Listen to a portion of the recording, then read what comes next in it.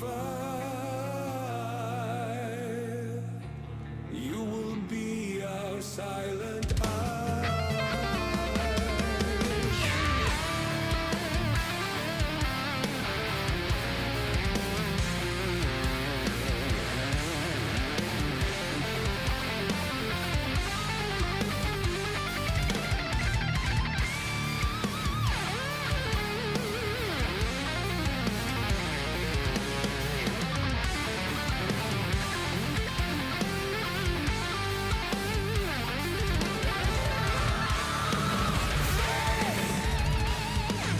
Come seek us out.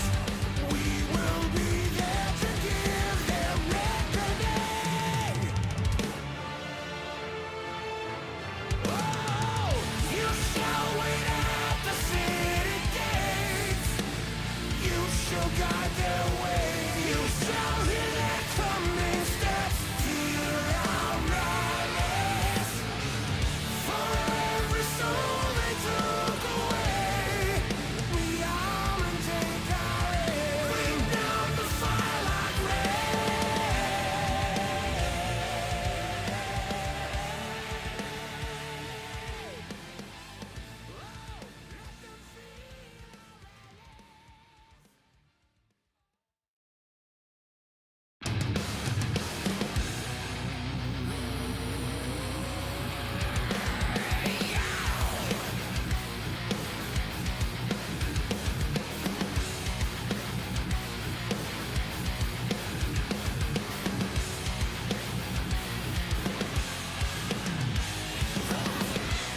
just another vacant place.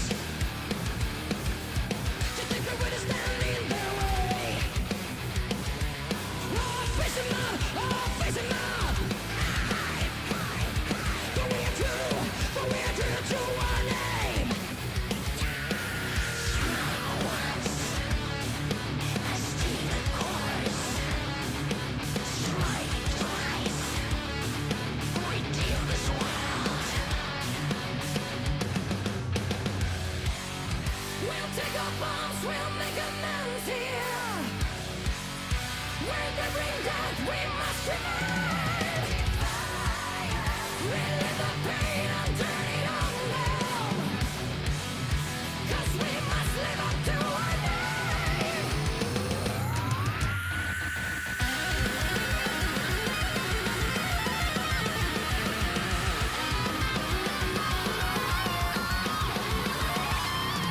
To those who intend on our end, we refuse to let you have the final say. Strike once,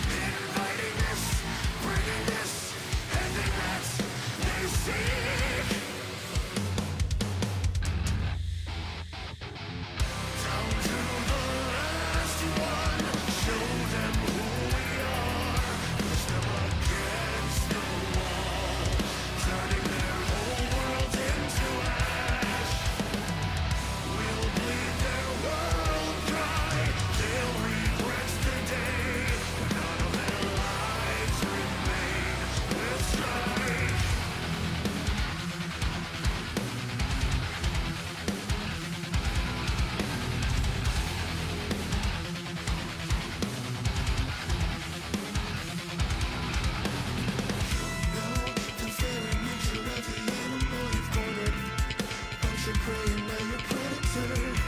The voice is called for blood. Who are we not to listen?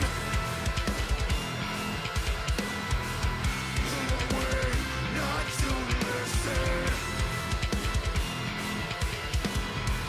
Who are we not to listen? Turning their whole world into dust and ash. We'll bleed their whole world dry. Down to the last one.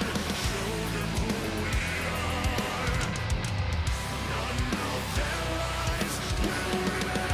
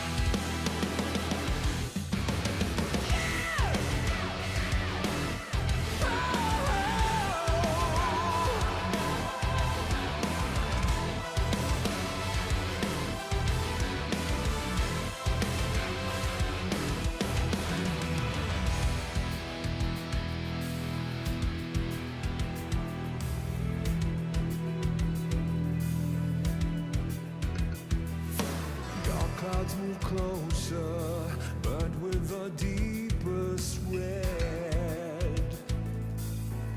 Oh, beneath them we look on. When they part comes the hatred they bring.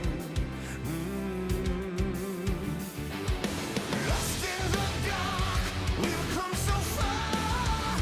Another step to rid the pain. Go and be counted till your last day. 'Cause only nightmares break their face. So stand upon these fallen lands and follow in our Father's plans. Yeah, until the end we will remain, and we'll hold on until our last breath.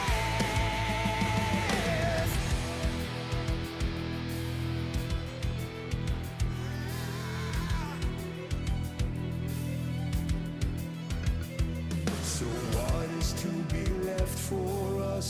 My people look on and say, don't fear what you don't know, 'cause we're far from certain fate. And we'll make our final stand. Lost in the dark, we've come so far. Another step to rid the pain. Go and be counted till your last day. 'Cause only nightmares break their flames. So stand upon these fallen lands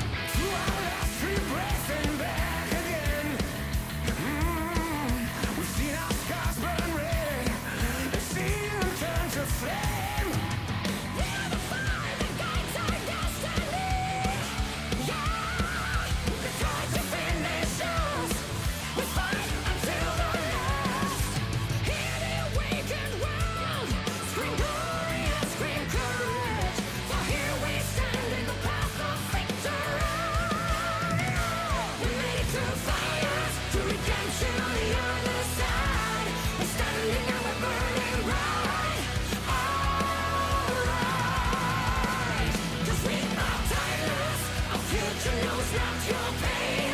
Our past knows only victory, so we still remain.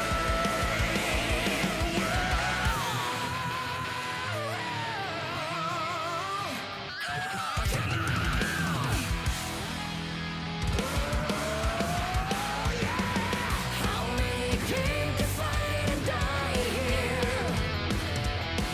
How many legions overcome? How many scars are left behind us?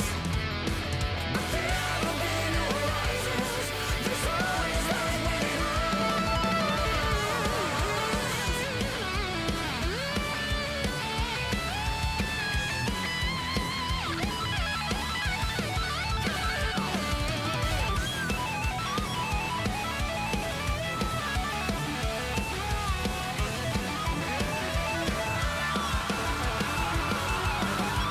Hear the awakened world.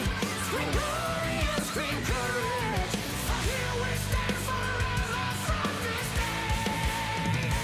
We made it through fires to redemption on the other side. We're standing and we're burning bright. Alright, 'cause we are timeless. Our future knows not your pain. Our past knows only victory, so we still remain.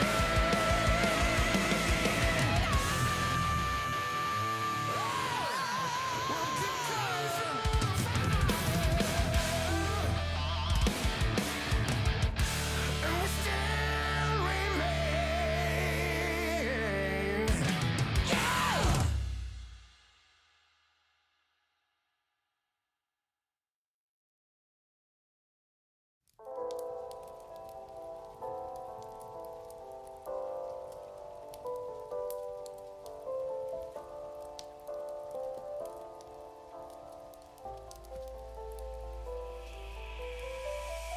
Fellow armsmen, I ask you, will you follow me tonight to break their spine and reclaim what once was mine?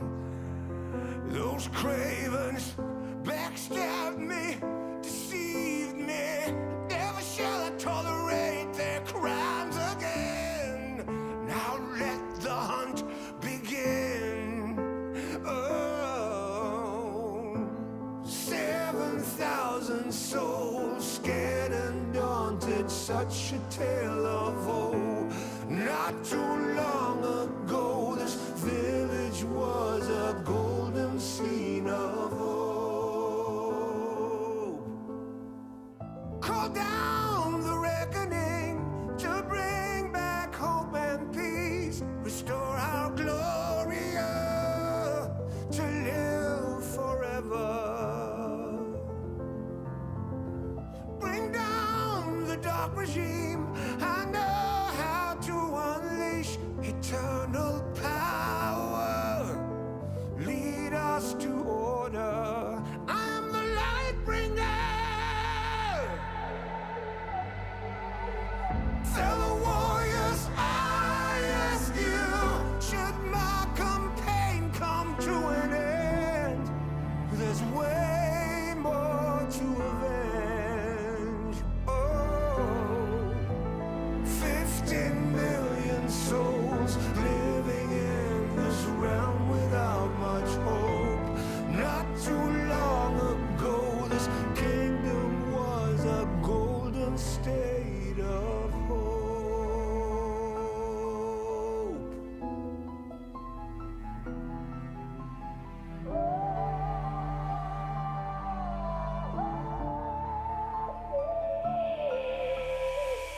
Call down the reckoning to bring back hope and peace. Restore our Gloria to live forever.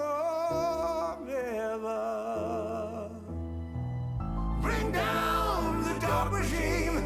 I know how to unleash eternal power.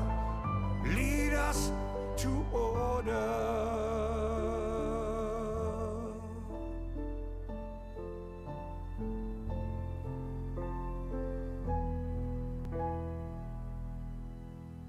I am the light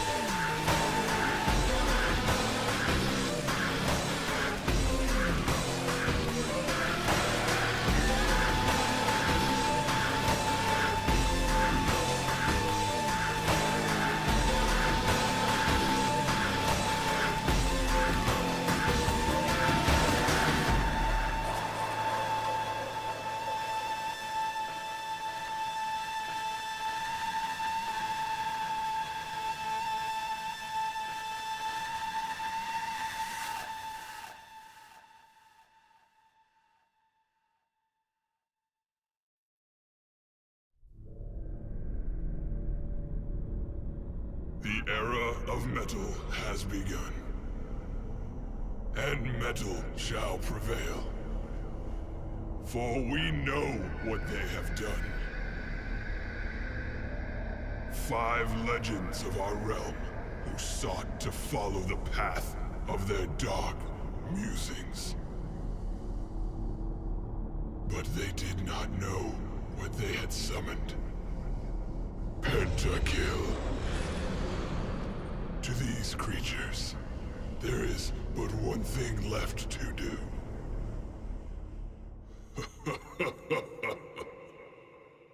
Heavy metal.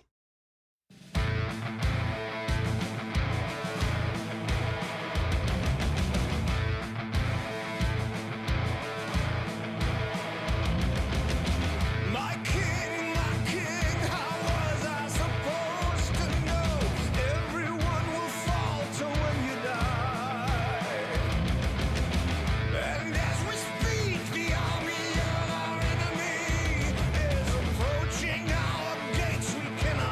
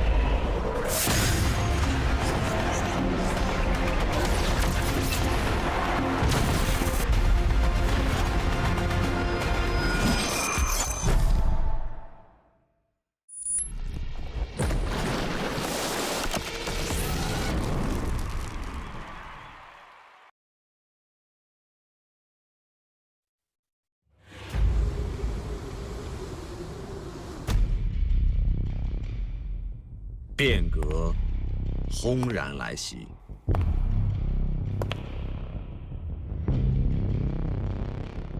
峡谷已是人心博弈。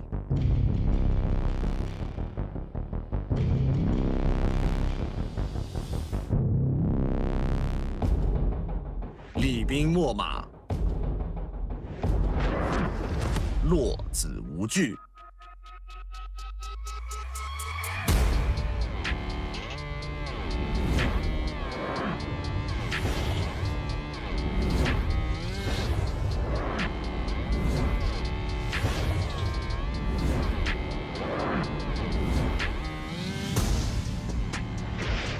棋盘之上，携一子去九州，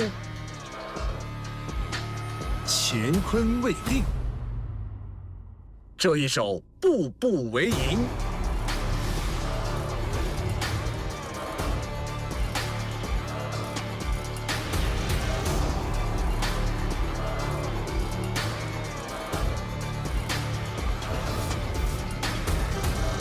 驰歌试马少年们，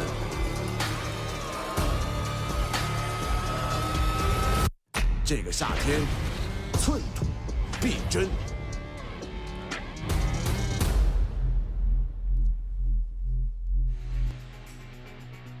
Welcome back, one and all, to LPL Summer 2024. The beautiful Shanghai before you, set for battle as we round out Group A today. I am Mazel.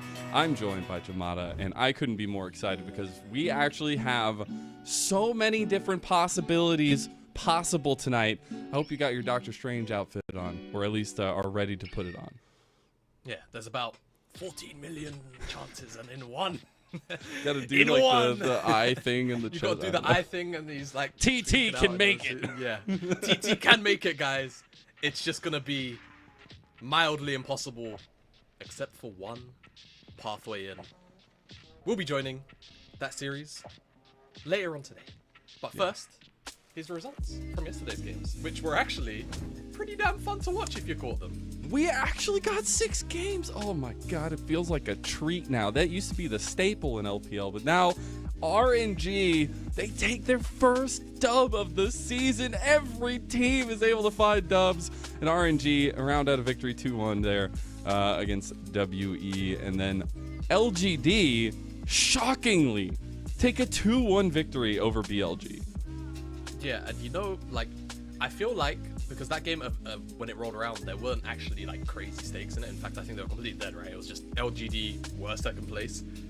BLG, to me, it was like game 1 they were probably like kind of a little bit like laid back chilling. Afterwards they were trying, and LGD still put them in their place. There were a couple missteps. Yeah, a couple mishaps perhaps, but yeah, it was still a very, very fun series to watch. And now we get to see the conclusion of Group A, a very active group in the middle where JDG have claimed their Group A spot for the second part of the format here in the LPL, and it's EDG, FPX, and TT all fighting it out for that final spot in the higher group. Everyone can still make it. It's actually insane. Very small chances on some of them, but you know, everyone can still make it. I really love to see that a majority of our groups have all found wins. Obviously, the only outlier is OMG, unfortunately, in that regard. But it is really nice that, you know, RNG were able to make the group a little bit fun for Group B. Now we get to see the fun that can belie in Group A. Yeah, exactly right. I'm really looking forward to seeing how the how the group finishes up here. All right, I think a lot of us had pretty high expectations of FPX to see them still kind of struggling last day, 2-3, you know, probably shocking a lot of people, but they have technically the easiest setup or layup to, at the very least, put themselves in that 3-3 position to wait for, you know, yes, they have themselves the easiest setup. They've got to wait then for the EDG series to finish up against JDG. That series so is that's the most definitely important. Gonna be, yeah, realistically, it's the JDG EDG series that kind of puts the final book to rest, not only being the last series in the group, but also just in general, because of the game score and the way things lie. We have to wait and see how that series actually turns out. well, we get to see how this first group pans out, or at least the first matchup of this group. And that's what I am really excited for. I'm glad we get this matchup before the decider, because it means this matchup matters all the most. And we have FPX first and foremost, who may be coming off a spring to remember, a little bit forgetful here in summer. It's not been the same FPX that we've seen, but it has been a fire beginning to kindle. Yeah, definitely, right. There's been a lot of struggles. I think, comparatively to spring, they haven't quite been as alive as perhaps we were hoping to see FPX come into this summer with a little bit more heat. But they still more or less do the same things, right? Care is still a carry that you can rely on. Milky Way still attempts to be a very explosive jungler. And, Duck Them Life in the bottom lane, with the resources, will pop off and they will be a very strong duo. We just haven't necessarily seen that consistent FPX that we were starting to get very used to in spring. And I love that you put a little bit of a highlight on that bot lane, because they have been a lifeline, pun intended, for this roster. And I think a lot of their picks, but also the way that they play a lot of utility from bot lane, can be super important. And that's what we actually saw a lot of in spring that helped propel the rest of the roster. So we'll see if they can do that tonight here in their final game of round number 1, or final series rather. Let's look at TT, who have come off a little bit of a resurgence here for themselves. They just 2-0'd EDG, and they're trying to use a little bit of that momentum. Yeah, and speaking of a bot lane that occasionally would be a lifeline for, the roster or the organization itself, for TT, like 1xN Feather, same kind of deal there, but of course, it's the man in the middle of the screen. It's usually the UCal show. He's got his hair blue. It's everything. His hair's blue. Look, we always come back to it, right? If we're sticking to the whole Marvel kind of theme, where did it lead you back to me? It's always for UCal, TT, and a lot of whether or not this team is doing well is very much dictated by whether or not UCal is actually having a good series individually, but also whether or not the rest of TT are actively playing around whatever positive lane states he tends to find himself in. And trickle down from that, I think Beichuan has had a heck of a time on the AP junglers, and he's been having a ton of fun with a lot more of the kind of aggressive styles, and I'm very interested how that goes into Milky Way rather tonight. I think Feather sticking with him has been a really interesting decision for TT, and I think it's actually been a pretty good one. I still really like some of the flexibility in his picks, but also I guess some of the developmental prospects there with him. So I think tonight, everything on the line for both these two teams. They need to start off strong here, and I think a lot of that will belie the matchup between the junglers, Milky Way and Beichuan, as is tradition in the LPL, but it's all about those AP junglers tonight, it feels like. Yeah, no, absolutely, right. If off the top of my head, I think Beichuan has maybe played an AD jungler 2 or 3 times this split so far. Other than that, he's been living and breathing Lilia Karthus brand, which I can really appreciate personally. And, into play like Milky Way, who very much, we know, is capable of playing those champions. He even showed out Diana the last couple of series as well, which feels like a slightly more unique to very few junglers in the LPL. I'm expecting a very jungle-focused series. I'm expecting a very mid-jungle-focused series, actually, when you really think about it, because realistically, if you want the jungle role to function in this carry sort of situation, you need positive mid lane states. So what does that mean? When you've got UCal and Care in the mid lane, you're probably going to have either explosive matchups, or you're going to have matchups which are very shove-focused, right? A lot of priority around Tristana is obviously what we've seen throughout the entirety of summer placements here. Is it going to be that same kind of deal, or are we going to get other champions that, again, are there really to brute force mid-priority, or just skirmish off the back of the jungler wanting to heavily skirmish as well? And I think holistically, that's what I want to kind of zoom into in terms of how teams are going to approach this, because we have seen a lot of teams, especially recently, have a lot more scaling approach, a lot of slower gameplay, a lot of respectful trades of objectives and things like that.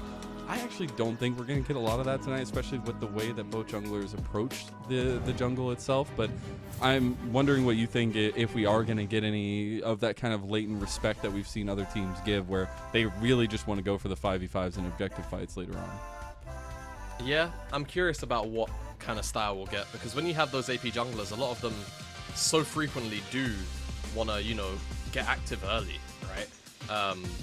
It's only really Karthus that is, to a point, the somewhat exclusion to that, right? Because he would much rather power farm through basically any game he can and just press R before objectives. But everyone else, Brand, Lilia, Diana, Nidalee, right? All of these champions want to get relatively aggressive early on, and that certainly could shape the whole composition of a draft.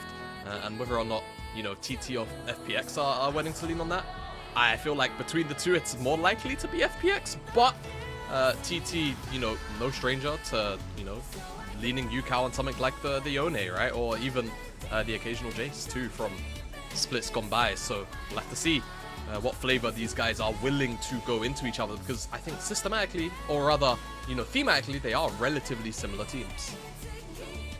Here comes FPX out onto the stage here, but also a team that burned extremely brightly in spring, as I kind of foreshadowed to earlier, hasn't necessarily burned as brightly here in summer. It really has been kind of new age for FPX. Not only do they not have any more of their world champions on the roster, they have a very heavy LDL FPX developmental focus, and it's been really, really nice to see.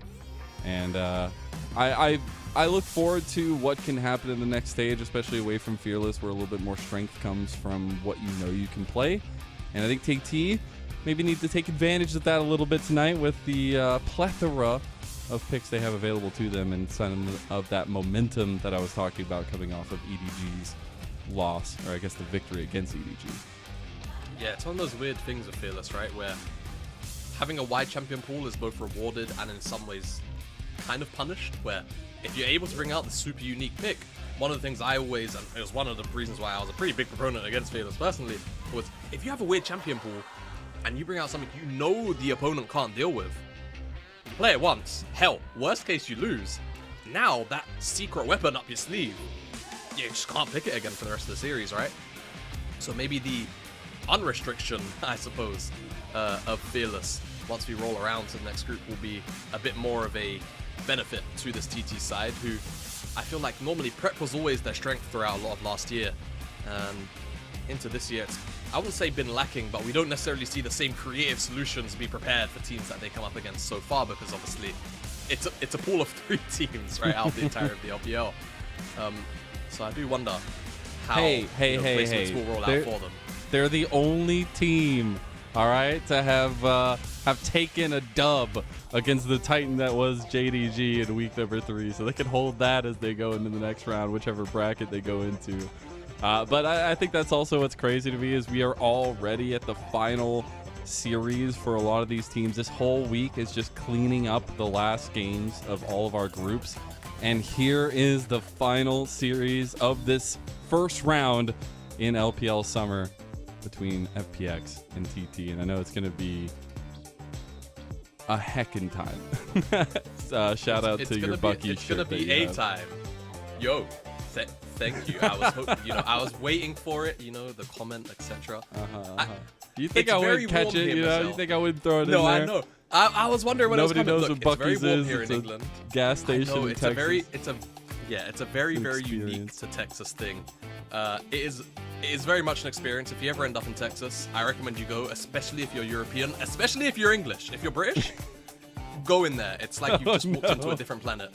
That said, very warm here. I would imagine it's probably very warm in Shanghai as well. I have this very sneaking suspicion it is. But yeah, I couldn't go dress shirt with you today, Mazel. I'm sorry. It's okay. I would sweat to death, I fear. Understandable. But, I'm hoping the players aren't sweating too hard about this series. It does matter a lot, and the thing is, everything's out of their control after this. They need to put on their best performance and then hope that EDG lacks against JDG. And I think that's a really hard and very pressureful moment for a lot of these guys. I mean, Group A is a vast difference to Group B. Group B, you're fighting for your literal life here in summer. You could be one of the teams that is just gone super early, and we will not see again until spring in 2025. So a lot on the line here to be on the upper echelon in that Ascend group in the next round. Yeah, not to a detour very quickly, but I like Feather's bracelet there. Yeah, Feather's bracelet looks very, very, I don't know, spiritual. A lot of things are spiritual or sentimental, and I love it. Yeah, so do I. But I do agree, and I've been in that position myself, Mazel. You know, as a competitor, you've got 1 game left, 2 games left. You have to play it, and then all it really is doing is potentially weighing fate in or against your favor. And you just have to wait. It's one of the worst feelings in the world. And of course, very fortunately for these two teams, it's not quite elimination from the entire LPL split, but of course, we know about the waiting of going in between Group A and B and how much more favorable it is to make it to playoffs if you're in Group A, comparatively to Group B. Standards are a lot higher. As the lights shift, we should be moving into draft, and again, curiosity is around whether it's going to be jungle prio bans or something towards the mid lane, maybe even bot. And I think it's a little bit of a mix of everything, but very much certainly those first 4 opening bans saying mid jungle. Ashe, of course, such a flexible and unique pick to be able to also open up information for junglers with the hawk shot early on. Yeah. Followed up by that Rumble ban as well. It's also just been a huge pick for Doctom as they use that utility that I was talking about earlier super effectively to help Care and Milky Way on the rest of the map. The Rumble ban comes in last. So FPX, they don't like the fire, even if they are the Phoenix. They'll ban a couple fire-based champions on their side, but the Skarner does slink in there in TT's side. The Corki, first pick for Care. An absolute classic this split for him. Yep, absolute classic indeed. Now, the question is what UCal is actually willing to go towards, because he has shown us the Jace before. If he wants to lean on sort of a third AD option, of course we know he can play not the Yasuo, the Yone. For now, hovering over the Renekton, and it will just be likely Hoyas, but hey, you never know. I feel like it could end up in the mid lane worst case scenario, but for Beichuan, AP jungler, you've got 1 AD solo lane to lock down. If you want to take your pick of the litter, I feel like now would be the time, but you've also got the AD pool to think about in the bottom side, supports as well, consistent lockdown, things like the Nautilus, very useful to have. And they're going towards that kind of trend potentially with this hover at the very least. Leona, same kind of deal as Nautilus. And of course it then means you can pick Nautilus later on in the series. I think that's one of the kind of situational things that's starting to pop up about Leona in this Fearless Draft format, is Nautilus is such a consistent pick. It does its job so well that perhaps you don't want to pick it in the first game, right? You want to potentially force a ban later on in the series, so I like that Feather leaning on that as well, as FPX now have their own choices to make. Match the Renekton, go AP jungle, pick your bot lane in the 4-5. I feel like it's the most solid way to look towards this 2-3, and that's what they're doing with this Asante pick. I love how delayed we're getting the jungle matchup picks and some hovers, obviously the Nidalee and things like that, but I expect these to maybe go through the second phase, maybe even an R5 pick for TT there, as we're going to get pot lane locked in, at least the ADC position here for FPX, as the Ezreal is the lock-in. Interesting. So Lockdown wants his AD now. This does put TT in a pretty interesting position, because only Brand out of all of the AP junglers has been banned. This You don't want to pick the Karthus into the Nidalee, right? Like, yeah, I think Milky Way is trying to bait him. Exactly, so this is a very playable position now for TT, because you can go the Yone, you know it does fine into the Corki, right? It can survive, and then eventually there's kill threat inside of the lane. You can not touch AP junglers, let FPX ban away too, ban away some invading junglers that Milky Way plays, Lee Sin, Graves if you want to. Bans for support are also fine, right? If you want a solid matchup in the bottom lane, it makes a lot of sense. FPX, they kind of read this potential move though. They're banning away AP options from 1xn inside of the Sigs. That also is fine, because now you get to keep your own AP junglers up and available. Let's see where TT decides to go. It's the Pike from Life. Very, very solid call. They want to try and keep him on something as, you know, mainstream as possible. Yeah, he's been our resident Pike, it feels like, so far this split. As the Kaisa ban at the end, just trying to whittle down that AD pool. The Zeri is what comes out. I love this though, because like you mentioned for TT, that R5 jungle pick, just to let Beichuan see the entire composition. I think in a meta like this, it's actually very, very valuable and very underrated at times. Teams would obviously much rather give over, you know, solo lane picks as R5, and I get it, but a lot of the meta picks are pretty boring these days. And very playable, so I like that they're doing this for Beichuan, and now Milky Way sees 4 champions, won't know his jungle matchup. It's the Alistar to match into that Leona, so no Nautilus, as alluded to. It's going to be a Talia, which, off the top of my head, I don't think he's played so far this split. He has played it one time, but it is the fact that you can play this Talia into a lot of things, right? You're still going to be really useful in spacing, the Weaver's Wall, the decision making you can have, which I think is super powerful in Milky Way's hands. And it's also something that maybe, yeah, okay, I was going to say can't get counterpicked super hard, but the Zyra is going to be a little difficult to deal with. We'll see how that works out. Yeah, I am actually kind of surprised that Beitwan didn't lean on Lilia here. Obviously, you have the very tried and tested combination between Lilia and Yone, right? Sleep the targets, Fate Sealed is really easy for the layup. Go towards the Zyra now. What it kind of sets up for is early link-ups with, you know, either of these side lanes realistically. Obviously a lot of zoning in the mid to later game team fights with all the plants in the ultimate. I do wonder how it's going to function specifically into FPX's comp at that point though, because it is relatively long range, right? Corki rockets, Ezreal. This is a composition that doesn't really have to commit if you're FPX. So looking to TT and looking to Beitwan to see how aggressive he can get early on to snowball some kind of lead. And what Milky Way is going to do to interact with this jungle matchup as well as his own lanes, which, as you kind of look across them, you won't really be seeing much prio be had outside of, realistically, the mid lane, and that's where they're probably going to have to build their game out from. The mid lane, super important in this one. We've seen Care be a centerpiece, especially on the Corki for FPX so far, but it hasn't been the brightest of splits for them. TT coming off their first series win.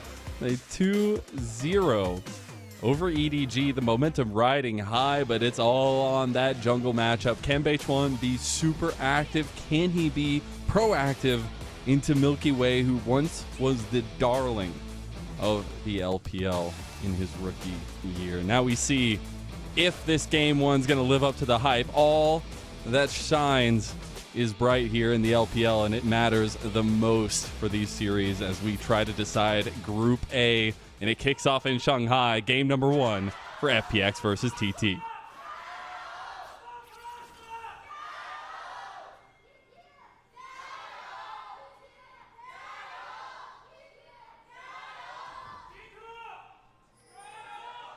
Forget the gyos, mate.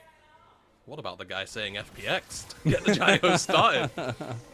He's got an OKC shirt on. That's hilarious. Anyways, Feather maybe got distracted by the gyos because he's in a lot of trouble. TT, maybe not used to all those big cheers. He has to burn his flash. He's going to end up making it out there. No, they have a big fan base. That's what I find hilarious is comparatively, any team in the LPL has like a as big a fan base, if not a little bit smaller than some of the biggest we have in the Western Sphere. Yeah, no, you'd be surprised.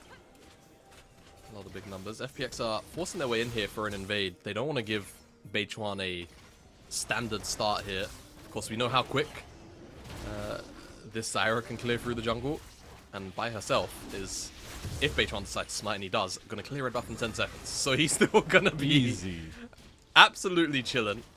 But whether the path is super direct is one we're going to have to wait to find out the answer to. Milky Way looks like he wants the full quadrant on the bottom side, and Life is also just playing bodyguard to make sure Feather doesn't go up, make sure that he's going to be in the lane. I think Life, though, did miss some experience on this bottom lane wave, so we'll see how that plays out for him. But Beitwan now is in a bit of a precarious position because he's down 2 camps in the sense of he doesn't have them in the bottom quadrant, and there's wards to actually watch this crossover happen, so they know exactly where he's going to go. Let's see what FPX's response will be, because as a couple of pings were coming down, Milky Way did want to make his way over there. The problem is Beitwan will clear these out so quick and is already level 3 because of his 3 camps that there's already going to be much an answer. They had a little bit of push from Hoya as well on top side. Milky Way ends up making it over to try to get these wolves. Beitwan could contest him here though. He's got some plants over that way and a little bit of damage to back it up there. The plant? Oh, the plant stole it, I think. I didn't see the gold come up. It did. Oh, yeah. Beitwan getting the better of him with the plants. You got to watch those plants in the jungle, man. They'll get you. Yeah, it's so rough. And now Beitwan also gets the Gromp, which should still give him level 4. Wow. All things considered. So he's doing absolutely all right in this map split scenario. Milky Way's going to go over to the other side, but he's down a full level. He has to force a play, and I mean, there's no flash on Feather, and there's no flash on 1xN as well from that earlier trade. They can definitely force it. It's all point and click. We didn't see it all unfold, but there you go. It unfolds nonetheless. The first kill going over. A return here. Oh, UCal making it out in the mid lane. A 2v1 going a little bit awry there, but first blood goes to FPX. Underestimating Care's damage there potentially, but that bot dive was as easy as you like, really. It's point and click as far as the headbutt pulverize combo is concerned in that kind of situation. And they decide to kill Feather. They get him. And as first blood, it goes over to Duckdarm as well. Ezreal, in a game like this, I feel like if he can get accelerated, where it's just realistically the Leonia engage, right? That's the only thing you're worrying about. Yeah. Everything else, you should be able Maybe to a self-kite croc out. here or there. Yeah, like, it feels really good if you can get yourself ahead. You should be able to deal a whole bunch of damage. You outrange everyone, pretty much. And Zyra's not going to be an issue either, so if FPX can keep that ball rolling, you know, we always speak about Milky Way, about Care. Duckdarm can definitely take over a game like this. As long as TT don't find any major leads anywhere else on the map. And I want to kind of zoom in at exactly what's been going right so far. Bot lane focus for FPX, even with that weird jungle shenanigans that happened early. Still going well, and I expect that to maybe continue to be the focus, as Milky Way did path down here yet again. Will end up completing his back. But on the other side, for TT, you do have that 25-minute win condition that I always like to call out in the Yone, but you are looking to try to stem the bleeding, at least, of this early game so far. Yeah, you are in some ways. I think, realistically, a lot of it is just from what happened in the bottom lane across the rest of the map. Everything's doing alright. Yone, like you mentioned, just got to hit 2 items. That's really it. And depending on the build path as well, that first item is a huge spike for the Wind Brother. But realistically, I think TT are still doing pretty fine. They've got Hoya up on the top side, basically going CS for CS. And Beichuan's not really been put too far behind despite those shenanigans. So what I'm really looking towards is the Herald, or rather the Grubs in the Herald pit. And the grubby he's actually tubbies? going to be able to... The grubby tubbies, yeah. Who's really going to be able to pick up more? FPX have sent life back to base. Wave stacking on the bottom side, and Feather is going to make his way up here. So this does technically open up room. If Duckdarm really wanted to roam all the way up here or take a reset and move, they could. The setup, though, it's a bit wishy-washy for both teams. FPX have Prio in the mid lane, but Prio is in the top side for TT. Numbers are almost here first for Thunder Talk, but Milky Way's on the Grubs first. And by the posturing, seems like TT not willing to full commit. They want mid Prio, and that's how they're going to try and enter into the Grubs first, or second. Actually have a lot of CC chaining to have here. Milky Way does have the combo with life obviously available to him. Duckdarm is on his way. 1xN is not joining this. So FPX, they are committing hard to this. TT needs to get the grubs and get out. They realize what has come, and that's going to be multi-CC knockups there. Nice little AoE damage with the bait sealed though by TT. And guess who's pulling them up by their bootstraps? It's Yucal on the Yone. Finally, Duckdarm arrives here. This has been a 4v4 turning now into an overhanded fight by TT, but they get evened out by Feather getting caught out. Flash from Hoya, gets the flash from Care. In return, Hoya's going to CC down Duckdarm, but Duckdarm has gotten 2 kills now, and this Ezreal is starting to light him up as that Grubby goes over to TT. That'll be a 2-for-1 Grub trade over in favor of TT, but they might lose their life. Here comes that arcade, and here comes Duckdarm as Yucal try to take him out, gets the trade kill in. The big one, because that's a shutdown back onto Duckdarm. And what a chaotic early game. We called it from minute 1. Yes, we did. Duckdarm has all 4 of FPX's kills, no less. And whilst all that was going on, 1xN was just farming away on the bottom side. Knew he was never going to make it to that skirmish in time. At the very least, I mean, I would say he tried to close the gold gap between him and Duckdarm, but Duckdarm made another big gold gap. But keep your eyes on the Unraveled Earth and that shove back combo, because that's really the difference maker here. The fact that FPX aren't able to find that crucial bit of chain CC means that TT's answer is absolutely beautiful. It's Yucal with that Fate Seal to really re-answer back. But then Duckdarm in the extended, it's just TT going a bit too far forward. 1 by 1, Feather eats a shove. Hoya, the flash is a little bit scuffed and he doesn't have a second dash, goes too far. Ruthless Predator's the one person that can get themselves out of the chain CC. And he costs his life. Duckdarm now. I mean, we said we wanted to see the ball be rolling for him, for FPX's sake. I think 4 kills is a pretty damn good way to go about it. I would say so. Obviously, it's been a really, really awesome addition of Duckdarm and life. Obviously, covered over from LCK, from DRX Challengers. But really bringing a mold to the bot lane for FPX that I feel like we haven't had in the LPL in a long time. It was really nice to see them bring over a lot of the tech that we were seeing in the LCK quickly to the LPL, and I think it was a huge benefit to FPX's drafting style last split. Definitely tapered off a little bit so far. We still see some of that versatility here, and Doctum has everything in store for him here as he's spiking very hard. Now we got to take a look at these objectives because we haven't gotten a dragon. It's 9 minutes in. We're going to have another spawn of the grubs here in 2 minutes, but TT, they want to make a play on mid lane. Valkyrie away to safety goes Care. Yep, not bad. But again, I feel like this is preamble to try and get onto that dragon as TT, as hello, play coming in topside. The shot call and the play moves that we see, and Milky Way takes advantage of the Weaver's Wall to come claim a kill on topside. Yeah, good read from Milky Way. No, they're not going to really take the dragon. Contesting it's probably a little bit rough. Setup just wasn't there for it. Make a play topside. Good cross map. Look for a couple of camps. They won't find any, unfortunately, but just kind of setting this topside back into a position where Shallow should feel very, very comfortable. It's a very good play all in all. TT get that first dragon. Next one will be an Infernal, so you won't see a Hextech or an Infernal Soul.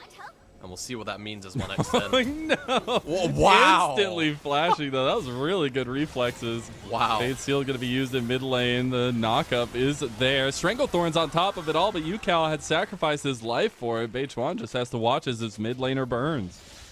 Yeah. Wasn't quick enough. Didn't have the reactions that 1xN just showed. True. Yukao to snap back. What a fantastic flash, by the way. I'm still a little bit taken back by that. Hex flash, practically the same frame. Flashes out of that, but yeah, good answer out from Milky Way there. And I mean, TT, they had to have known he was close, having just made that play up on the top side, but perhaps not that close. Yeah. As Duckdown, he has that Triforce now. Yeah. Just bought on that reset. That's going to be a problem. They're sending him mid lane. Corki's going to go to the bottom side now. Has that teleport, so FPX. Lane assignments say they're still wanting to contest this Herald. They just want Duck down closer because he's got that Triforce up and ready.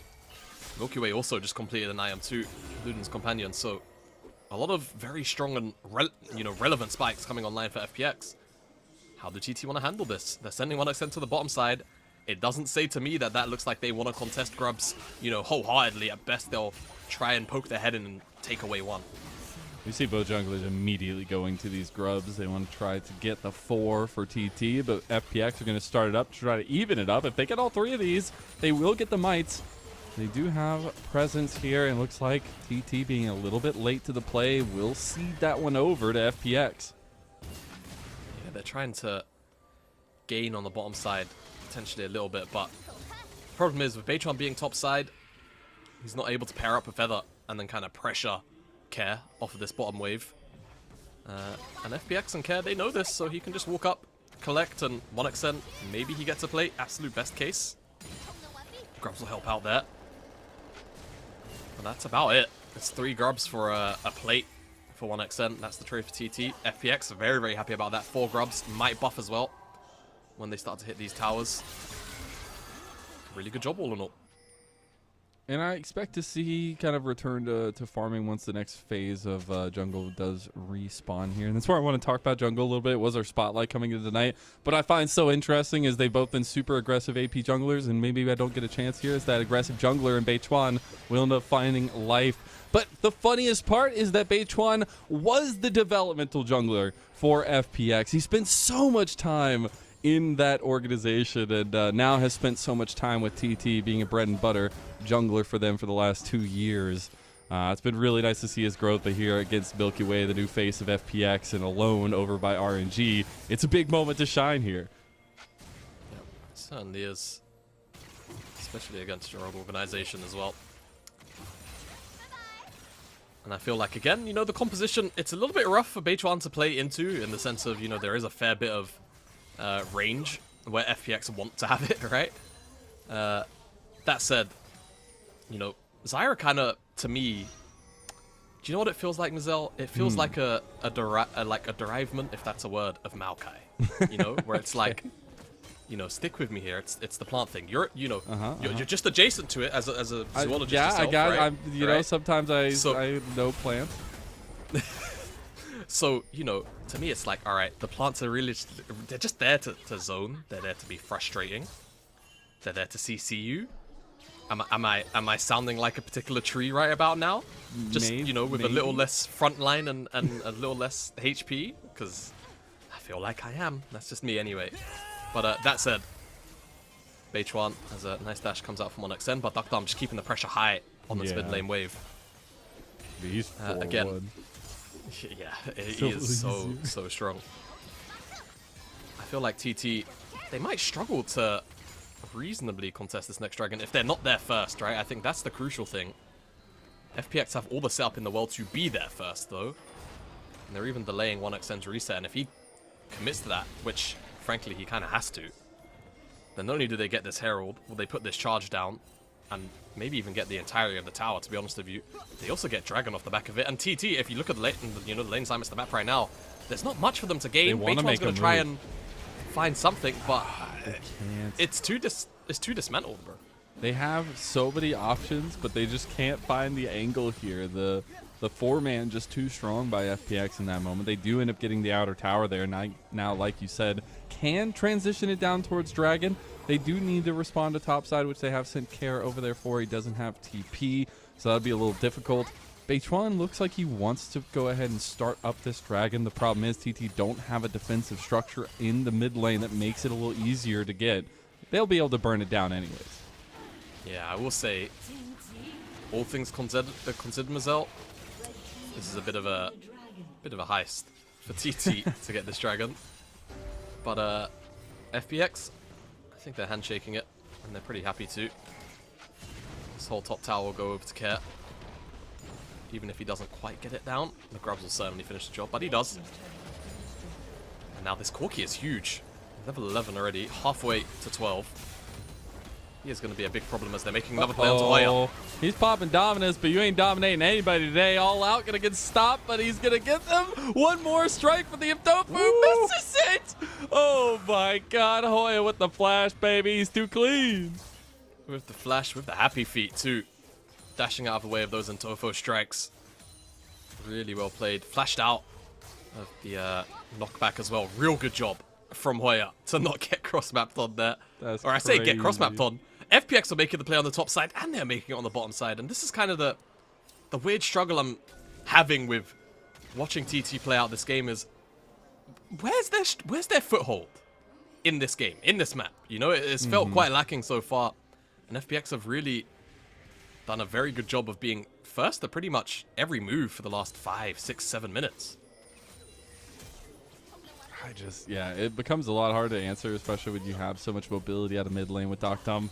He's on his second item completed now, waiting for the transformation there, but getting pretty close to it anyways. And I think TT are looking for a little bit of vision control, but there's really nothing to contest right now. They still have 3 minutes till any respective objective is online. And I want to talk about what that downtime means, because it feels like there's a lot more pick potential if you can find Feather consistently on the map, just like this. But Milky Way has a flash, so next time it'll definitely find purchase. But I feel like these are the kinds of moments that TT need to take advantage of with their comp. Yeah, absolutely right. You do have, you know, I don't want to say wholly immobile targets, but obviously Milky Way is one.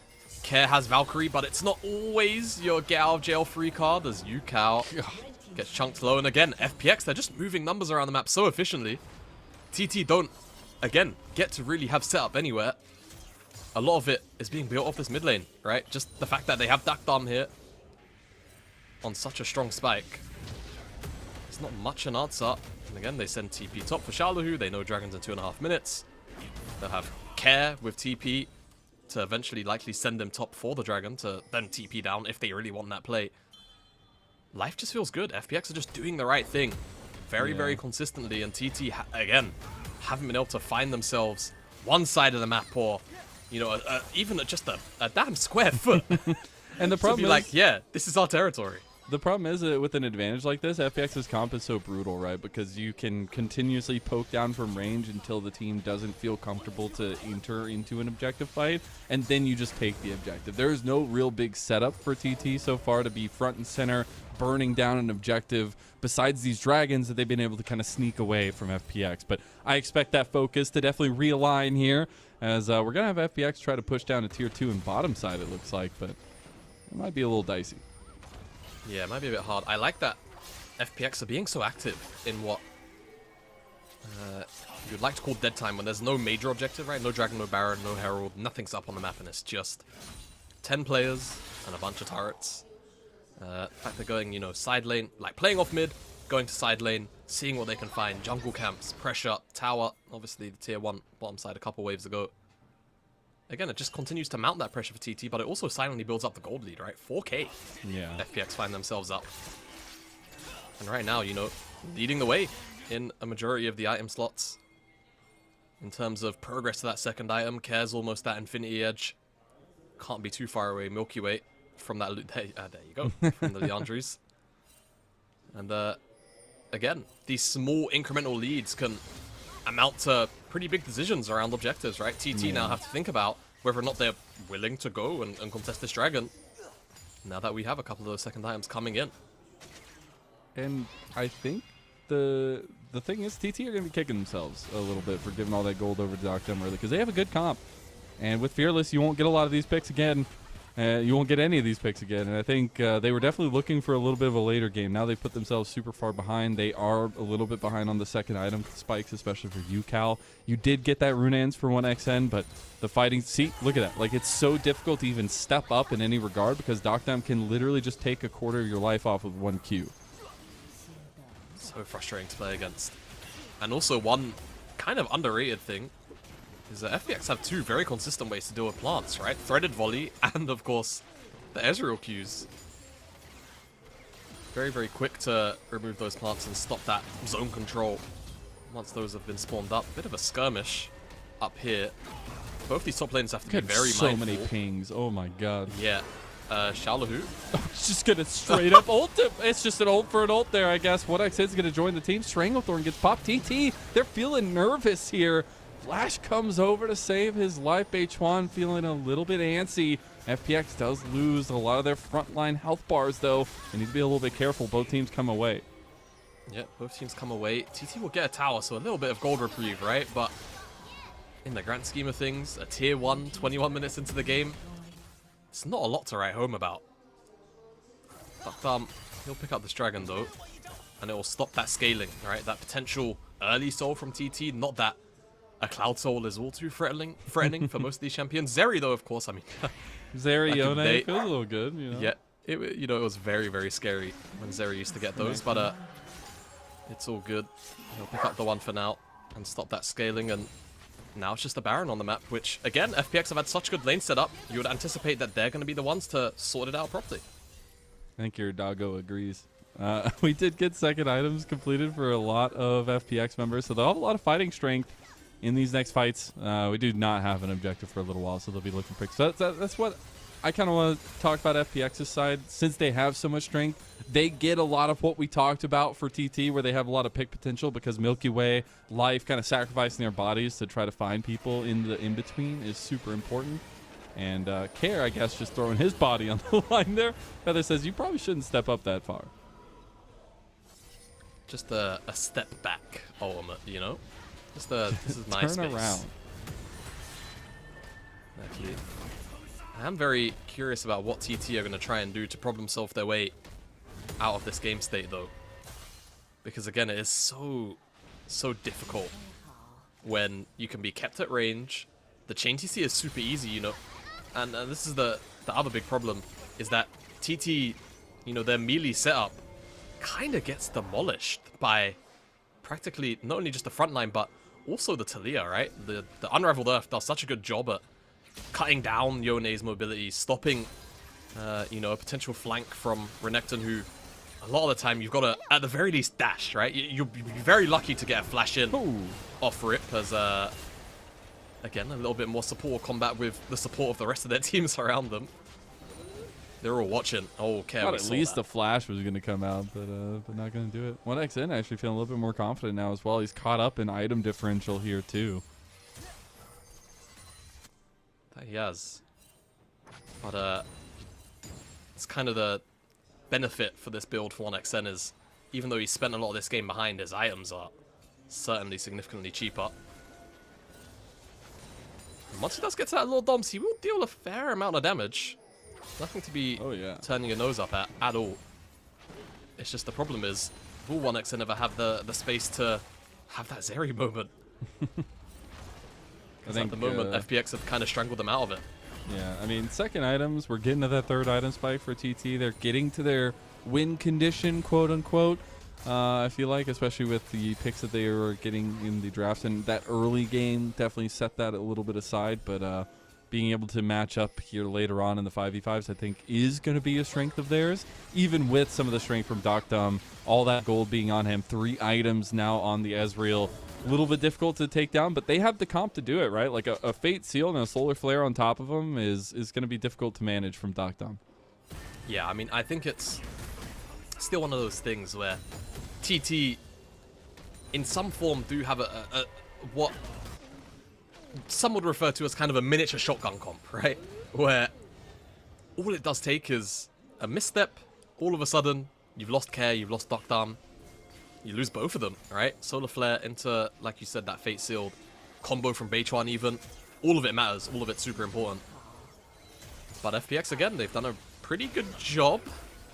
I'm not gonna cast the curse. Not foreshadowing anything right there, not at all. You know, we weren't just talking about Doctum getting locked down whatsoever. Don't worry about it. It's like, you know those adventure films? Like, they don't really make them like they used to anymore. Like Indiana Jones or The Mummy, where it's like, guys, come on, that's totally not gonna happen. And then it's like the he's right behind me moment, isn't he? Like, it's just immediately that for Doctum. But yeah, again, should still be fine. Oh yeah. God, the observers I don't like stare these us pans, so man. fast. I don't like them. They knew that was there the whole time. Now Garrett looking for the engage. Solar Flare comes out. Double knock up there from Life. Big Stranglethorn to separate the fight, but a True Shot Barrage rings out. FPX missing a little bit of their re-engage there, but so did TT. And this is multiple times we've seen both teams just firing broadsides at each other and not able to get anything away from it. Okay. This is why I love the LPL observers. Hoya doesn't have flash, and now we know why. FPX, they're trying to start this Baron. This is bold. 1xN's coming out base with Feather. I mean, it's bold, bro. Get over there. I'm just saying. He's trying to get into the corner there, but they have some body blocking available. 1xN is over the wall here. They might lose some bodies for this Baron. They're going to take the engage, maybe just giving over Shalahu's life. 1xN gets 1 kill there, but it's going to be a lot of purple capes for FPX. Very, very pretty purple capes. They might have to give up the dragon. Shalhu's going to be dead for all of it. Then again... Oh my god, he got it oh. Oh, that's funny.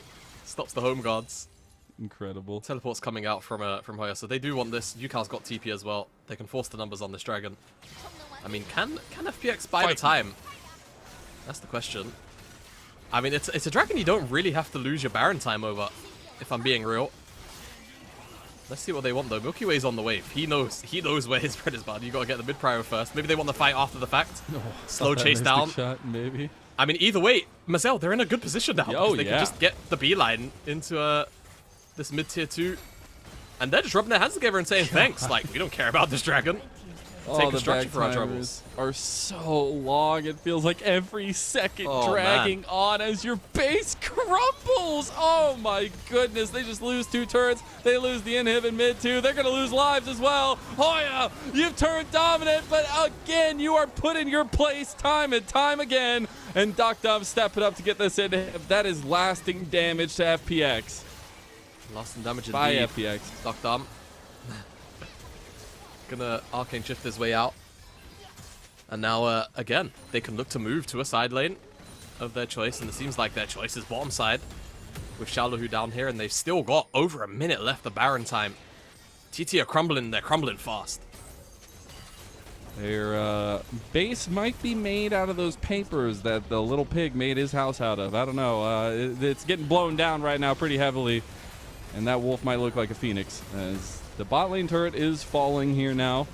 It is one last engage from FPX that could just be the death knell of TT. They'll find Feather, Solar Flare back. There's the combo. There's the Fate Seal. There's UCal trying to make it happen, but 1xN stepping up now. 1xN making lightning strike twice. It's him versus Doctum, but Doctum's so big. Can Doctum get the damage off here? Doctum is still kiting away. He's locked down. He cleanses, but he can't get away from the big croc. He arcane shifts over the wall. Hoya, a hungry predator, wants to chase him down, but can't get the distance there. He does have the speed up. He might actually have it, but he's getting kite from hell there by Doctum.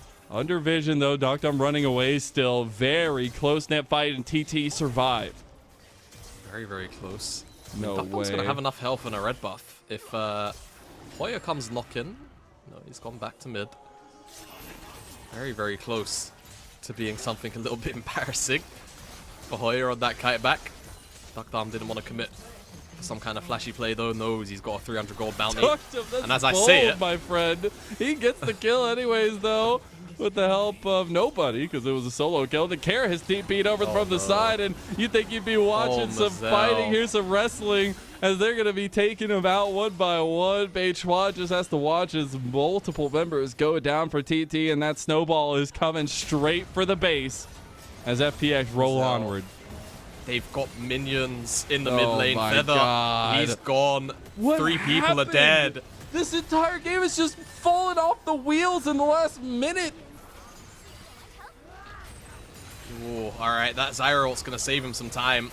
They still lose a Nexus tower. The minions, they're on their way. It's 10 seconds till UCal. They're not leaving. They're getting the bot on inhib just to make sure. On the off chance they fail this base at game end attempt, they'll have that for themselves. Here's UCal. Crash. TT realized this defense might just mean the difference in their next round. They need to win all of these games here against FPX. FPX definitely know that they are putting themselves in a better position if they can 2-0 against TT and hope on the downfall, nay, pray on the downfall of EDG later on. But TT, they hold on. Their composition very strong at weeding out the minions. I like that, Mazel. No, nay. Prey on their Had to, downfall. right? But you're all right. At this point, it's a hope and a prayer for TT. Down 7k gold, 1 Nexus tower.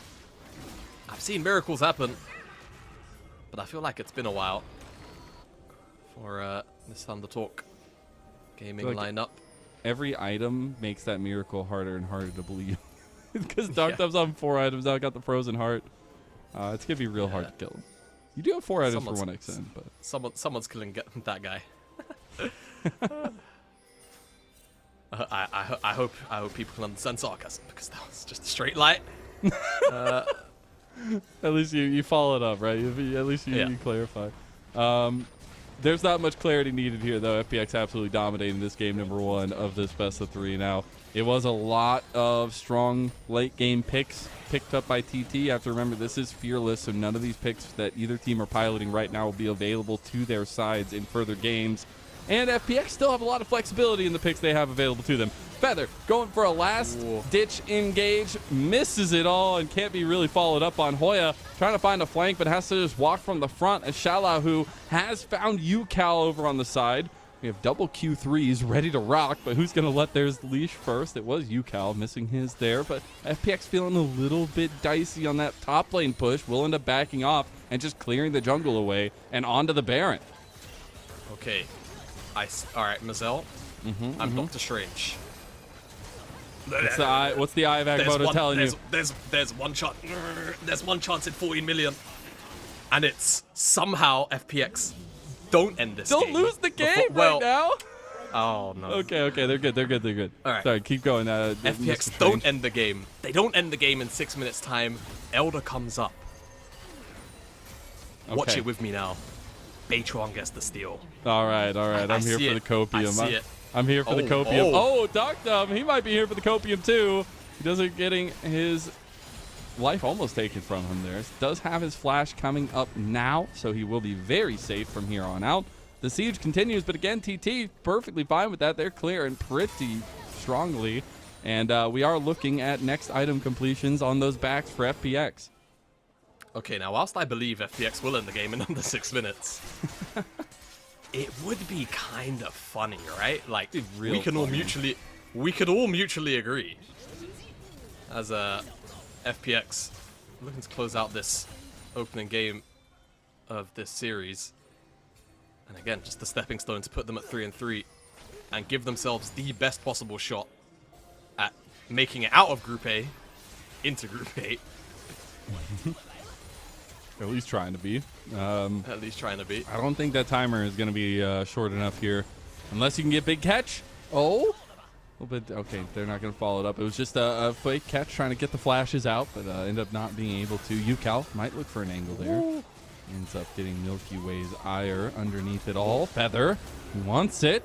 Trying to step up, but can't find the angle there. Solar Flare goes in. Milky Way locked down. UCal needs the big angle. UCal getting locked down immediately, though. He's out of there. They get one back, but I don't think it's enough. FPX throwing their money around here. You've got the double knock. No, it's going to be buffered out of by 1xN. 1xN is popping off right now. He just can't get locked down. He's locked down from hell, and now Hoya with a triple kill stands as the only member to stave TT off from darkness. Darkdom has been the shining light this entire game by FPX, and he'll slam that door shut and shove TT into the darkness here as a 1-0 lead crests for the Phoenix. One more game to put themselves at 3-3 and then sit and wait for JDG to do them the favor. TT, though, made it a little bit close at the end, but realistically it was always going to be about Darkdom, and Darkdom didn't die. The team fight plays out for FPX, and it's their favored, and they close out that game. It was dominant from realistically about minute 10, right? There wasn't really much, again, a stronghold that TT could find for themselves there, and it feels rough, right? It does feel really rough. They still have the opportunity to win the series, but at the end of the day, down now this 1-2, they're going to be feeling a little bit demoralized. Yeah, there'll be a -5 game differential, which might just put a nail in the coffin there. But we'll see what FPX can do. If they can take a 2-0, that puts them in the best possible position to take that second seed in Group A. We'll find out after a short break. We'll see you there.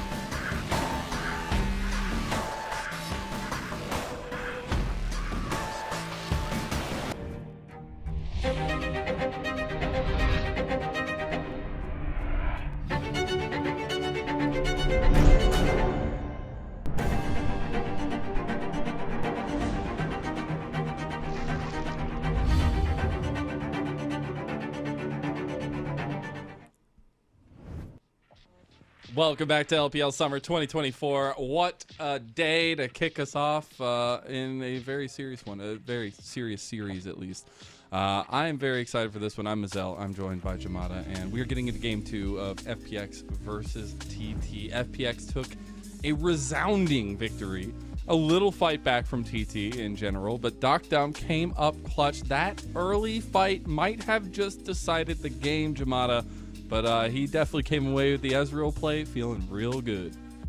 Definitely the straw that broke the camel's back, right? Like we said, if Ezreal in a game like this can get ahead, it can definitely be very problematic.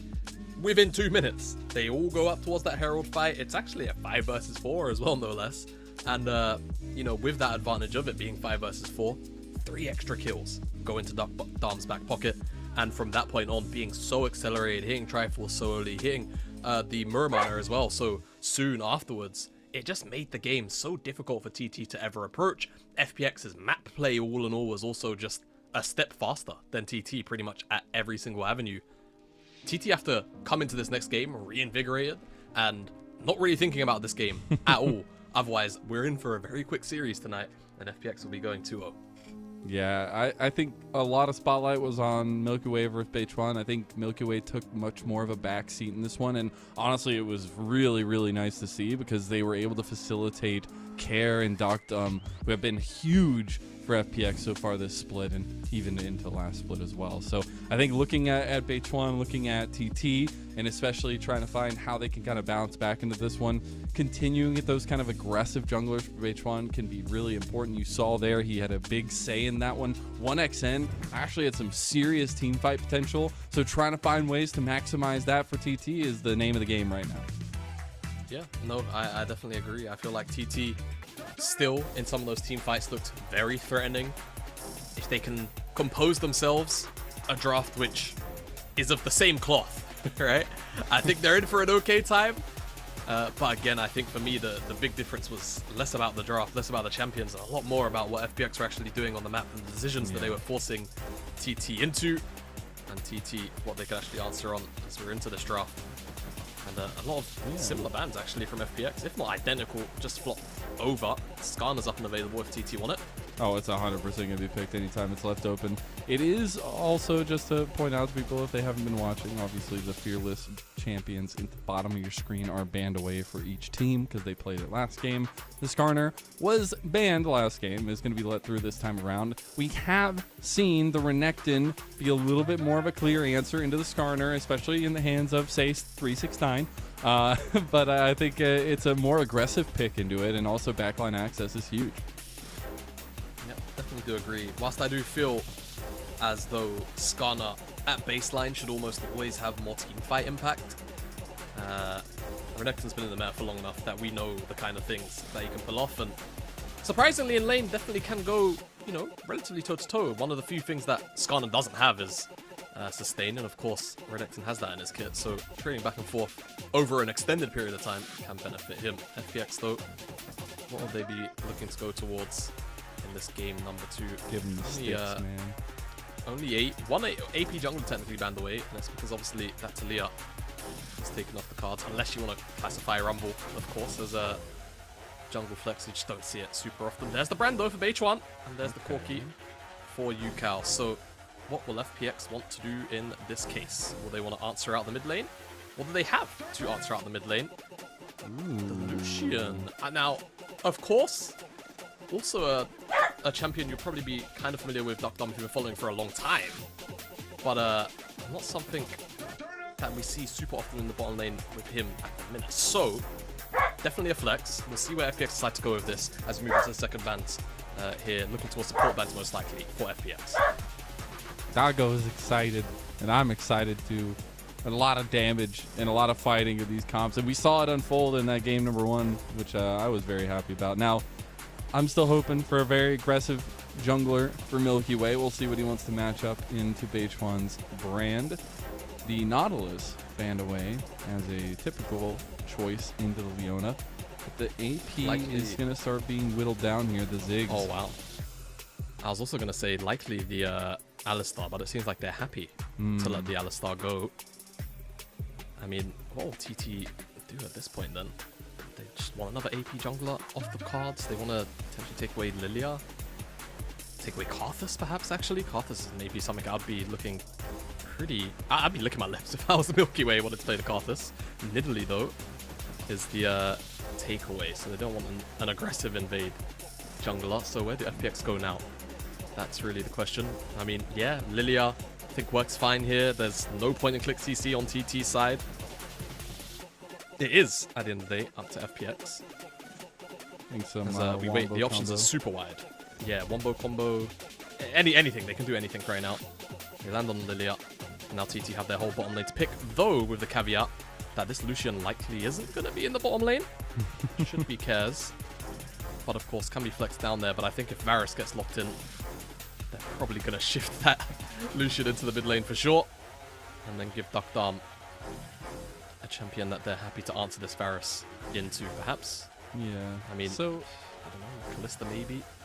I could see that maybe a little bit more aggressive, but I also want to take a little bit of time to talk about this jungle matchup because that is our big spotlight tonight, and they are going to be so fast farming that I'm sure we're going to get very contentious objectives here.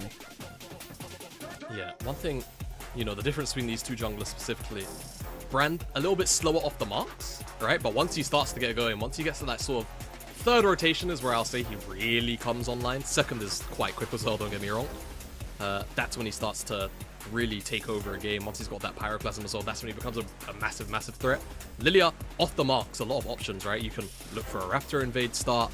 You can look to go Raptors into, your own Raptors rather, into a straight up invade on the other side. That's also really strong. It just depends on the lane setup that FPX find themselves with. Kai'Sa will be the last rotation in for FPX. And that'll be Duckdarms, no doubt. So that's Lucian mid lane into that Corki. We'll see how it plays out. Lucian mid is not something we see super frequently, but definitely a pick I feel like is underutilized as an AD option, considering what the meta is in FPX. Full teamfight composition, very similar to the last game in TT. Same deal, right? They're both very much going for these teamfights. It's about how they actually land, what the setup is moving into these early objectives particularly. That was what made the game for FPX and broke it for TT. I really like Duckdarm getting the Kai'Sa here, giving his team a little bit more AP potential there as well. Just because if you go another AD down there, it becomes fully AD and then Lilia. But I really think that the pace of game is going to be set by one of these junglers, and it's going to be a lot about how the lanes and the priority works out between them, affecting those paths. Because we saw last game, there was a lot of invading, there was a lot of tussling early, and FPX took control and didn't really let up. That's what I'm worried about with TT now. If they lose control of this early game again, not to say that they effectively rolled over, it just felt like FPX didn't really, you know, the decisions they made, it left TT with very few options, and TT weren't particularly creative in those responses neither. What are they willing to do to push FPX to the edge a little bit? Not quite out of it yet, TT, but winning 2 games back-to-back when the opening game looked like that, it's a pretty tough order. But it's an order that they're going to have to deliver on as we move into game 2. Both teams need a series win here and then preying on the downfall of EDG in the next series. FPX came out with a strong start. They have a very strong draft here on the red side. We'll see if TT can put up or shut up here. As we get into game number 2, we're already getting to level 1 again, and Hoya burns his flash, but this time it's not just the flash that's going down, it's about the big first blood too, and it goes over to life. But big thing here, Duckdarm did blow his flash, and now Feather has a really easy setup, and there's a brand in the game, man. So let's see how much that really pays off, because the gold went to life. It didn't go to Duckdarm, it didn't go to Milky Way, it went to the support. It's going to be on site now, though. That's for sure. Yeah, no, 100%.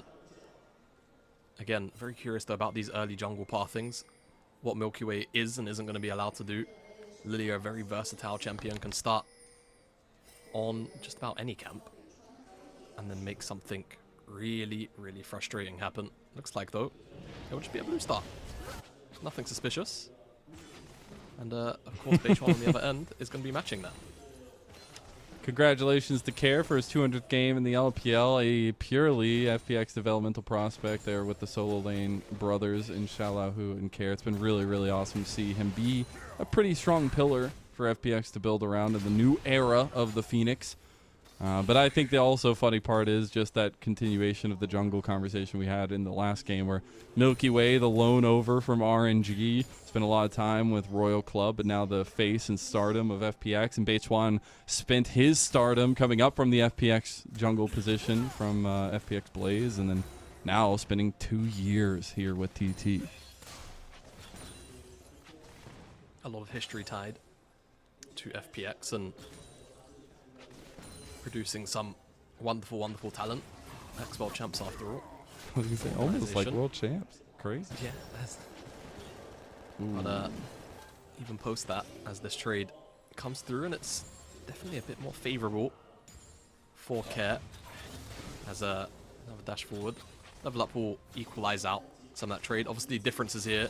Fleet footwork for you, Cal. So eventually, will whittle his health back up, whereas Care has that PTA. Definitely the differences will be felt as this is a wave crash, but Brand's not here.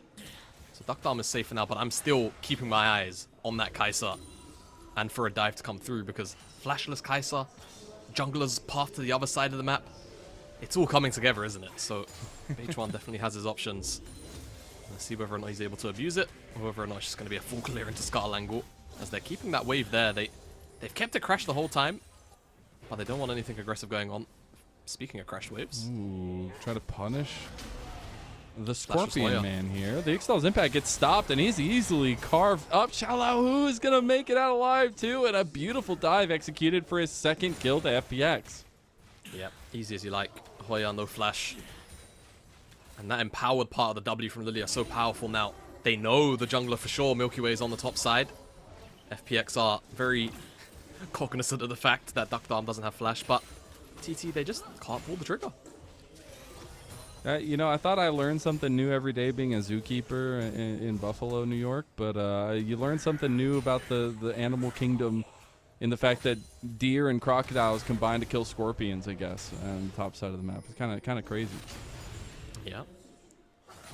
Learn I guess so. New every day. It's, you know, I just needed some time to place. write it down in my zookeeper journal. Anyways, we're taking a look at the other side of the map now because there is going to be an objective spawning in about 35 seconds on that. We have Beichuan pathing up towards top side, though. I do wonder if that's going to adapt a little bit and if this dragon is going to take a little bit more priority than, say, it did in the last game where we weren't getting it until almost 9 minutes in the game. Yeah, I'm really... What I'm actually worrying about, though, is the grubs, because if you don't know, Brand is probably the single best grub taker in the game.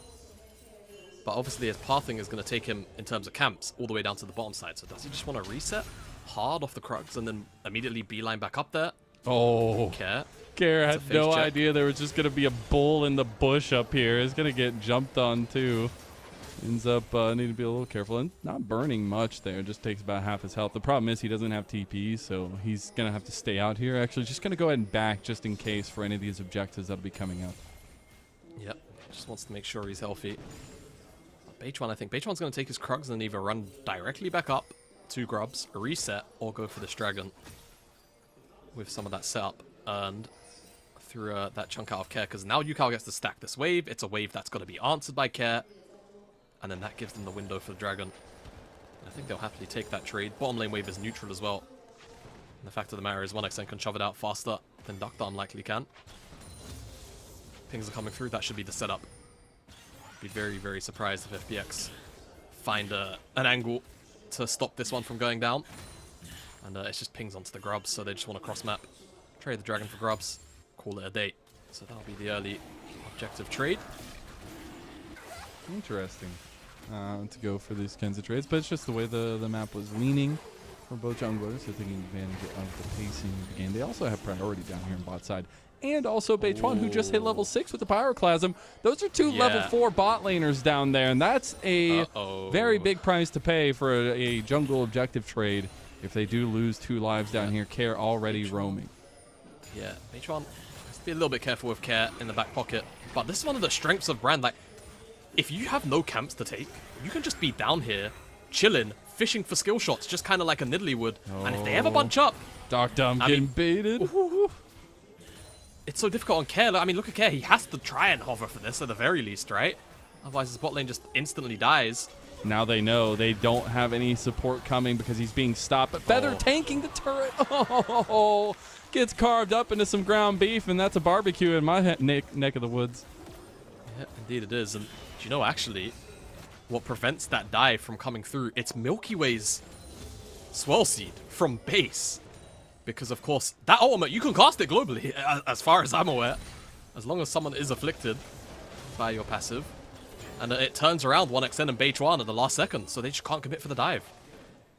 Whew. That's a very strong start by FPX so far here. Gonna get Dominus to maybe assert that dominance a little bit more. As Hoya taking heavy trades, and the Renekton, it's actually coming out clutch as a big answer into the Skarner. Culling gonna be used by Care. Feather was roaming again. He's like, you're not gonna catch me this time. And that's going to be multiple roam from Feather trying to get something jump-started for TT. Yep, trying to. And I like the aggression. Especially after a game like how it played out. This is what I'm talking about, though. Watch 1xN and Beige One's pathing. They both notice the swell seat. They can't step forward. And because they're so clumped up, it would probably hit both of them, you know, the splash on the back end of the skill shot as... Come out of the picture-in-picture. 1xN doesn't have flash, and yeah. Duck Dom doesn't have cleanse. So I wonder what happened. Feather! He missed the combo! Oh no! Things are falling apart here, TT. What is getting all the going combos used on him, and now Feather just getting low. One more auto. Oh, it's Milky Way that ends up cleaving. I was gonna say his life gonna take another one there, but Milky Way ends up getting a 4th kill for FPX, and bot lane dominance has been key. 1xN has no flash. It's so frustrating if you're rooting for TT, though. Can imagine the POV. I mean, it's been priority all the way for 1xN and for Feather, but the plays they've tried to make around the side of the map have just fallen flat on their face. And Duck Dom and Life have been able to hold on, and Milky Way has come and claimed some of the benefits of their stalwart defense. I mean, so what is it? Is it a recommitment of ultimate, which then forces 1xN to flash? The answer is yes. Ooh, yeah. Away from the plasma proc. And then, I love the observers, but also it's a bit cruel. But that's kind of the thing. When you're that close, it's easy to mess up, even despite all of the changes. You flash forward that quick, go for the sleep. Feather drops. A lot of brand damage does come out, but I mean, again, you know, it's not stopping the play from happening from FPX. They also steal the red on the back of it. All is well and good for them. TT lose out on another play. FPX continue to grow a gold lead. And I really like to see these looks from FPX. Not only has it not been the brightest of splits so far for them, they're sitting at 2 and 3 totally, and their fate is kind of out of their hands after this, even if they 2-0 here.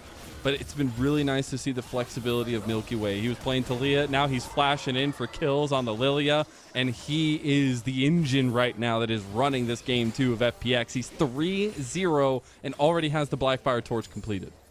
The engine's purring right now. FPX. I mean, what... You know, I kind of mentioned it in the sense of there not being a lot of point-and-click CC earlier on.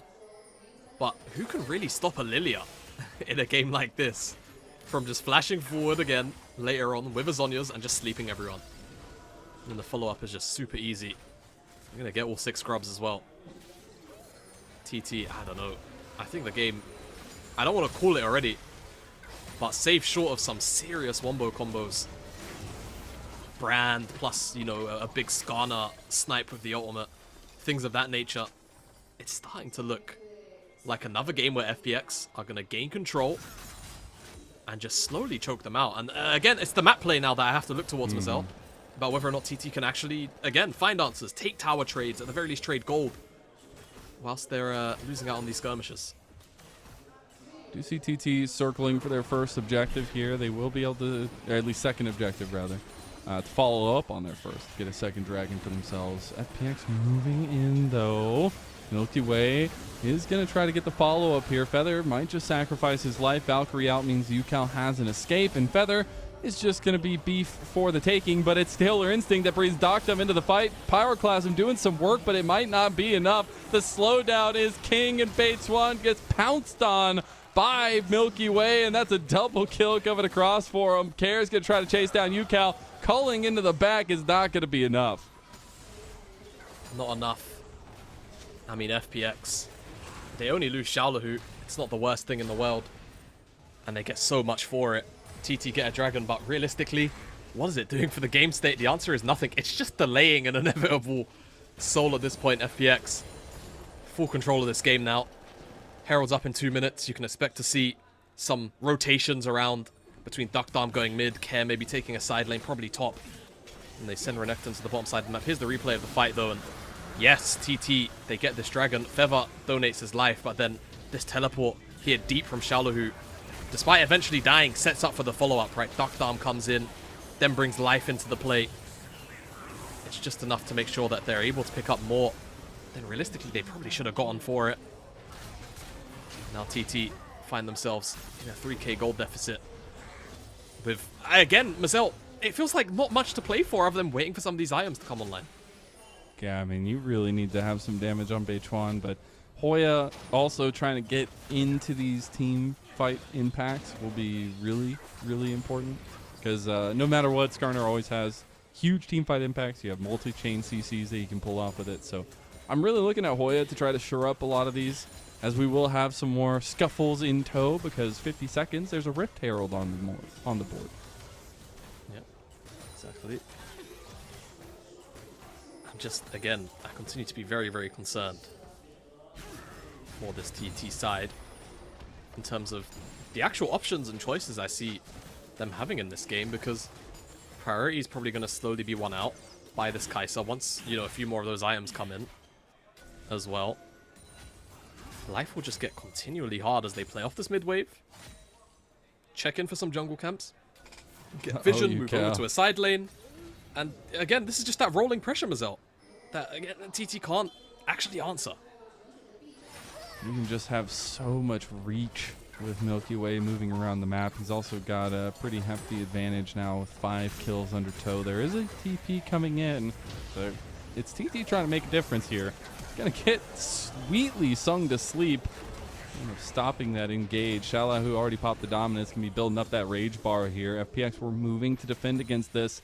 Meanwhile, we do have a bit of a push from Care in the outer bot side turret for FPX, but the Rift Herald will actually be given to TT, so they're starting to use their pressure a little bit better. All right, I like this. It's a good answer. And again, this is what we need to see from TT, some creativity and stopping some FPX plays. And as I say that, speaking of creativity, this is something that realistically Hoya's not expecting. Oh my god, they threw everything at him, dude. Oh. He goes through the wall. Is he going to be able to stop double impale? He can't move. They're under turret now. It's not enough. The turret's so low, but it's doing so much work. It's finally going to get taken down. He's also taken down on top of it. And all those legs going to be fried up nicely by the Phoenix. Yeah, we spoke about creativity for TT, but look at that for FPX. Classic Death Rush. Life and Xiaolahu late and wait for their prize, and Hoya just can't outrun the 3 whole different champions. They'll at the very least cross-map this down here. They'll get this tier 1. But again, you know, it's consolation. Yukao, it's going to be nice gold for him. Beichuan, nice gold to get him back in the game. But FPX, they're just so strong at this stage in the game. And again, we're just going to continue to have to rely on waiting for that big impale moment to happen with a brand all over the top, all of that AoE. That's the only thing that's going to be able to save FPX, or rather TT, from FPX in a game state like this where they continue to strangle TT out. I love it because I'm just imagining Milky Way dressed up as a bowler right now. Like he's just literally out there at a bowling alley on a Friday night, you know, just having a great time trying to find people to swirl seeds. Hasn't really been able to find any big engages, but one lilting lullaby in a big team fight later on is going to be absolutely massive. And he's going to be close to second item here very shortly. We got the Rift Herald play in mid lane by TT, though, trying to get this outer tower down. Yeah, seeing what they can do. If you can pick up that mid tier 1, it really does open up the map just a bit, but again, it's so hard to press forward. There's a bit too much HP to really force that tower down and look for a fight. Xiaolahu He's got a massive flank right now. I don't think they know. There's that lilting lullaby I just talked about, and they're going to pull everything onto him. Calling onto the back. UCal being excisioned from his team right now. Doesn't have getting the flash that docked him to safety, and that pyroclasm doing work. As you think FPX, the Phoenix, might be immune to the fire, they cannot handle the heat in the kitchen. Now TT can move forward. This Dragon, a little low, but TT, a lot healthier health bars to move in here. And Beituan doesn't have much mana, but might have enough damage. They're going to push in. TP coming in from FPX. It's a little bit difficult. They're going to try to burn the Dragon here. This is third Dragon for TT, so Soul Point acquired. Now they got to get out. Oh, it's so They've got a awkward, big Marcel. croc on the other side, but FPX, they're willing to give it. Wow, all right. I mean, honestly, from what we'd seen of FPX throughout today, I was fully anticipating that they would try and make that fight happen, but not willing to. It's good discipline. They just acknowledge if they lose out multiple members here, if Milky Way loses that 500 gold bounty on his head, TT are suddenly back in it, so they just step away. They lose the Dragon, and now TT, there's a hope, isn't there? They can get that soul. And then maybe it starts to help turn these fights around. Don't forget, with Brand in the game, those procs are going to be pretty damn nasty if they can get their hands on it. So, good swell seed here from Milky Way. Double sleep. Solar Flare locks down UCal for longer. He eats a part of the culling. Gets hit by that W from Duck Darm. That final auto attack, it looks like it deals no damage. I think it's healing off Fleet Footwork. Just for your reasoning as to why he doesn't die. And as you come out of that replay, Life almost loses his. Ulti is down for him as well as the flash, so we'll see exactly what that pays off later on. There is nothing really spawning besides the Baron here soon enough, but neither team really in position for that just yet. We are going to be looking at those second items. Leandre's completed for Milky Way. He will continue to be a menace on this map. Absolutely he will. Curious about what the third item will be here for Milky Way, whether or not he wants. Sometimes you see people go Rylai's. I think Zhonya's definitely the undisputed best third item. Or hell, you know, there's one thing I will say. I don't think Lily is the best user of Double Dot. That's just me though. I think it does delay some of your other stronger core items as Shalahu. He can't even get out. He's going to try to slice and dice his way, but he gets impaled right on the stinger of Hoya to set up for Beituan getting the kill. Yep, can't move. Very unfortunate for him. Will lose his life. Does die. Also, Mazel, being a bit nitpicky because there's not really a lot to talk about on the map right now. I've noticed Milky Way is maxing E second. It's definitely not what you do on Lilia, but it's okay. It's okay. What are your notes? What are my notes? My notes are you definitely max W. He's second. bowling, bro. I told you. He's literally got that whole bowling shirt on. He's got the squeaky shoes. All you get for maxing E is damage, right? That's it. Just base damage, no ratio changes, no That's cooldown. what I like. Do you know what you get for maxing W second? Cooldown Nothing. and damage. Cooldown and damage. You get both. Not my Lilia.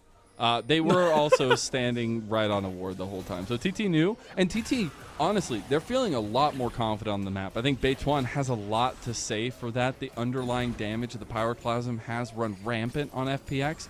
But their poke damage is no slouch. 1xN and UCal will melt a lot of the members of FPX. Yeah, definitely will. And that's the thing when Brand's in the game. Especially, I mean, he's basing right now Beituan. That should be Rylai's. It's a very cheap item. It's 400 gold. There Once it you have all is. the components. This is a huge spike that TT can very easily rely on. And now FPX, they almost have to approach the game differently because that Brand passive plus the burn, it leaves the Leandres on you for so long. You're there and you're slowed for like 3, 4, 5 seconds almost. It's very, very hard to play the game. So FPX, especially the melee champions, they have to try and keep themselves even more separated. Milky Way, Shalahu, and Life. Just to make sure that they're not allowing those procs to very happily spread across the team. Get you a teammate like Feather. That's all I'm saying. Maybe stop the Doctum cheese. No, it's honestly been really good. I like to take the advantage to talk about Feather because it's been really cool. He was obviously splitting time with Totio for TT, but I really like the presence he's brought. A little bit of that engage potential that he's been really able to kind of shot call his way onto the team for. We'll see if it makes the difference here, though. as Dragon is coming up in about 30 seconds. Yeah, exactly. Set up at the minute, as you can see, very, very FPX favored. Not a lot of information. You get that down, you go for it. Now that Lilting Lullaby will not be available for this. They didn't follow it up with anything, but that's a big one. Now Yukao also has transformed into Muramana. Exactly. A lot of things going on now. Beitron without that flash. Very vulnerable to a play, but Milky Way's ultimate is so big. They're in such an awkward choke. Yeah, Life will take advantage of that every time. TT are completely split. Life goes in, gives his life, but he might just be a martyr that FPX were looking for. The Phoenix is trying to rise from the ashes, but TT are snuffing him out one by one. Care goes in for his own play. Milky Way with all that gold. It's about to be shut down straight over, and a triple kill goes to Beitwan. Hoya and Yukao stand strong, and TT claim the soul. TT are going to pick up this Soul. They won't quite get the Baron, but Soul is so huge. And again, you know, Beitron, we spoke about that red light spike, and it was for a bloody good reason. It just makes the game so awkward for FPX to actually actively approach and be super aggressive. And not everything was layered in together. Like Life diving in for Beitron, there just wasn't the follow-up on the frontal part of the engage. Take a look at it, because that first part, the ultimate misses, throws out the Pyroclasm. Beitron, and it only hits him, but then no one's actually there to follow up for Life. Xiaolahu gets peeled off by that Skarner, and then again, you know, Care, Milky Way. There's no ultimate from Milky Way, realistically. That's the big game changer. They used it to try and pick on Beitron, and without it, they just don't have everything in their arsenal available to make that a real one fight. And now they lose Soul. Baron's still on the cards, and undeniably, FPX are still in a very strong spot, but that Soul, again, it's one of those kind of things. It can just very slowly start to tilt the axles in favor of TT. Love to see the TT staff getting hype in the backstage. It is an important one for both these two teams. They need wins here, and they're praying EDG lose to JDG later on. Group A, of course, had to come down to the last here. And all of them have been. Hoya having his big impact moment so far, was a monumental force in that last fight. And the Skarner showing its true colors here as the late game menace. So potent. So potent. And like we said, we're waiting for that big Impale play, right? There's normally one in a game where you see a Skarner get 2-3 people in, and it's always one of them is the key carry. Can Hoya find his target? That's the question, because if he can, so much change CC, so much AoE will be followed up on more times than it isn't, that it makes you worry for FPX. And I think it's right to worry Beitwan. Beitwan overstepped. Now he has to go golden, but he popped that Pyroclasm there, so he's going to get a lot of damage back for it. Xiaolahu burning. They do end up getting him in the end as well, so it will be the trade 1-for-1, but that's your jungler down. I love that instant decision-making by FPX, but they have to answer to it now. Yeah, they can't do the Baron off the back of this play, though. That's the unfortunate part for FPX. But they do get the jungler. It's a nice pick. It's a nice play. And they also get the, I forget the name. They get the stasis off that item. Seeker's Arm Guard. There you go. I was trying to figure out what item you were talking about. Yeah. So they pop the active, the one-time use. Of course, Beitwan will eventually have that Zhonya's completed. And we'll have it every 2 minutes. But just before then, on this next time that they're out on the map, maybe they can find another play onto him. Still flashless from before that Dragon Skirmish a few minutes ago. FPX. As we take the zoom out, everyone's pretty much dead even in terms of items, right? Completed items. There's not much to talk about there. It really will just be about execution, setup, and again, whether or not Milky Way finds that big sleep to set FPX up for a strong skirmish. I think saving that's really big, but I also want to talk about TT's entrance into these fights. They have the Pyroclasm once things kick off, but they have a lot of pick-out potential, and their range is super important to utilize against FPX. Whereas FPX, they've got a lot of stick-and-move champs. They've got a lot of setup CC with the Lilting Lullaby, and they're going to need to set that up right now as TT is just hard burning the Baron. The TP on the backside will be Xiaolahu joining. Instant dominance pop, but the Baron's already going down. Here comes the Croc. In the pit they go. know, though, who's going to get the smite. It's taken by Milky Way. The hopes and the dreams of FPX ride on this star, and they're riding sky high into space as a triple kill comes through for Doctum. It's all TT's hopes and dreams shattered by the presence of Milky Way. TT hedged everything on that Baron plate, and FPX in seconds crushed that dream for TT. Baron in tow.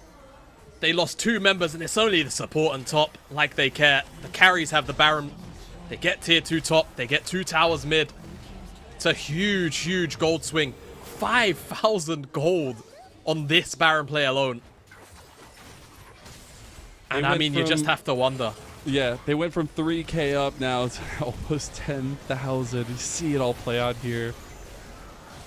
That's Such swirl a good seed, man. Such a good swell seed, such a good flank. They kill Beichuan, it's not a 50-50. Milky Way just has to wait for it to drop below 1.2k.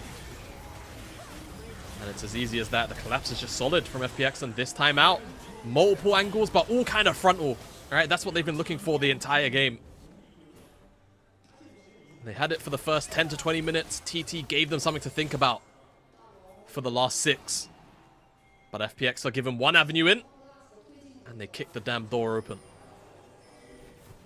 There's an Elder Dragon coming up in a minute. TT felt like they had done such good getting that stacking going for the Dragons, but now they are being burst into, and TT backs against the wall. FPX looking for 2-0 here, and then hoping for the best of the next series.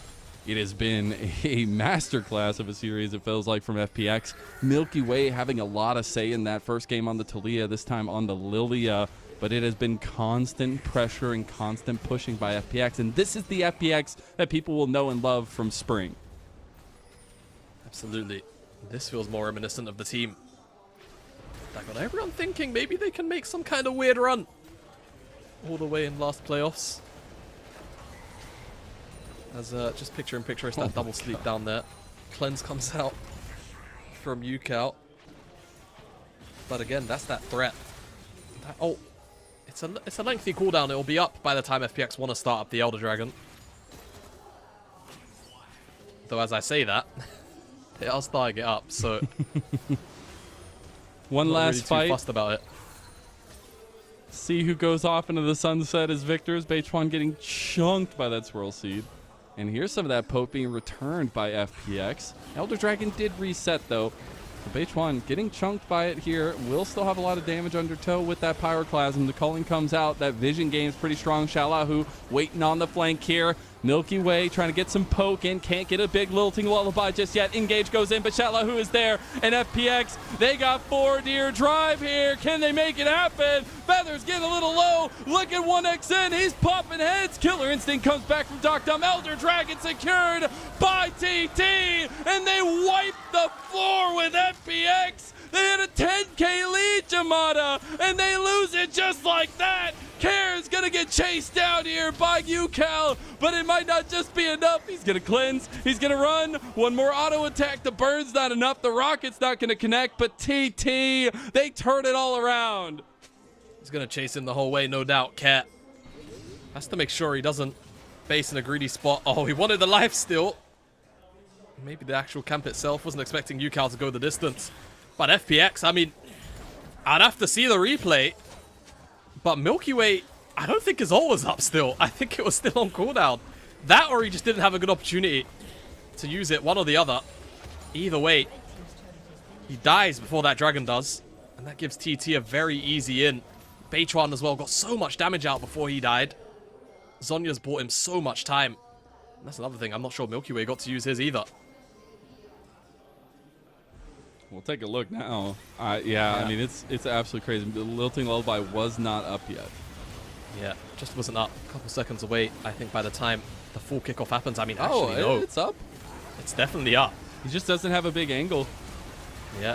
I expected a flash lilting lullaby play. Skarner, Yeah. though. That's why he gets shoved into a piercing arrow. Beichuan gets so much damage out as well. No one's able to finish him off on FPX's side, and then, of course, this isn't a 50-50 if Milky Way's dead. Yep. And it's just a well-positioned fight from TT. But again, the presence of Skarner and what he can actually provide for his team coming out yet again. This is happening again. Like, this is literally the track record of Skarner. Just get absolutely bodied in lane and then come up clutch with a couple big impales late game, win the team fights. It's actually crazy. I hate this champion, man. Captain Flowers, I'm sorry. You know, Ain't holding back there. I love, Not holding back you know, like, whatsoever. Flowers, I love you. I don't like your champ, man. Your champ sucks. It's so annoying. But So he has had a big impact here, and I think Hoya will be Yeah. very happy comparatively to that first game where Shallow, who definitely felt like he had his number. Now we are getting on 4 items for FPX. Going to be getting close to that for 1XN and the rest of TT as well. That poke, though, is returned in kind. As we see, you having to take it back and Valkyrie away. Well, Baron's up. Elder's gone. It's just And a bullet FPX, health. It's literally just a bullet health. It is. What can FPX do here to try and make this game a little bit awkward for themselves? I have an idea. I'm sure everyone would love to hear it. It's called Milky Way flashing in and actually sleeping people. That said, though, TT, all they have to do is keep their core carries alive, right? Feather, Hoya, they're just on peel duty.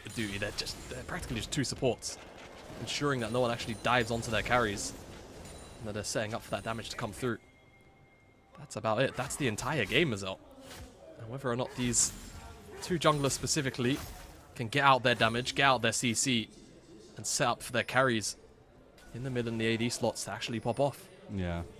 Isn't it so fitting that both these junglers popping off in this second game? Both these junglers, a track record with FPX, Beichuan, a time before Milky Way was even present here, and then now Milky Way, the new star of FPX in their new era.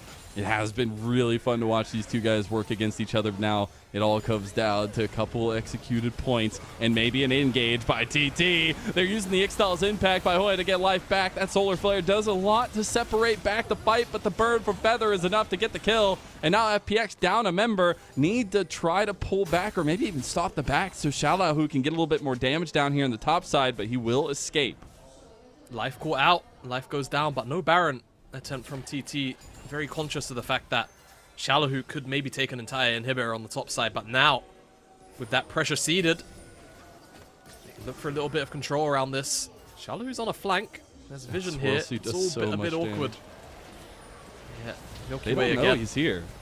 I don't think. Now, They well, don't now know. they'll know because he steps up. Ooh. Another Swirl Seed connects a lilting lullaby onto them all. Shala, who wants the death knell there, but he can't get it. He's gonna death twist all over him. Can he get it? He's not gonna have the damage just yet. But Milky Way, but he'll follow him up. Now TT trying to fight tooth and nail, but they can't do it. Milky Way, he goes golden, and the burning health bars of TT by 1XN's last stand will not be enough. And FPX's star finds another triple, and he'll try to slingshot their way straight into the galaxy. We've been calling it the entire last 10 minutes or so. It's just about Milky Way, whether he can get the setup. He finds a Swirl Seed onto Yukao, and I think it was They're going Beichuan. for it. And they've got this game, and they've got 6 scrubs, they've got a wave, and no one's alive for 15 seconds. FPX should be taking this series 2-0. They moving to needed 3-3, and then waiting for EDG and this JDG series to play out. They needed a 2-0, and now they are the biggest Edward Gaming haters of all time. They're trying to make their push into the Ascend group for the next round, and FPX will claim a 2-0 over TT. My oh my. Talk about dramatic. Certainly a bit of theatre to end this game. FPX. Pushed to the wire by TT. You can't deny that. And you have to feel a little bit for TT. But they will go into that Group B. Moving into the next portion of the LPL. And FPX now awaiting the results from JDG and EDG. The next series here tonight. And whether or not EDG can pull off something a little bit special. But nonetheless, FPX have put themselves in the best possible position with a 2-0 Let's against TT here. I love to see players having a good time. I love to see smiles on their faces. Again, it hasn't been the most beautiful run from FPX so far, but honestly, such a breath of fresh air from Milky Way in this series. The Talia in game number 1, facilitating a lot of the rest of the team, helping get the bottom lane super far ahead, and then in game 2, taking all of it straight into his hands and punching it straight through TT as well. It was really nice to watch, and it's maybe more of that Milky Way that we expect, a little bit more of that domination from the jungle that we expect, and now they will have to await their fate. Yeah, they just have to wait now, and you know, it's not a nice feeling, but they've done the job. They've done the job they needed to tonight, right? They now sit 3-3. It was a 2-0. They're not confirmed, but you know, EDG are against JDG. JDG have only dropped one individual game in this It was group. the TT. And it was the TT. So we'll have to wait to see how exactly it plays out. But again, FPX, a lot more reminiscent of the spring version that we were getting used to, right? This summer opening has been very up and down for a whole bunch of its own reasons, but this was a much nicer showing here tonight for this FPX lineup. And yeah, again, just have to wait the results now of this next series as it rolls closer. And again, I think a lot of the question marks come to what happens next year with Milky Way. He's on loan from RNG, spent a lot of time with Royal Club there, but I think focusing on the here and now is super important, especially with the year that FPX have had in a era of rebuilding. They finally don't have any members from the World Championship roster. They're really trying to make something happen. I think ending 4th in the regular season in Spring felt really nice, especially for what happened in 2023 to FPX, but now trying to make good on that and continue that into a better performance here in summer is super important. So trying to take that with a chip on its shoulder, but seeing that FPX have grown a lot in these last couple weeks is really kind of important to keep in mind. Yeah, no, absolutely right. And you hope to see that growth continue. We hope that the summer placements group was just, you know, what it was, and that we can continue to see the overall potential of this lineup, because there is certainly a whole bunch of it. As man, this PGB is pretty eventful, despite FPX having a gold lead for a majority of this game, if not all of it, really. Actually, don't let it deceive you. I gotta give it up to Hoya though. He had some really big impactful moments on the startup. Beichuan also, I think this series showed that he can kind of keep up with Milky Way in a lot of respects in the champ pool, but also the aggressive tempo style that he was able to play. It just, you know, have to be backed up by the rest of the team, and a lot of time it just didn't work out for TT. But there were some good moments to think about for TT going into the Group B of the next round.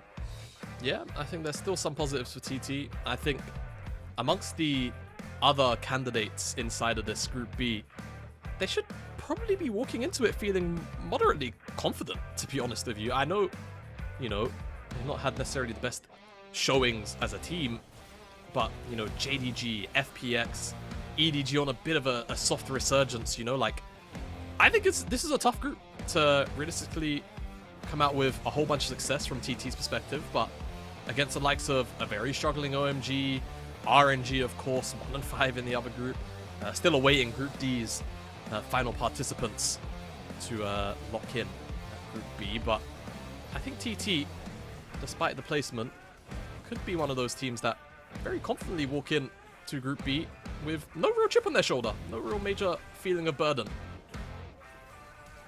I really want to see if they can tie together Beichuan and Yukal a little bit more. I think Yukal had a pretty quiet series here tonight. First on the Yone, that didn't go so well early on, and then on the Corki. But it was a lot of really clean decision making from FPX. Yes, they fell a couple times. They had a couple things not go their way, but when you get flanks like this by Xiaolao, who consistently, you know you're doing something right. Yeah, exactly. They've been doing a good job of trying to sync up when they can. And of course, denied that opportunity a fair bit. But yeah, again, if you're a TT fan, I don't think it's all doom and gloom. I don't think it's all doom and gloom at all. And I'll be looking forward to the next round of our LPL format. As just rolling through some of these plays, this is probably the craziest fight of the game.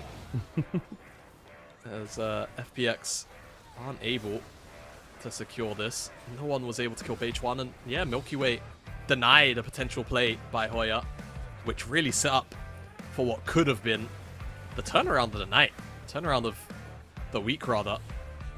Because honestly, TT were so... It just felt like they were out of the game. But then Milky Way finds that. Swirl seeds. That sleep there. So huge. So huge. And it just sets up for the rundown on FPX. Another huge swell seed onto 3 as well.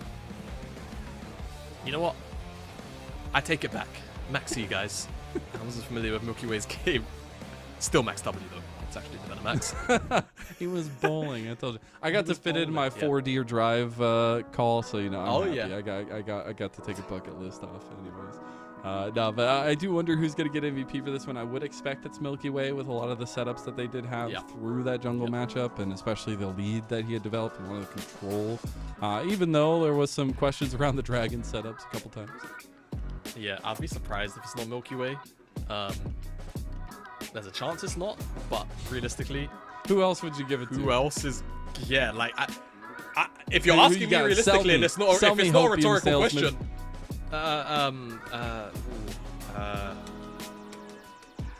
it's not light. Sales. I'll tell you that I'm for walking free. It's away. not The sales are. It's not Shalahu.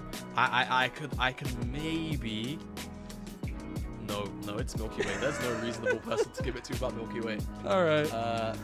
Unless you're a really big. You're Kev. fired from the Hopium sales position. Sorry. It's okay. We'll find new people. It is at Milky Way though, of course, because the fact of the matter is, when you go 10-2 and 8 on Lilia and you have absolute jungle control for a majority of the game, I think you earn it. Yep, totally agree. Not much to talk about. I think it's one of the most cut and dry MVPs that you'll realistically have. If Milky Way found a good play, FPX won the fight. Yeah, no more analysis to really be had from my part. True well done, that. MVP.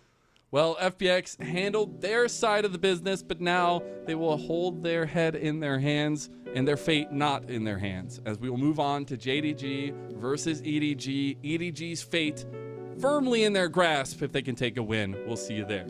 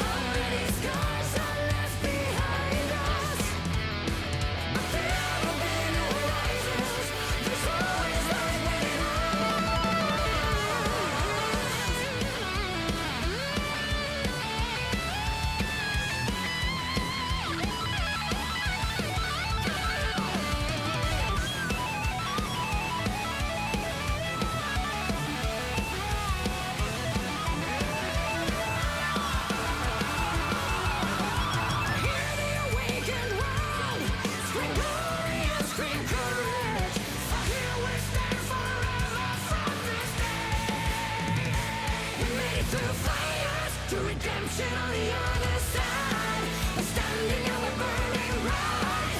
Alright, 'cause we are titans. Our future knows not your pain. Our past knows only victory. So we still remain.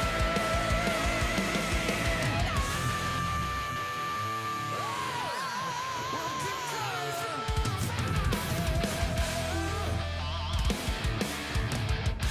And we still remain. Yeah!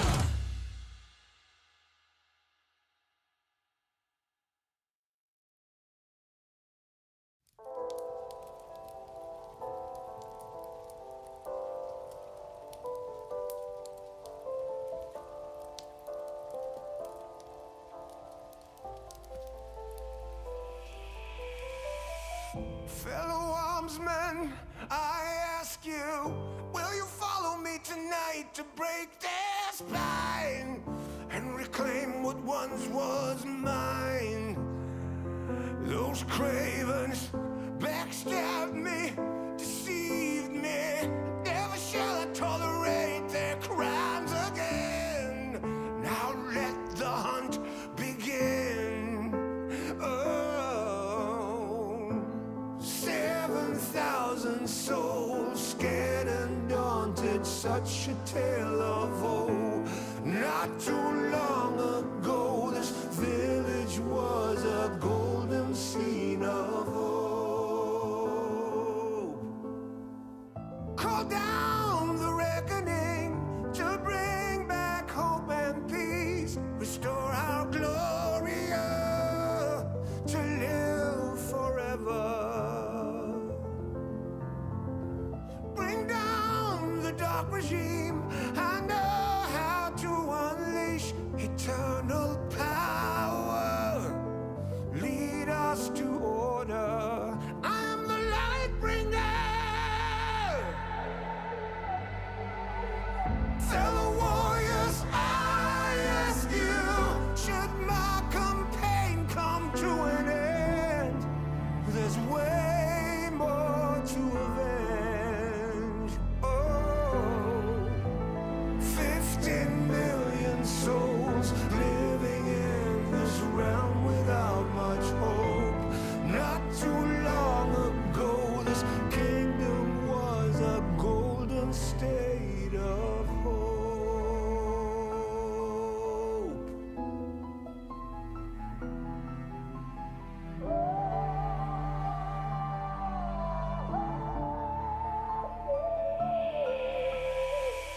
Call down the reckoning to bring back hope and peace. Restore our glory to live forever.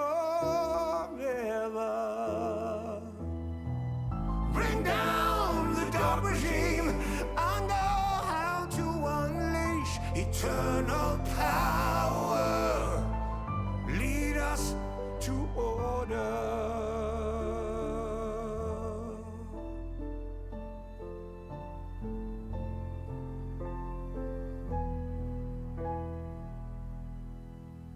I am the light bringer.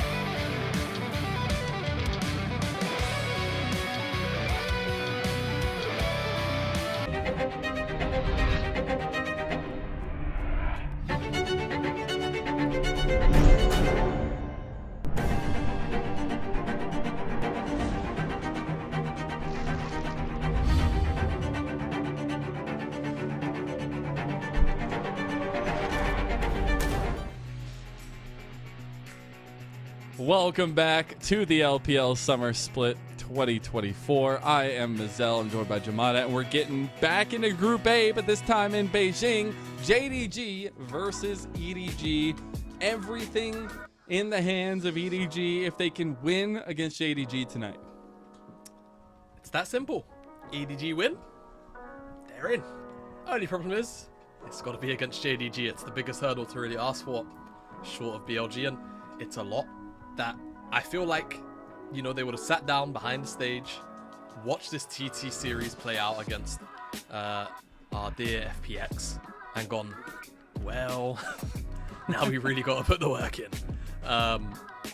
Yeah, we're hoping, if you're EDG, that TT could do something to really claw in a win against FPX, but here against JDG tonight, they're going to have to do all the work. Sheer, Kanavi, Yagao, Ruler missing. Very familiar with these guys, though. Sheer is coming back in after Flandre played last series. Still a little bit indecisive, I suppose, or maybe tactically using and swapping in. It's just Flandre and Sheer. long-term plans, I think. It's a long term, yeah. It's very, very hard for us to know without that inside perspective. He's the little brother. He is the little brother. As has been portrayed on every off-season content piece and in-season content piece. But this EDG roster, who'd have thunk we would have found them here? JJ returning here for summer after missing some time in spring. Really has been a monstrous force, but Leave has stepped up immensely. And here are the group stage breakdowns, at least, and why this EDG matchup is so important. Yeah, exactly. That's the updated groups, of course. And FPX 3-3, EDG need to win the series. And if they win, they're in. They've got all of the other statistics required to be that second place team. So it's that simple. 2-0 will obviously be the cleanest, the quickest for them. But against JDG, it's a tall task, you know? It's a tall task. It's a tall task. It's a tall ask. As our teams take to the stage here in Beijing. Now, I have labeled it JDG's split of revenge. If you watched any of their off-season content, the loss and the non-appearance at internationals of spring and MSI hurt the team a lot. And they felt that with a lot of the synergies and things that were kind of falling through later on in the playoffs. And they worked a lot to try to synchronize a little bit and get on the same page. And I think, you know, going to a farm in the middle of nowhere for a little bit and working together might build some bonding. But more so what we've seen from them this split has been absolute ruthless domination. They have played with their food. They're up 10,000 gold and they're hunting kills in the Nexus. It has been a masterclass from Kanavi time and time again. And I think that this time around, JDG are trying to put a mark on the league themselves. And EDG is going to have a lot to ask of themselves tonight, but I think they have a lot going for them, especially with a veteran star jungler like JJ. Yeah, I mean, you know, JDG were so dominant, 2-3 splits in a row, then lose out in spring. Looks like they're very hungry to return to that throne. And going 6-0 in this group will definitely send a clear message. No one else besides Top Esports have been able to clean sweep their group. Could join that elite duo, I suppose it would be, if they're able to take down EDG, send them down into that lower bracket. I always love that Clear Love gets the most cheers out of everybody. Wink is starting to build him up a little bit. Wink has been a pleasure to watch on EDG, and I know his old team's going to be missing him a lot, but he's been a huge shot caller for EDG so far and been a big piece in helping JJ really navigate the early games here. But here's JDG, again starting Sheer tonight, but a beast nonetheless. It feels like when Sheer's in, they don't skip a beat. Like he's literally one with the team. And it feels really nice. Yeah, it does feel good to see. And yeah, I just want to quickly tag on to that last point you made about EDG before we start talking about JDG. It is nice to see JJ kind of, you know, in many ways return to a much more consistent and familiar form that we're used to, and I definitely do feel that the addition of Wink and of course the amount of you know, experience that Wink does have now at this point here in the LPL is just certainly helping out as a duo, right? And then they get to kind of play around these younger players through Lee, through solo kill, of course Cryin as well has started to rack up a fair bit of history in his own right. But JDG We know about all of these guys, don't we? All very strong. All very, very willing to make a play. As coach takes the stage. Oh no! What happened to his hand? Oh, yeah. I hope Warhorse is okay. Another big addition for JDG in the offseason. He even went out there and spent time with them in that country house. Spent a little bit of time bonding, but feels like they've been able to shore up a lot of drafting issues this split with Warhorse's help. But going to be really exciting to see what they bring to the table tonight. If Shear's going to get any more of the resources, as we've seen him whip out the TFs, the Rumbles, things like that. But I think Solo Kill on the other side, an EDG prospect through and through, is going to be a very fun matchup to watch in two up-and-coming top laners. It's still really funny that the headset is like bigger than Shear's head. He's a growing boy, okay? He's a growing boy, though. He is a growing boy.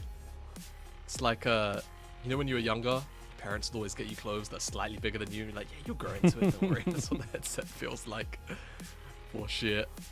But you're alright. I'm very much looking forward to that topside matchup. Two up-and-coming prospects in many ways. Certainly on different paths and rosters at the minute, though.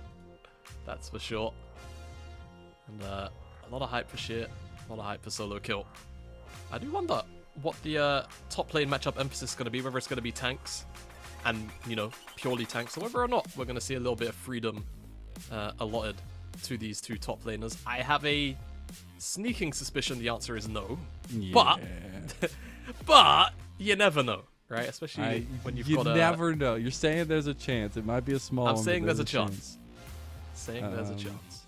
I am actually more interested if bot lane support is going to take a lot of priority here. I think both these guys are very aggressive in the picks that they've been willing to whip out here in summer so far. It's been a lot of just engage, be the decision maker. And I think that's going to be important to keep up and might even be a huge priority early with how many bans to support and things we've seen in the second phase in recent drafts. But I want to think about a little bit more of what Missing and Wink bring to the table for JDG and EDG respectively, because they are a huge addition to the pressure that Kanavi and JJ can put onto the map. Yeah, they are. And it's kind of scary to think about JDG getting more pressure anywhere at any time, especially if we start to get into metas or kind of game states where it's these two people we just saw on our screen, Ruler and Missing, where they get to dictate the pace of the game as a duo. Well, we saw what happened all of last year for JDG, with the exception of Worlds. We wiped that one from our minds. So I'm looking forward to it. Shout out to the Doraemon mousepad there for Sheer. Classic. Also, Fansign's going to point that one out for him time and time again. But as we talk about the journey to this point for both these two teams, it was a really successful week number 2 for EDG. They had wins over FPX. They had win over TT. But they haven't won since, and they recently lost 2-0 to TT. So the momentum definitely not in their side, whereas JDG have had momentum the whole group long. The only game they've lost was to TT last week, and it was one game. So I think it's definitely a bit of a Dave and Goliath story here for EDG, but it's something where if they can make it happen, they secure themselves a Group A matchup and a lot easier of a path to make it to playoffs in the further rounds. But we get into it now. Yeah, the tussle in Beijing, JDG's home arena. They'll start on the blue side. They got the Skarner ban on blue side and the LeBlanc ban. While EDG on the red side, they got the Leona, the Rumble, and that Renekton ban. Well, Tristan is up, Ashe is up. Yeah, okay. 100%. So, Ashe will go over to JDG. I anticipate EDG will a lot of DGs, so bear with me. But of course, Tristana likely the takeaway here. Corki is also up. Maybe you take both. Maybe there's a world where you do. I mean, I feel like it's one or the other. If you do go Corki though, Tristana far more likely, if JDG want to snap that one up, can and go AP jungler and then look to round out their comp with the frontliners, right? In that next rotation. Wouldn't be a bad option. So JDG probably pretty happy with this Ashe opening. EDG have that Corki. Now it's about what actually they want to pair with it, whether it's jungler, whether it's support. We saw a lot of early support rotations in the last drafts on that red side. Ezreal poke though to match some of that range. Yeah.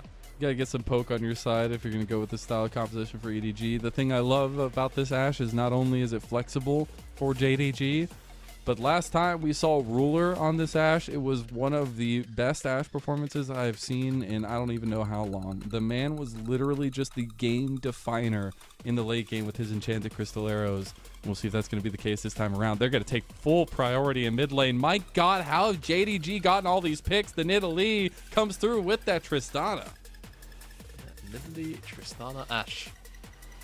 Pretty scary. More in the context of knowing that it's Kanavi, knowing it's Kanavi, Yagao, and Ruler piloting them. EDG are going to have their hands full, but they've got decent answers. Alright, especially if they lock in this Zyra. I'd say it's kind of difficult to invade Zyra. She's almost always going to be full HP. Mm-hmm. And, of course, Zyra just has to hold on to Stranglethorns, and it's very difficult to play around that as the Nidalee, just because of the play pattern of, you know, diving in, right? So, we'll see how things play out. EDG, a lot of poke. JDG, a lot of, well, mostly kind of front-to-back damage, right? DPS between Tristan, Ashe, strong side laning from that Tristana, poke. And of course, utility from that Nidalee later on. Engage being removed away now by EDG, though. They want that Railgun. Yeah. And a TF ban. I wonder if they're going to start setting up potentially for a Cassante for shit. Both of the top laners here have been very proficient TFs. There was two ways this went. We were either going to get early priority on supports, or we were going to get counter pick supports. It looks like we might be leaning that way here. We'll see what the top lane matchup will end up being, or if that gets whittled down a little bit more as well, because it is really important to kind of take away some of the comfort picks from both these sides, especially as new and developing top laners. It is the Kennen towards Sheer, so taking away some of the team fight potential there. Yeah, definitely are. But again, I feel like JDG, I mean, maybe EDG want Cassante now. That'll be my best guess. Take that away and then put Sheer on something slightly different. Oh, wow. All right, so they go for the Jax. And I mean, not bad, all things considered, you know. Double AD carry, side laner, Tristana. I feel like Jax can definitely make our life very, very difficult at handling those side lanes. So shit, I think in the end we'll probably still land on this Cassante. We know how the lane matchup works. It's been practically the, you know, the go-to of old when Cassante first came into the meta last year. As now JDG, I mean, honestly, Brawn Blind? It's not the worst thing in the world when you've got Ashe next to it. And the Trist. It's not too shabby.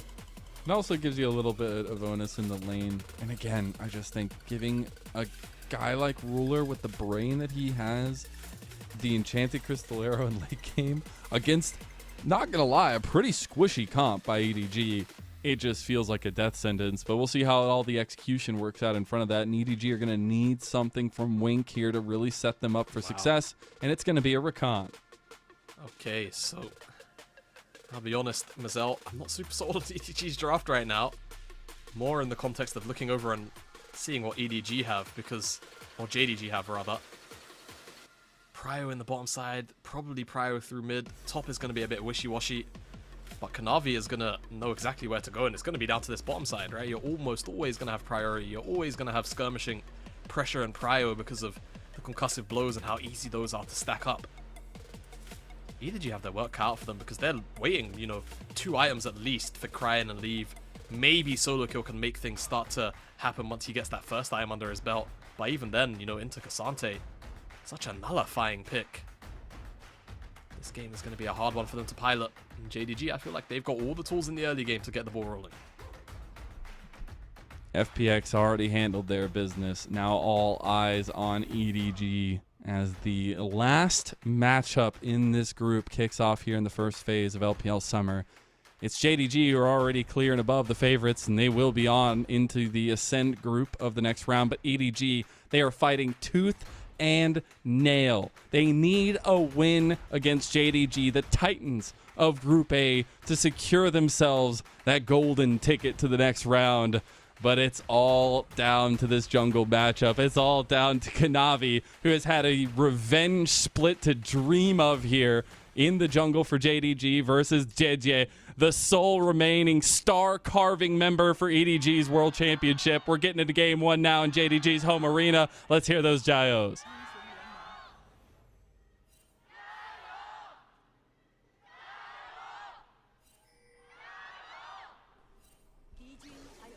Couldn't quite hear which side the gyos were for. All I know is gyos Just were leave hacked. them ambiguous, all right? Everybody gets to choose. Still one of the best things you get to experience, I feel like, in esports. Level gyro 1? chant. As yeah, one of the worst things you can experience is a level 1 against Brawl Mash in League of Legends. Oh, Not- wait, EDG? Okay, they were moving their bot lane up. I was like, maybe they wrap around? Oh my god. But nothing else going to come of it. So JDG, we're just trying to catch them out a little bit early, but not going to really find too much. Do get a little bit of vision on that side of the map now. They're going to have to be a bit careful moving to their side of the jungle. Yeah, leave getting the damage numbers in early. Ooh, alright, well. Second Mystic shot onto Kanavi. I was wondering whether or not they were going to go for a late invade there onto the blue buff. But frankly, you know, again, the problem is Zyra clears so quick that, yeah, it's not really a good trade, as we saw play out in that previous game. Or the previous series, because I think it was game 1 where that map split happened. So just junglers farming from red, likely going to fall clear. We'll see if Kanavi decides to, you know, do 3 camps into maybe some kind of bot shenanigans, but I just don't know if it's really worth Yeah. the risk of it all. I think more so what we're looking at is, yes, the side eye on jungle, JJ will be spotted out here, but how quickly Wink and Missing can get out of their lane and onto the map, and what that laning phase has to offer in that regard. But it will be that opposite side pathing like we are seeing here, so very important to kind of keep tabs on when those paths will come to completion. A little bit of push from a classic Tristana for Yagao is going to be the name of the game here, and that's why we've seen this pick kind of be the pick of the meta. Exactly. So consistent at what it does. There's Tristana. Almost every single lane matchup. Early shove, scales well into the late game. Good team fighter front to back. Good side laner. Excellent side laner, really. What doesn't it do super well? It's really the question. The answer is not that much. As a full clear. 2 minutes, 58 seconds for JJ. That's a lot. Yeah, it's quite what quick. was I think like spotted the out, most though? optimized one is about 10 seconds faster. And even if he was 10 seconds faster, you'd just be waiting a little bit longer to make this dive happen. As they've got They this do wave have shoved in. Level barrier. 3 is a whiles away. They're going to try to get a little bit of poke damage in early. Nice double grasp there. They're going to get the TP in from JDG and immediately pull off. Really nice reservation from EDG. As they're now going to get the jump forward from Yagao. Nothing else going to come of it. Couple summoner spells burned and one returned by EDG. Oh, they're getting Yep. collapsed on. They are. It's a fight. Smite's going to go over to JJ. Oh, Kanavi. tries to pounce out, but does get knocked up by the grand entrance. Wink able to get out, doing a decent chunk to Kanavi in the end. Primal Surge going to heal him right back up, though. And we go to the other side of the map for more tussling. I say about Exactly. the bot lanes, man. Missing's walking up there. Wink's walking up there. Oh, Missing's turned around. They want to play mid, maybe.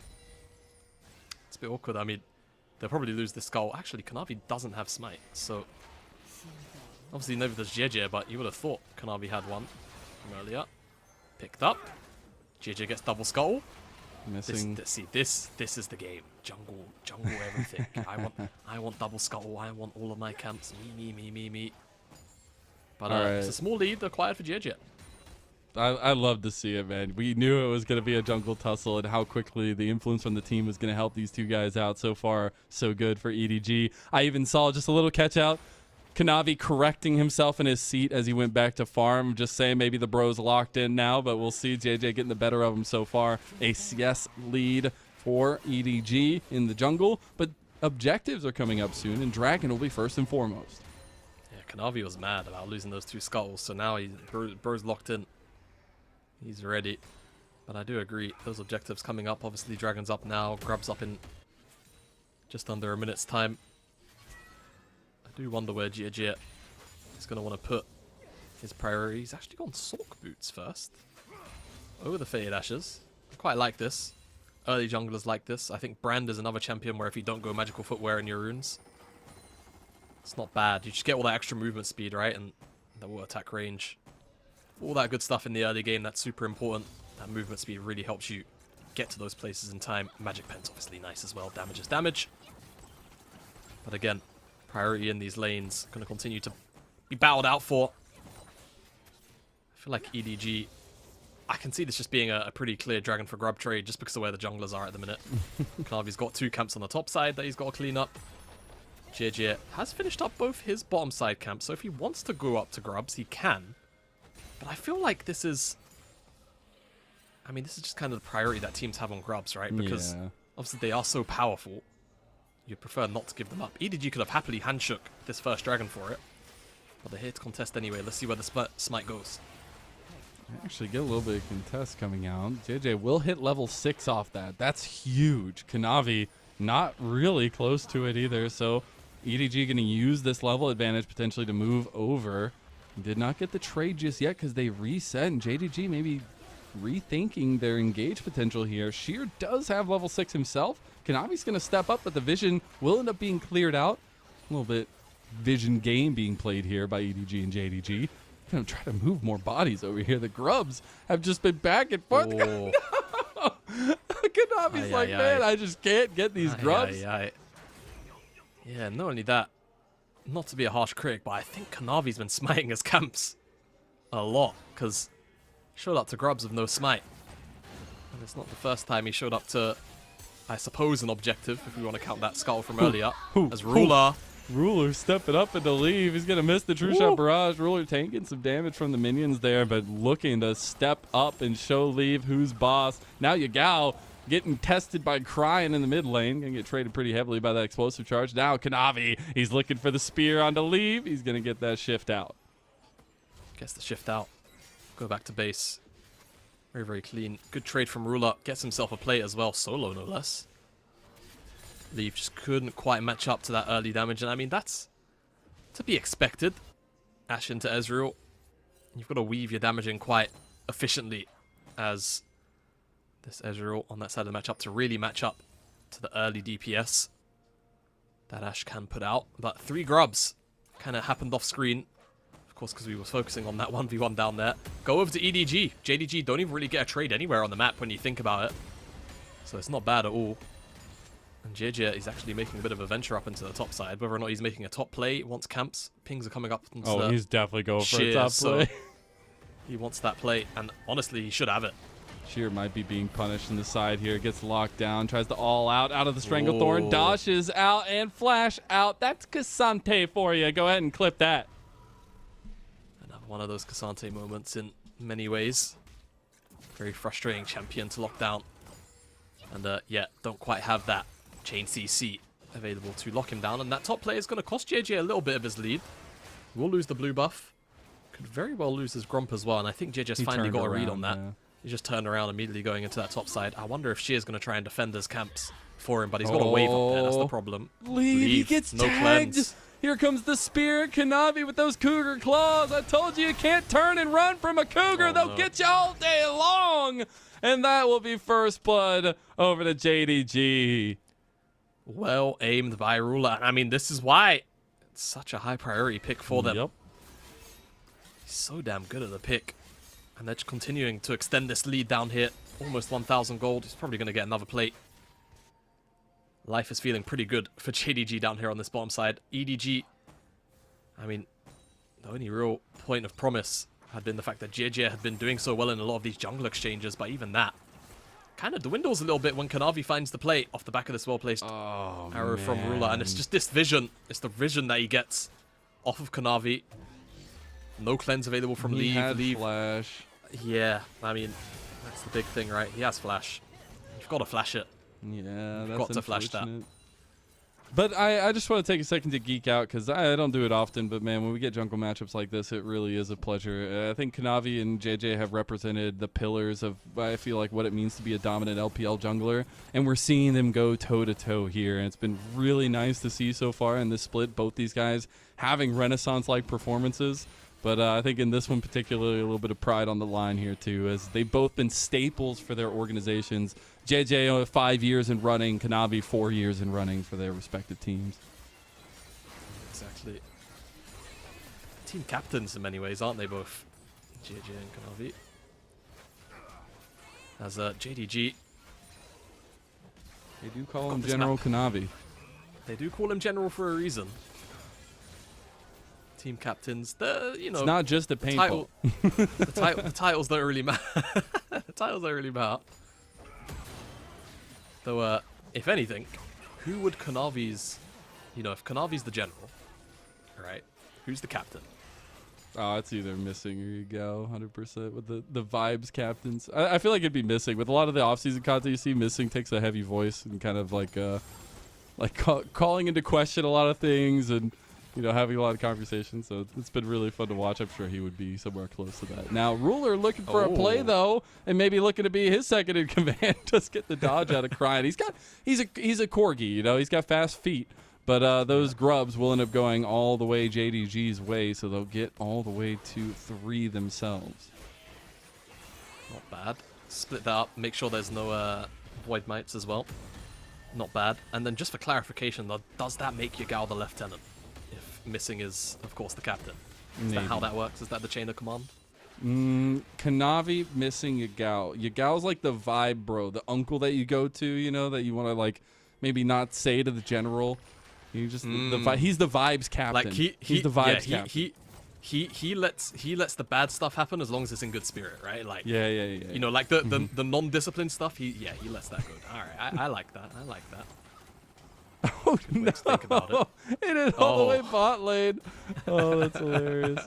Gotta love those errant Ash arrows. But again, last time we saw this pick by Ruler, it was so incredibly strong in finding those picks, and we're starting to get to that mid game where that CC is going to be off cooldown all the time. But let's take a look at those entrances that both teams can have. A lot of AoE for EDG, but also a lot of poke to enter these objectives, while JDG, they need to stick and fight. Yeah, they do. That's kind of going to be the difference maker, I think, between both of these two teams. EDG, it's so awkward running this kind of competition where a lot of the damage component is really a poke component. But then you've got two champions that really want to dive in and get things going. But they have to pounce on the damage that's actually put down by Crying and Leave. Now, Flash comes out from JJ. And again, Ruler's just proving to provide so much pressure with this Ashe. Without that arrow, though, I wonder how much space EDG actually have. Whether or not they can actually make their way back in. I just feel like, again, Braum, Ashe, the rundown, so difficult to play into. Oof, good spear there into Wink. Solo kill. So hard for EDG to approach. Solo kill was trying to back, ended up stopping it because he realized it would be a really losing play with all this, and another plate goes over to Sheer. He has had a massive advantage up in topside. They both have TPs, so we could be looking at a play around these objectives. I think both teams read that and kind of back off. Now, Yagao, he was waiting around the corner there, utilizing the vision to try to take down Crying. He's not going to go under turret here to follow him up, but Crying ends up burning his flash. Very happy to take that trade. As now Sheer. Oh no, Sheer. It was so nice. Caught twice. This time you don't got Cassante things to get you out of it. Solo kill will take him out. It was so nice. JDG, unfortunately, watch EDG not let him do it twice. As now JDG will get this bottom tier tower. Tier 1 tower, rather. It's only one dragon, though. 14 minutes in, so it's not the worst thing in the world. Solo kill's going to recoup some of that gold that was being lost very passively through the plates. And those very incremental demolish procs will get this whole tower to himself. That should just about close up the gold difference between those two top laners, I think. That was 1,000 gold in turret plates to 250 JDG's favor there. That's kind of crazy. Now EDG continuously being proactive though with this Zyra jungle. Will end up getting the Rift Herald. Ooh, another arrow. It's going to find JJ in transition. Nice block by Wink with the double grain interest. Wow. This man is doing everything, but JJ's health bar is saying, no, I got to go. And Yagao's trying to chase him down. The Buster shot will get him the reset. He's not going to chase any further as the Arcane Shift came out from Leave over the wall, but JDG, they strike true. This is just such a fantastic performance so far from Ruler on this Ashe. Anytime the arrow's up, it just feels like he's throwing it out, looking for a play. Yep. And I love this from JDG, the coordination to just continually look around the map for it. I think Leave is probably going to walk up and stop this base. Ooh, just short. Half a second. A little close. But again, JJ called out. Didn't have flash this time. Of course, flashed the last one. Again, just these like drops of vision everywhere, looking for this play and information. as now they're looking for Yagao. Has flash, but no turret. So yeah, has a long way to run. Is not gonna buffer the grand entrance. The counter strike comes out and Yagao gets killed. A TP from Sheer a little bit too late, but maybe looking for more as Wink's health bar is not very high. All out comes through. Those in Tofus hit strongly and the turret falls. He's still got the damage to tick up and Sheer goes forward now. Ruler not gonna follow up as he does not have the arrow just yet, but Sheer making a big redemption play on top side. Solo kill got very fortunate that Sheer just was very shy on those Edtofo strikes. Because if he connected them, got those slows with the Iceborne Gauntlet, I think that could have very easily been a chase down onto the Jax as well. Not bad there. But JDG, find another play. EDG, crying. We'll pick up this tower down here on the bottom side and claw back some of the gold differential between him and Yagao. Of course, have to remember the Triforce, very, very expensive item, and there's 3 of them on EDG. EDG is subscribed to the League of Triforce here. They're actually going to try to subscribe to the League of Takedown Sheer multiple times in the game. He does not have a little... actually, yeah, okay. I mean, that 4th one is not going to be enough. I was like, he might still have an exit but as soon as Wink comes over the top. Now, Leave just might die in mid lane. Not going to find the spear. Ends up getting the Arcane Shift away. That's Rift Herald and bot side. A tempo play by EDG as they take down Sheer, and they're able to take down a tier 2 tower here as well. Yeah. All right. EDG finding some nice openings on the map to, at the very least, answer out. Wink's going to ride the Herald out for fun. Passenger princess. That's what that is. We're going driving today, Wink. He doesn't even take the Herald out of the different lane, by the way. He just rides all the way back. Just delaying it, so it's more annoying. Yeah, exactly. We'll get taken out by Kadavi by the looks of the minimap. And we return to a map state where a dragon is just over a minute away. And as we take I want to take a quick step back, look at the items, because Yagao, pretty close to that second item. Might have it on this reset, he does. And Ruler, in all fairness, with that 1k gold lead, I think with 1 extra wave, he might base late, but he could also get a second item in too. That wouldn't be too bad. I think JDG could probably delay for him if they wanted to, if they believe it worth the time. Big thing. They're going to get chunked out. Big thing here, though, Ruler has a J Crystal Arrow back up. We're about 30 seconds out. I expect when we're a little bit out of objectives for JDG to try to look for picks to make it a 4v5. They haven't gone for it just yet, but Leave not having flash is something to think about. Yeah, that's the problem, and Leave has been targeted quite frequently. There's that base coming out from Ruler, so he should have the Navori Flicker Blades, I'm assuming he's going. Given those components. Phantom Dancer, both built out of the same components. So that's a big spike in damage. Very, very powerful. And yeah, JDG in a very good spot to look to contest as those tier items from Cry and from Leave, they're just not there yet, you know? And once they are there, EDG will have a very, very solid shot at 5v5ing, but until then, JDG, this dragon should be theirs, as missing. They're looking for the collapse play here as JDG not going to actually play towards the dragon just yet. They're bringing solo kill up for EDG to mid lane. Very interesting assignments here right now to set us up before this objective, but it looks like JDG are going to try to get a mid push going.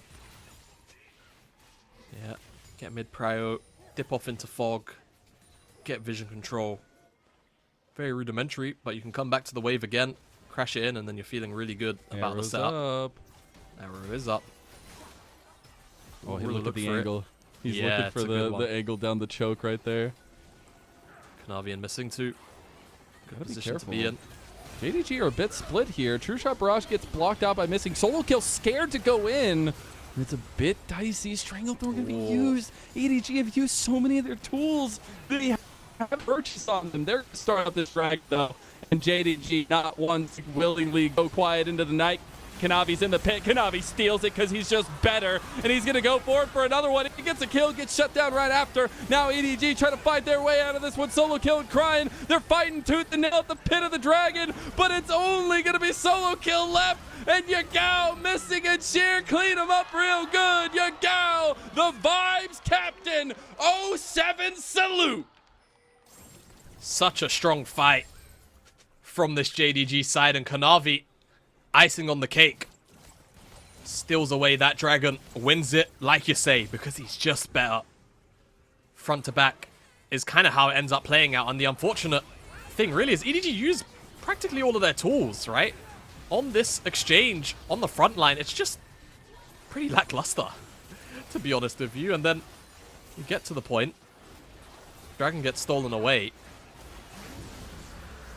Just not close enough, Jidget, maybe.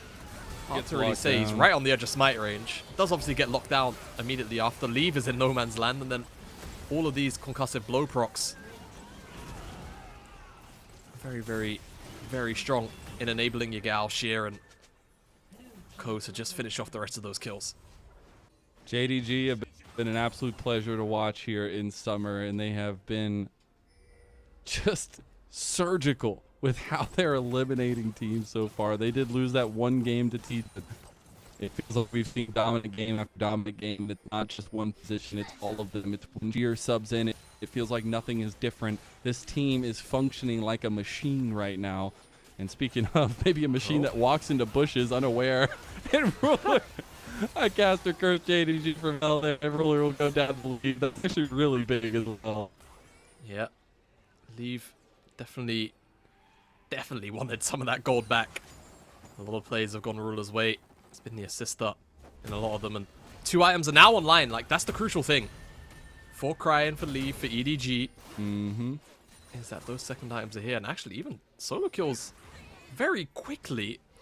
I'm feeling it feels quite silently acquired that Sundered Sky as well. Does your trophy look smaller though when you look over at Yagao and he's on 3 items?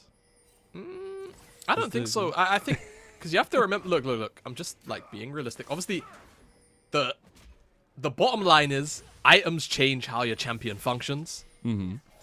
Kraken Slayer, Navori, Lord Doms, very, very, very, very cheap for in comparison to the Triforce build path. So look, not only is Yagao very, very accelerated, but he's also, very much building cheaper items. That said, doesn't make him a weak champ. Arrow? As the arrow. Ooh. Not able to hit on point. Ruler hasn't found the lockdown just yet. Wink has been consistent in big run entrances. False engage there by EDG, but they've gotten a full engage by Solo Kill, who goes over for a double counter strike, but gets immediately taken out of the fight. EDG, they're turning tail and running, but JDG, they're gonna rip him right back. That Stranglethorn able to separate a little bit more. The resets were not there just yet. Leave tanking a spear to the dome there, but EDG find a way to fight their way out of that one, only losing Solo Kill and maybe weak. Okay, he's not dead. Just about squeaks his way out of it. Yeah, EDG, I mean, it's not a bad idea. They just don't find the execution, unfortunately for themselves. And I think one solo kill is just one shot. Again, Wink solo kill, they have to kind of be on. In this instance, they're on 2 different flank angles, trying to pincer in JDG, but this composition, it's so hard to lock down. Cassante is such a strong peeler. Braum speaks for himself. Ash Tristana on top of that to just play off of all of that front line, play off of all of that peel with some Nidalee hills to boot. So hard to lock this team down. Very clear intentions by G right now. They're about to have a soul point if they get this next dragon. They're already moving vision down that way and trying to get priority in mid lane, just putting all their bodies down towards this bottom side of the map and hovering in between. Exactly. And that's where, again, Ruler on this Ashe gets really scary because he's able to dip off into Fog of War, send out those arrows on the vision that they've laid as traps, and then they get to play off them really easily. God. Is he going to get him? He's going to commit the death. Oh, the last turret shot. We get the solo bolo trade down in bot side. Now it's a 4v4. All right. JDG it's just mid laner for mid laner, so they're still going to be going at it back and forth in this mid lane. Still, again, looking for Ruler, looking for those arrows. Bites that dragon, that's up in a few seconds. Lethal Fish was in, trying to engage from JDG, and he does just that. Now we're moving over to the dragon for Kanavi. He should just start that one up, and that'll give Soul Point over to JDG. Pings over by EDG onto the Baron side of the map, but I don't think they could start this one out without a contest from JDG. They're going to try to move forward onto Missing in mid lane. But it's dicey. It's Braum. Too tanky. That dragon's going to go down. Third dragon, Chemtech. And I'll be honest, Chemtech, it's one of the few times I'll say Soul's going to be really annoying to deal with. As Missing. Yeah. Taking a Ruler lot has here. it. We're always just kind of on our edge of our seats here. And that's kind of the problem. Great shield by Missing. I feel like we're watching golf or cricket or something, you know, like low intensity. Looking for the shots. Like high intensity, low energy. You gotta really get your soul into so it. Quickly, because one big spear, one arrow, all of a sudden you're going in for JDG. A little bit of poke goes the right way for EDG, and you find a lot of frontal engage there with their compositions. I also want to highlight that we're getting to 3 items for majority members here very, very soon, and we're actually going to take a look to that solo bolo trip outside. Yeah, so it takes a couple tower shots because he detonates the explosive charge. Yeah, just accepts it. But it's 750 gold going into Corky's back pocket, which gives him Lord Doms. I don't know how worth that trade is at the end of the day, but I'm sure it felt good for Yagao in the moment. It's one of those things. As yeah, EDG, in all fairness, they've done a really good job of locking down control around this Baron. Just about whether or not they can stay up, and I mean, I will say double AD carry, not the fastest ADs to take down a Baron, mind you, but Zyra? I mean, not too shabby, right? It's definitely a very easy to make happen play. Just about whether or not they'll be afforded the time EDG. They don't know that Ruler's gone back to base, but he's picked up a Bloodthirst up. Makes a whole bunch of sense into this poke. Thought maybe they might look mid on the leave since they were collapsing with Sheer. They don't end up pulling the trigger. I think they're feeling a lot more reserved with Enchanted Crystal Arrows now. It's not immediately on point, getting sent every single time. And I think that actually is helping EDG feel a lot more confident on the map. Yeah. I think just the slowing down of the pace from JDG's point of view. Not sending out the Ash Arrows as frequently. It's just kind of given EDG a little bit of space to breathe, right? To Missing and letting him breathe right now. But Missing, yeah. Doing his best Hillersong impression. Playing a pure champion, stepping into the face of the enemy. Creating space, if I may. Oh. Sheer. He's got the improved blast cone if he wants to cut the distance there, but actually not going to go for it just yet. EDG just trying to maintain posture here in the topside jungle of EDG. On this red buff, maybe. Fire over anything you can. It's a bit of a dangerous choke to fight in, though, against the Zyra. Knavi wins the flip. Doesn't even pay for it with his life. They're going to try to catch them out as they leave, though. TP immediately turns EDG around. There will be a deeper TP by solo kill. Do they know? Their health bars don't really enable this, though. Oh. Yeah, solo kill can't do it. Yeah. It was a good TP in the sense of they didn't know he was there, but now this is a bit problematic. That minion is faster than solo kill. Oh, the arrow, no. That's all the way from distance, so he literally can't do anything. And Ruler, once again, setting the bar of measurement here in the LPL, and it goes straight into the Baron play by JDG. JDG also needs to pay that one caster minion a bit more shit. Yeah, what's he looking for? Deep here. Definitely a little bro moment to get the big bros, the Baron, but Yagao maybe trying to join his little bro in death is going to back out in the end. So 4 Baron capes available by JDG as they make the big plays. My. You know what? Sheer's Sarge, but he's like the quickly promoted to Sergeant. who's in that squad of, you know, The bucket helmet highly- doesn't fit quite as perfectly. You know, the equipment's a little loose. You know, he did something when he was a private, got promoted quickly. Now he's in the special task force, and he feels a little bit, you know, don't want to say outclassed, but he's got a lot of experience around him, and he just wants to prove himself a little bit. That's what that play was, unfortunately for him. I like Does the die. reverse Doesn't get to cast no the pass. TP here, Okay. by the way. Yeah, it's pretty funny, eh? I mean, looks for the TP, they never see him, and then, yeah, unfortunately, Wartop's over. Look at this minion! Look at that second minion. It's just faster than him, and then it allows for this Ash Arrow to hit. Because he's probably so tunnel visioned on trying to leap strike to that minion that he's not focused on the arrow that ends up connecting onto him. Another one between the goalposts, but I mean, can't fault him for trying. He's hit so many this game. Shader's using the maps so well there, missing if leaves the blast cone out. Does get a little bit of poke damage on the back end. Kanavi also going to eat a bunch from Leave. Dragon gets started up by JJ, does it very quickly here. JDG really not in position to punish, but maybe the fight after. EDG trying to exit. They're getting caught on the death wall here, and now they're caught between a rock and a hard place, and that's a Kasante with a triple knockback there into the wall. Big all out, bringing Wink right back to the team, and that's 1 kill away by JDG. They will not through any further, but they're going straight down mid lane with this Baron buff. Exactly. They'll get an inhib for this at least. EDG have to reset, and it's slow resets for all of them. Good fight for JDG. Good angle from Sheer. Redeemed himself a little bit. I mean, that death for Baron earlier, it's technically worth anyway, but just doing another fantastic job. Locking down multiple members, peeling Wink off of the back line to stop any potential follow-up.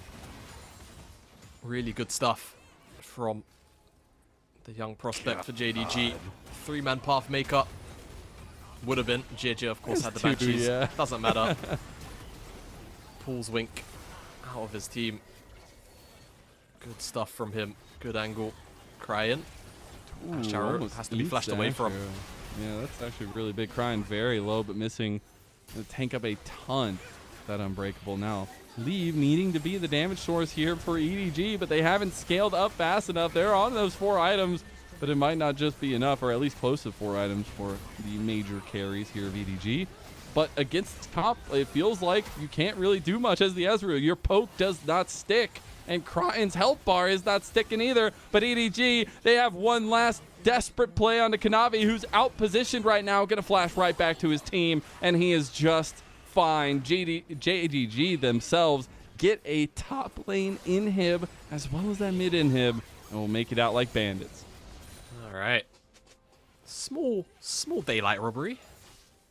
But Just when a you're this little far ahead, you know, like, what's going to stop you? Sheer, by the way, interesting purchase from him. Zeke's Convergence. I'm not sure how many times I've seen it on Kasante, but we're starting to see it a little bit more on some of these frontliners that, you know, when they pop their ult, they want to be in melee range. And it's kind of bleeding into some of these solo lane builds. Like the Kasante, like the Renekton, like Zac, right? These... By the time you kind of at this mark in the game, you're starting to turn into a bit of a lower economy champion, right? Zeke's just kind of fits the bill. Right? Yeah. You empower one of your ADs, and you also empower yourself by slowing people around you once you cast it. Really strong item.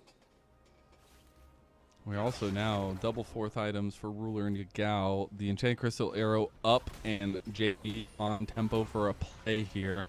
They are moving down for bot side, the only remaining inhib left, and they only have a couple turrets to crack that one open.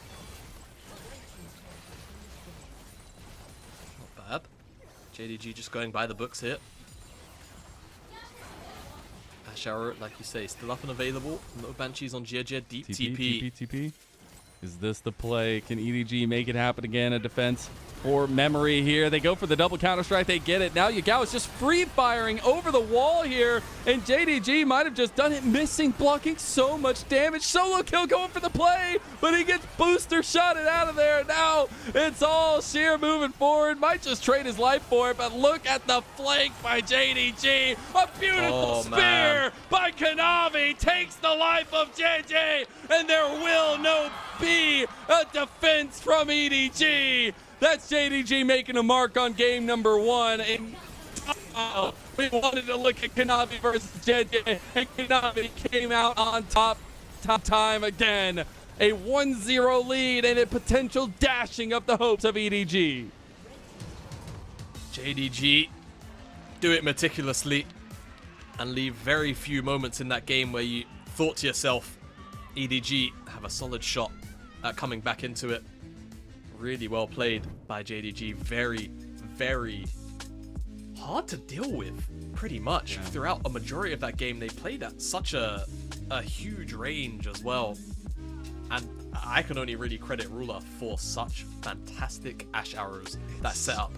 I can't even count on one hand, Dude, really, how many plays insane. JDG were able to take off the back of it. It's insane when this guy gets that pick. It's just absolutely crazy. Now, luckily, it's fearless, so he won't get it again. Little side note, solo kill looks absolutely defeated after that one. Hope he can kind of bring it backstage. The body language can be key here for EDG. We'll see what happens and if they can keep fate in their hands as JDG start off strong. We'll be back after a break.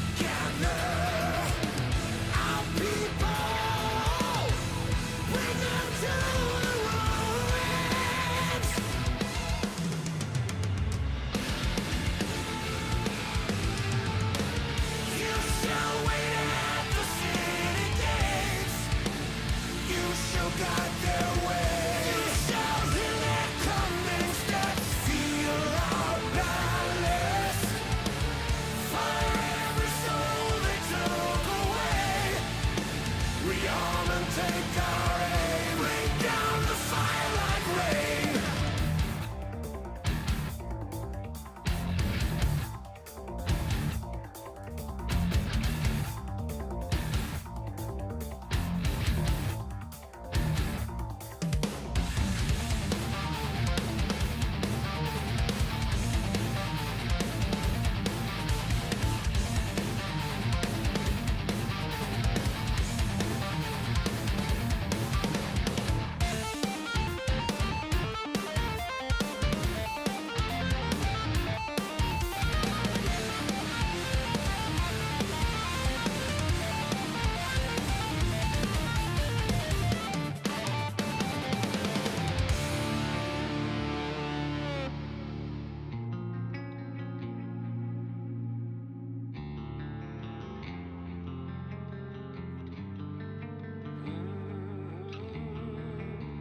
You will stay in 45.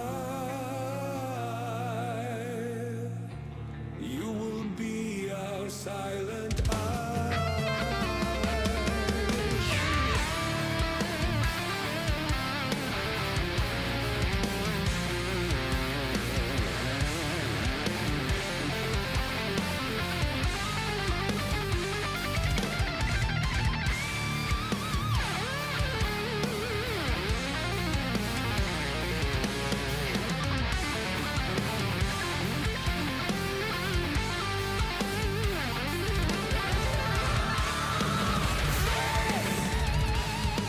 Will come seek us out.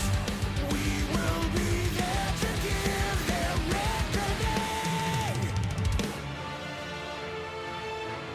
Oh, you shall wait at the city gates. You shall guide their way.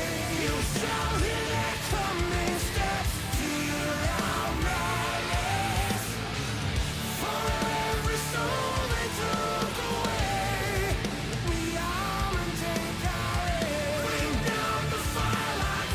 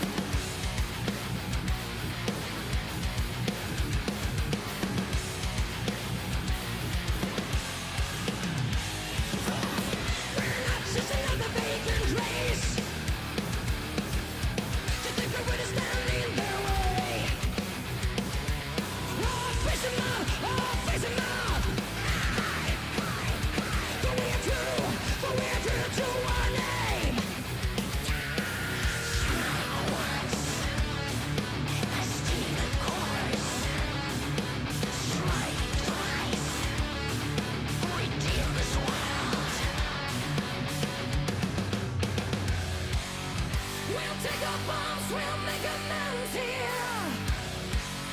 When they bring death, we must remain. Relive the pain and turn it on them.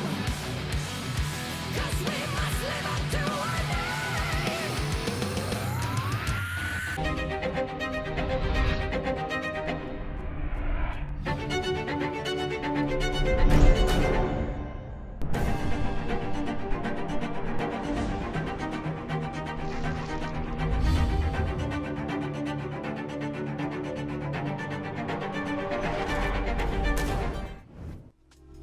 Welcome back to LPL Summer 2024. I am Mazel. I'm joined by Jamada. And what a series number 2 to have in store for us here. The deciding series of Group A for who goes up and who goes down in the next round. It's going to be a lot of fun. JDG have already stomped game number 1. Yagao on the Tristana comes out clutch. 40% of his team's damage done. The fact that they got the champions they did in the first 3 on blue side is actually insanity, but they made good on it. I'll be honest. Ruler was robbed. I'm just gonna say it. I'm just gonna Ash say it. arrows Ruler was go robbed. undersung, man. Look, I'm just saying. Look, I don't care that he dealt less than half of Yagao's damage without all of those arrows, JDG wouldn't have made half the plays they did. So you know what? Look, Yagao, you did all the damage you did. Fantastic. You did a great job in all those team fights. Those Ash arrows were insane, and that was really the underlying thing that then allowed for JDG to put themselves in position where Yagao did do the damaging parts of the League of Legends that we saw out of JDG. He did the thing. But yeah, either way, strong performance from Yagao, strong performance from Ruler, strong performance from JDG. Yeah. As they don't seem very interested in this potential fairy tale story that EDG could write for themselves. They are full-blown playing spoiler, and they know it, and they don't care. Which is fully fitting for how they've approached this summer split so far. They've been absolutely dominant and are letting everybody know about it. Couple shout-outs to EDG's side. JJ on the Zyra actually had some really good pacing and had some good moments, just not able to get to a scaling point where it really mattered. But I will give another huge shout out to Wink, man. He had some hero plays on that Rakan, just unable to really pull together with the team falling behind. So I want to see them kind of utilize that strength, because that's something that JDG did super early on into that game, was use the strength of missing being able to get out onto the map and help Kanavi. Yeah, I think, as you mentioned, supports being able to pair up with their junglers sooner just make all the difference, right? And the fact that Kanavi, it felt like very consistently had that Braum at his back, did make the difference in those earlier portions of the game, always following around where those Ash arrows were going as well. Super strong pairing, and again made it very difficult for for series, mine's still there, for EDG to answer out. We need to see more of that between Beichuan and Beichuan. I'm still in the previous series mentally. Do you know how crazy that's how like one-sided that game was. Between JJ and between Wink. I do want to give a quick shout out, as it was posted on social media, but Missing in that last game did reach 5,500 assists in the LPL.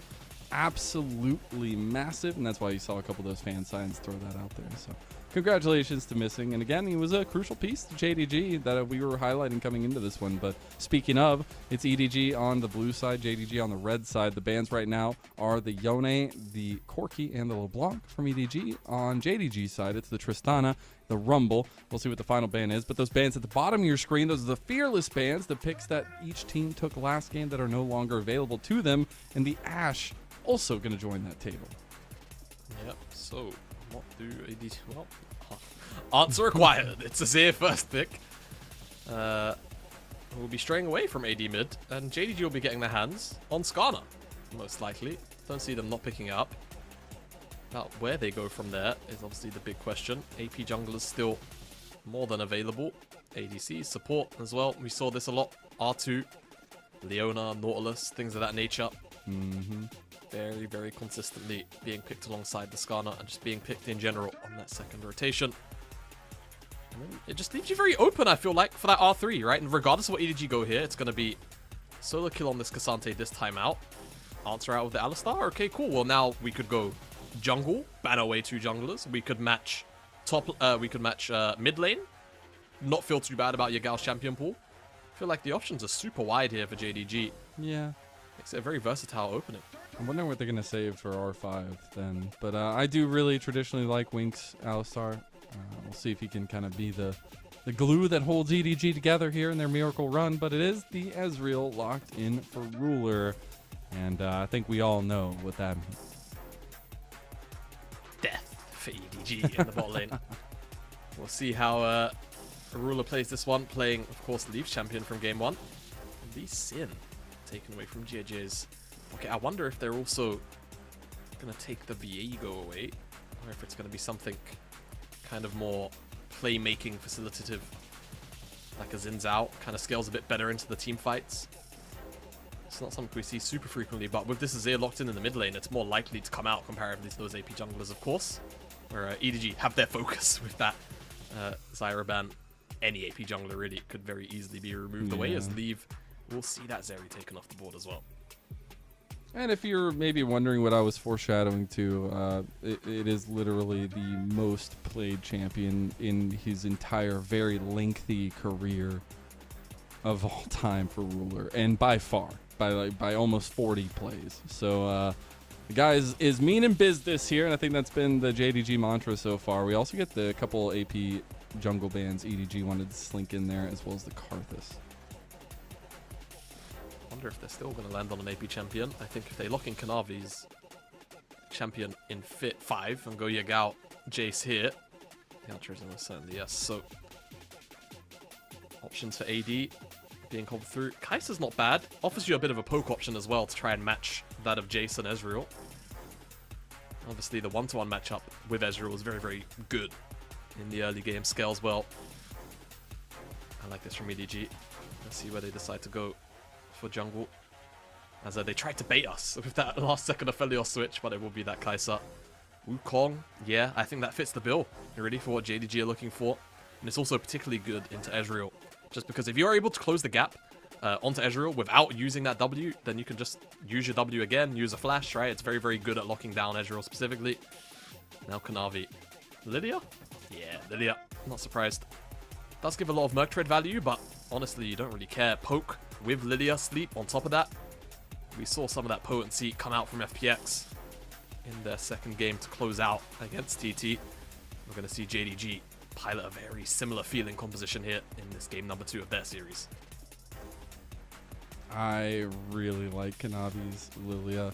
I think JJ's going to have a lot of work cut out for him, but I'm more so curious, again, how quickly we get Missing and Wink out on the map, because that again, is another huge importance with the way the comps are set up this time around. Do you feel like Snowball goes in one way or the other?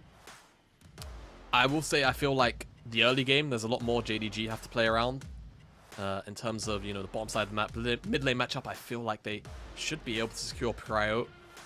I really look at that level 6, though. That's where I start to get, a little bit apprehensive about giving a clear-cut answer, because the sleep, Lilting Lullaby from Lilia is so powerful. A Shurima Shuffle out from the Azir could be absolutely devastating from Cryon. And of course, Cyclone, right? Wukong Ultimate, such a powerful early scale machine tool. I think early game is really going to dictate how quickly they get to those tools, naturally. And I think Kanavi, in the 1-to-1 jungle matchup, certainly should have JJ's number, just on champion to champion. True that. In terms of the options. It is put up or shut up for EDG right now. They need to win this series to have hope to make it into Group A for the next round. If not, FPX will be the ones to move forward. We get into Game 2 now.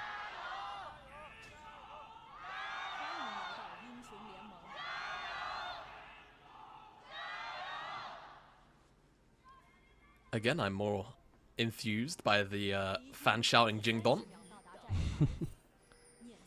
than the actual JDG fans chanting Chayo. First strike gold? Oh! Missed. Oh. Leaves too cool, Tisk, man. tisk, tisk. Then you have Wink over Wink is here even just playing cooler. the cowbell.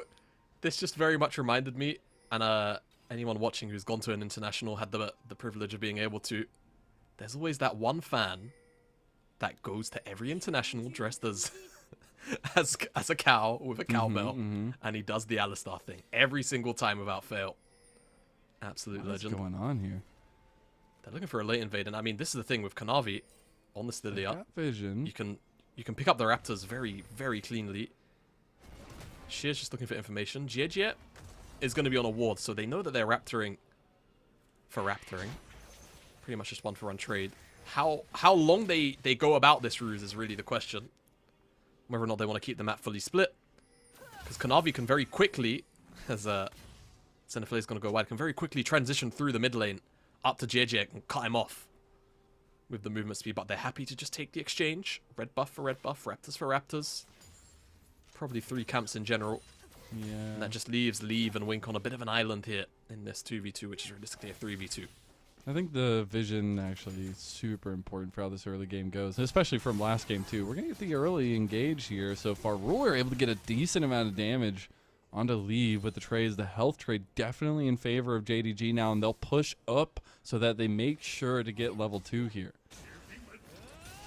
Making sure they can try and find these aggressive trades. Yagao, as you say, that does a great job. Ruler shifts forward. Dude, Ruler is just insane. Oh my Knows he has goodness. that. Kanavi's not going to look for a dive. Good engage. They do actually get a decent amount of damage. That Ignite's doing a lot. They're going to get the double CC chain onto Wink, but Kanavi can't get in distance to do anything to help. Now Ruler is the one on the back end of the trade. All right. Did have to use the barrier there as well, just to ensure he keeps his life rule up. Will likely reset off the back of that, and with the wave crash, Leave and Wink are going to be left to have to reshove that back.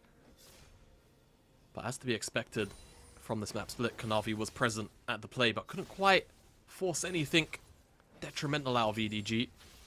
We'll just look to continue what is effectively just a full clear just on a map split. As JJ doing the same thing. And they're about on tempo with one another. Kanavi, I think it's important to state, Lilia just clears jungle faster than Wukong does. So won't be too far behind. And I think that's what was going for both teams last time around. I mean, JJ and Kanavi were just tooth and nail fighting each other over and over again. Trying to find a lot of the CS differentials and things. It obviously started going the way of Kanavi eventually, but do expect that proactivity to continue to be a thing. Now we will get the Scuttle Crab splits here, but I do wonder, with a little bit of the priority we saw in Dragon last time around, if that's going to also be a thing again from JDG on the other side of the map. Yeah. Whether or not they continue to This keep the deep ruse flank, up. man. What? Yep. Oh my goodness. Wink's like, where did you come from? Now they're going to get over the top by Cryan, who is able to get there first now. It's Kanavi gets flashed on by JJ. Now things are going the way of EDG, and Cryan can follow up with a little bit. Now JJ going right back on to get Gal. This red buff doing some work with the burns, but EDG respond in kind to JDG's aggression. A little bit over eager. Off to the side as well. I just want to add that Leave seems to have blown his flash. I'm not sure when or where. Yeah. I'm going to Not guess sure that how that- Ruler pushed up on him. Yeah, it's the only thing we can really think. But yeah, JDG just get a little bit too over eager. And I mean, yeah, they should be expecting Crying first. It's a bit of a strange exchange. You understand, you know, they feel like they have this great angle. But again, double pulverize. The focus is heavy on Kanavi. Oh, decoy as well, don't forget. Still does deal damage. So, All right, let's see this is how he loses. The it. Ruler Great is shift overall. ruthless, man. Doesn't miss a single thing. Except for the final shot, no doubt. No, he connected. Oh, he died! I didn't even look at the scoreboard. Dude, My goodness me, I'm so silly. I just think that it's been so funny to watch Ruler, who in 2023 was literally like single-handedly 1v5ing team fights on the Aphelioses, the Zeres. He was in every single highlight reel, every single week in the top plays. It was actually insane. And then he had a very quiet but still deadly spring. And now it's summer. We haven't seen necessarily every pop-up performance, but he has been meticulously finding advantages for JDG. Whenever he can, he will rear his head and just remind us all of the caliber of player he is. Not that you ever tend to forget. Name alone brings the prestige at this point, and it has done for a very long time. JDG shaping up for a player on this bottom side. Another stacked wave. Leave with no flash. There's no vision here as well. Do they have the burst damage through cleanse? That's my question. They don't have the lilting lullaby, but they have damage. Now they get Leave down very low, but those turret shots are doing some work now as well as they're getting stacked up. Here comes Crying to JDG. They're in some trouble. Missing might just give his life there, and he does. Over to Leave. Now they'll bounce over the wall. Kanavi in some trouble here too, and EDG, they've gotten 2 kills for Leave, and that's ginormous. All right, well, EDG, I don't want to take anything away from them, but they've been spoon-fed a little bit here. Don't worry about it. Bye, JDG. Not worrying, don't worry. But definitely a couple of oopsies and happy moments here from JDG. The idea of the dive's not bad, they just have to execute it quickly. The problem is the play runs over, and not only does it run over, they have to walk through unfavorable terrain. He's got level 6. Back towards JJ and back towards Cryan. I don't think he's going to be able to stop his base, unfortunately. Let's look at the dive, because they certainly do have the damage by the end of it, no doubt. Swellseed goes a bit wide. Good headbutt from Wink. Honestly, just credit to Wink. Does such a good job peeling this dive. Oh, boy. They saw him go into the bush because of the control ward, and at the last second, he sees what has caused his death as he will fall. That's JDG making good on that bot lane play. Yep, just continuing to put pressure down here. Who said Ezreal's a weak side bot laner, hey? On the hands of That's Ruler. right. Not in the hands of Ruler. Play around him. Play around that side of the map, guys. Don't let it go. Gal was looking for a trade there, but won't have it. And yeah, poor JJ loses red buff, loses life. Still 1-1 in a lead against Kanavi, but you know, jungle leads not really, you know, end all be all these days unless it's specifically an AP carry jungle matchup. Those we see frequently, and those leads they can matter. But in a game like this, Lilia, 3.5 melees. I like to classify Kai'Sa as kind of a half melee, to be honest with you. Just because of how short her range really is, unless she's going poke. Kanavi should have a pretty damn good time throughout a majority of this game. And that's where I look at JJ, who really needs to set up for the team fight competition on the Wukong. He can be pretty aggressive in the downtimes, but I think his spacing in the objectives is going to be super, super important.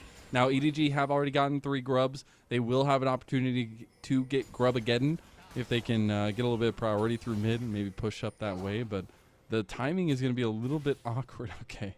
Just getting an errant true shot barrage to the face by Ruler. It's like, nah, you're not allowed to back, brother, as EDG are looking at mid.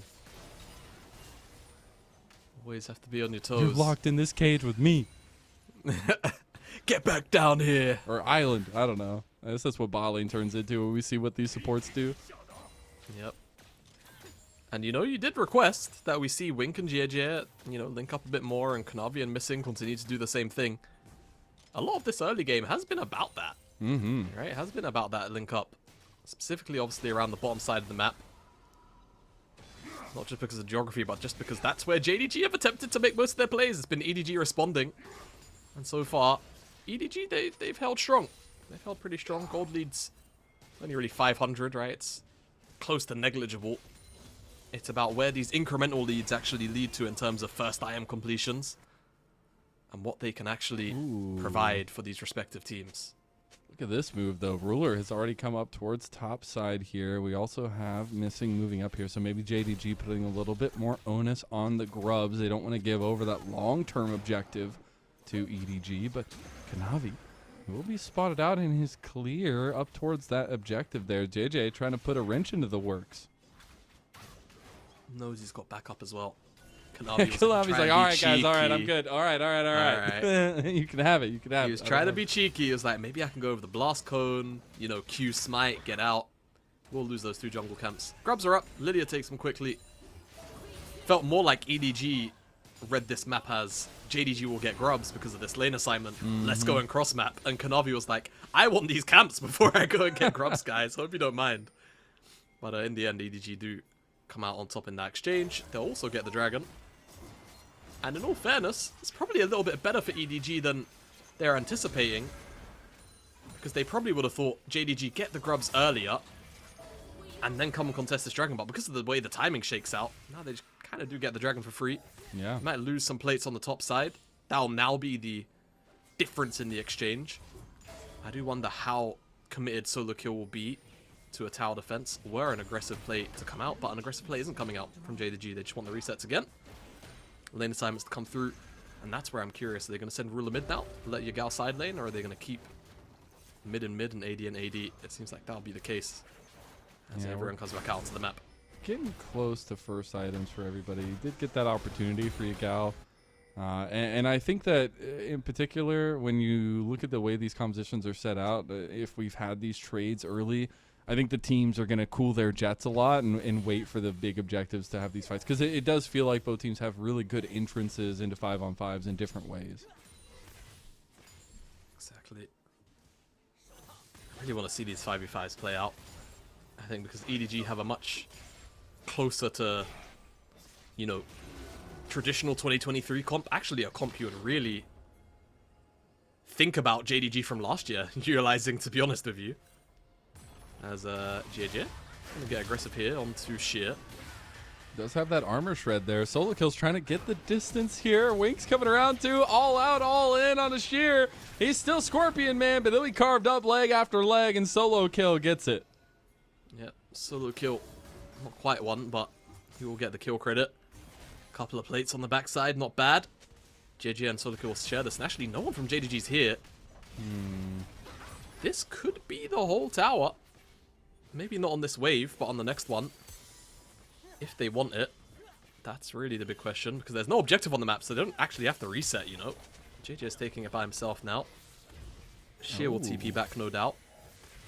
Now save the tower as a TP comes out from solo kill to save the bot side. So, good trade for EDG all in all. Get loads of plates onto the carry Wukong. And they're trying to set JJ up, really, to be a bigger backline threat. Yeah. I think there's some nice shiny tools available to both sides, and they're in the form of support ultimates. Not only will Wink be able to be a lot more tanky now in these fights, but Missing has the go button that JDG have been sorely needing. Exactly. Does feel like they've had to throw their body at the play a little bit more than perhaps they should without that tool. But Solar Flare is such a strong ultimate, just on the grounds of it being non-committal, right? You can fish, and if it's not a good-looking ult, just back away. If it's great, go in, right? It's that simple. True. Can't quite get that same level out from Nautilus at times. Though Depth Charge, of course, provides its own strengths and weaknesses, of course. Travel time as one example, of course. Though, that aside, EDG, they will finally get the tower up here on the top side. Not going to be a plated tower, but Cryan will happily accept the cash regardless. Get JDG, in there. Do they want to scuffle for the Herald? I think they don't. True Shot Barrage? Nah. Cool. Would be funny. That would be really classic ruler. Nah, it's just going to be a little bit of ships in the night here. EDG have been able to consistently keep some objective farming going for themselves. I think JJ is going to start falling behind a little bit on the tempo of clear, because Kanavi on the Lilia will just have an advantage in that. We're going to be close to second items, though, and it does feel like we're going to get a little bit more fighting when that comes around, just because of the advantages that'll be available for Cry and Leave, Ruler, Yagao, things like that.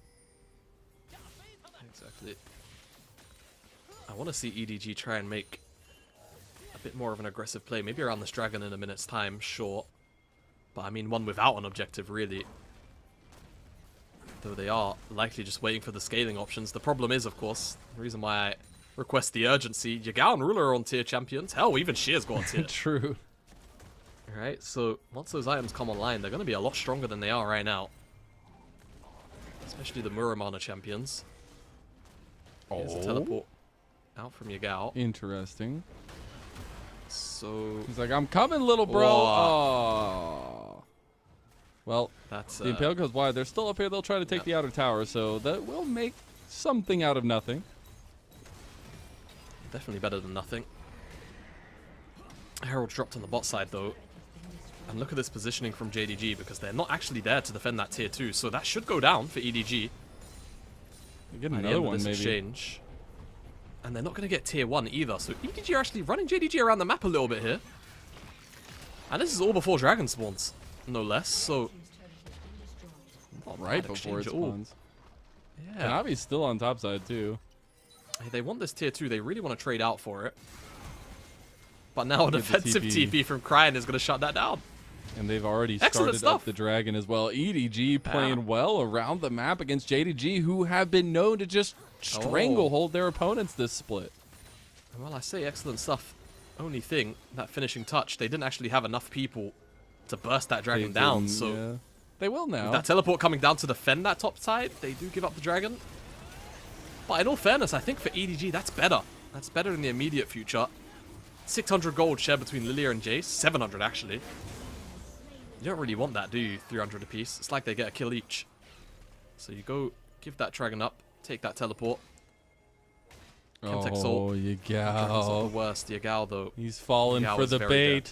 They're going to TP in. They're trying to save him. The Vibe Captain needs help, and they are sending everyone. It's little bro who's showed up again, but it's Kanavi, the general of them all, who's going to set them up with a sweet, sweet lullaby, and then Sheer impales them on the stinger as JDG have pounced, and now they're looking at a tier 2 pot side. Animal Kingdom is in the favor of JDG. They've got a deer and a scorpion. Ooh. They had on the side of EDG. It was a monkey. So, EDG They lose that plate. They're going to lose this tier 2 as well. That's so much gold. It's going to be split as well. JJ is still there, so... Oh, not JJ. Rather, Kanavi's still there, so he also gets a bit of that gold. Not bad.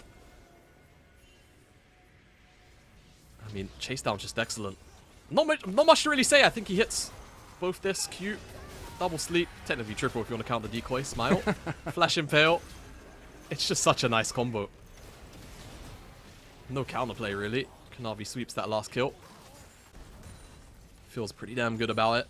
Baron's up in 2 minutes now, and all of that work it feels like EDG were doing, it feels undone in one play, doesn't it? Yeah, strangely. It really does. But that's been the ruthlessness of JDG so far. This split, but also in this series, they were very strong in game number 1, and leaping from that to game number 2, it feels like nothing has changed. They're also going to be very close to all the transformations for those tier items that we mentioned earlier, so it's getting a little dicey for the item spikes. And EDG going to need some of their own, which they have gotten for Cryan, and he's going to be a big force to be reckoned with. He's almost 40 CS up on Yagao, and he's going to be the main ticket holder if EDG want to win some of these fights. Indeed he will.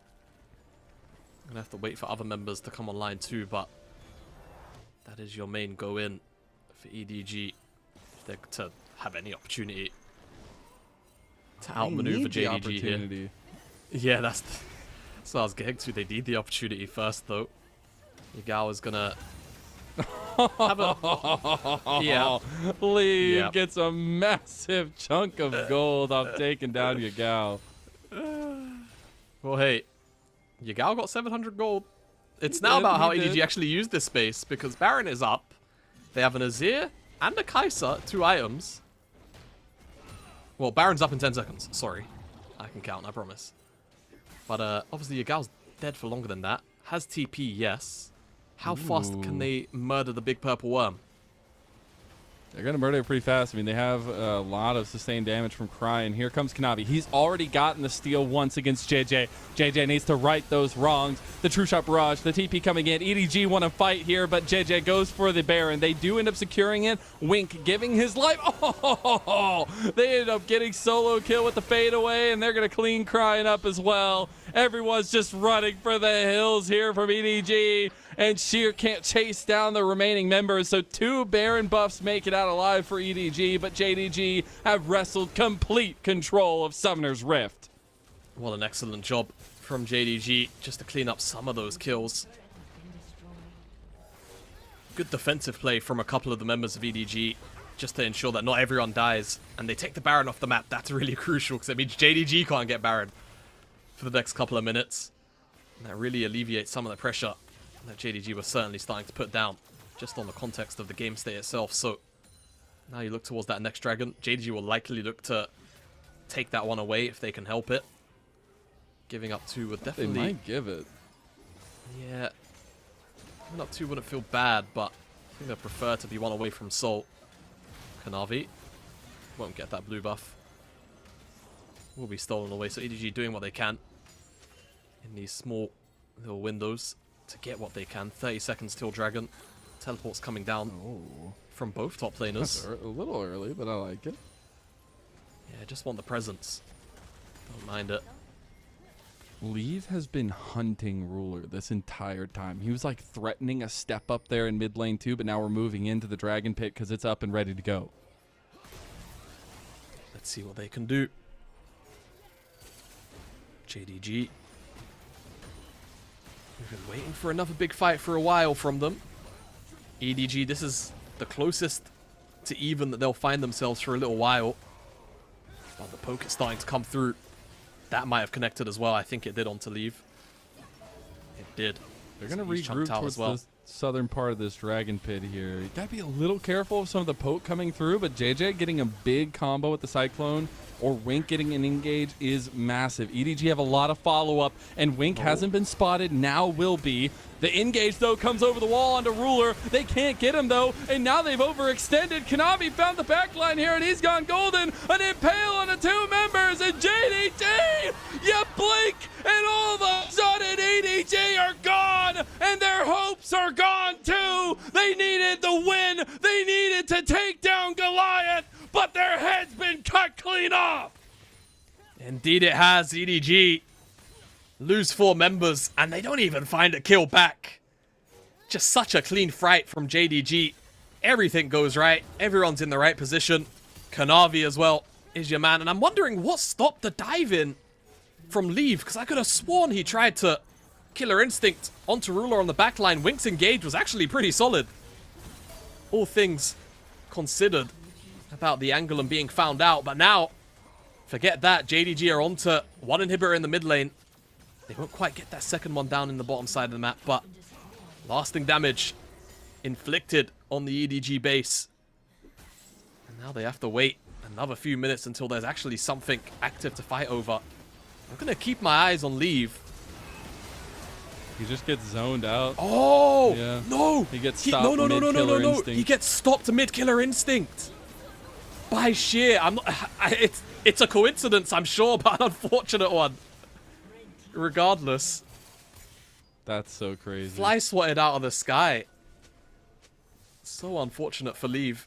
I'm adding If they another kill thing Ruler, to maybe that fight Scorpion's looks differently. hit list, I guess.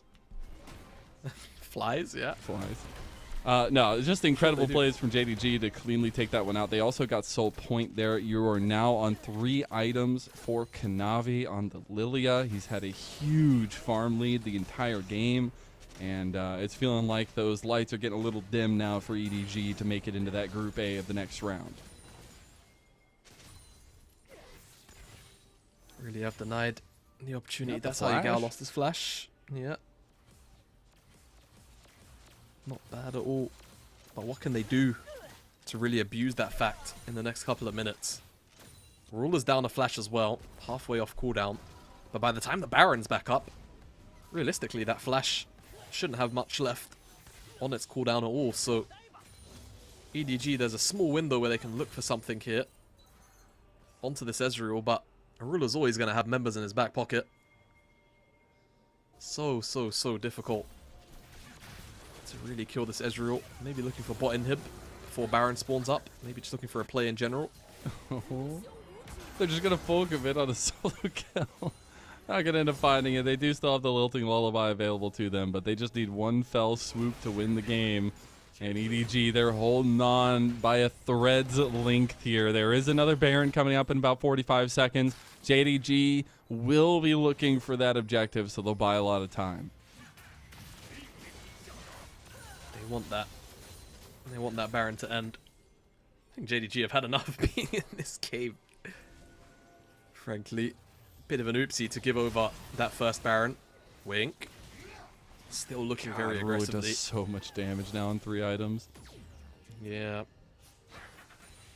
And again, you know, the fact really does remain that EDG's engage, whilst when it works, it works. It's super conditional, and now they've definitely caught on to Wink. Home in this on the area. range. There's a wild buffalo that roams. And I guess Wink, finding his roaming buffalo status, will end up getting away with a blast cone, but might just have to sacrifice his life. And the True Shot Barrage gets Ruler the kill. 5-0-3, and some carved up beef for him. Not bad. EDG will try and pick up the skull, give themselves a bit of information and an idea of what vision JDG do have, but it's not going to matter at the end of the day without Wink to be supplemental engage. Any fight that plays out for EDG here is likely to be negative unless they can find those key targets. JJ has done it before. He has to do it here. Maybe a little bit of revenge for him. He's in there. They're going to find the backline with Leave. Leave is massive now, though. There's the engage into the Baron pit. The Baron going low. JJ's not alive to take it. And JDG, they said, screw the Baron. We want your lives. Now solo kill on the backline all by himself, but crying, trying to put on the best performance he can, but he's down and out. The Baron's still up. JDG still kicking, and they're going to find the big purple worm. That Baron was below 1k HP for a while. JJ was in that pit, but died before it got to that point, and Kanavi wasn't in there. He was busy murdering the backline of EDG. No one gets the Baron until now. Clean ace, a little bit delayed. Of course, Wink died before the play. Let's get a look at this. JJ does a really good job, but keep your eyes on Leave. Snipes out Yagao with the W. Waits, bides his time, then goes. looks in. But then the problem is, everything that happens inside the pit, Kanavi just finds his way onto Leave eventually, but it's actually Ruler that comes out, finishes off that one. And, you know, again, EDG, very nice and creative from Leave to, you know, make that play. But at the end of the day, it just doesn't matter. You're already down a number. And unfortunately, JJ can't make the Baron fight work. They lose the Baron, they lose the Soul. Inhibs are up. Middle one spawning just now, as you can see on your screen. And JDG in a strong spot to end this game. Yeah, you were talking about Ruler maybe being robbed of the MVP on the Ashe last game. I don't know if he's going to be robbed this time around. The man has stepped up in folds. Again, spent 2023 as the king of JDG, dominating 2v2s all year long. It's been a little bit quieter this split, but he's had his moments. And the direction he's been able to have on this Ashe, plus the Ezreal now, has been impressive. Again, since his time coming over from Gen G. This is his second year with JDG, and now they're looking to softly and easily go into that Group A next time in the next round. Oh, I don't know if they have the engage. Oh, no. Kanavi's just taking, I swear, I just need to stop talking about JDG. They still have a three-man impale right there, and the hammer slammer as EDG still turns it all the way around, and Sheer has to flash his way out of there. Ruler can't do much at the end. He won't give a kill over, but EDG stands strong. All right. No more narrative talk, Mazel. Otherwise, JDG might lose this game. We might go to 3. I want 3. I'm tired of these short nights, man.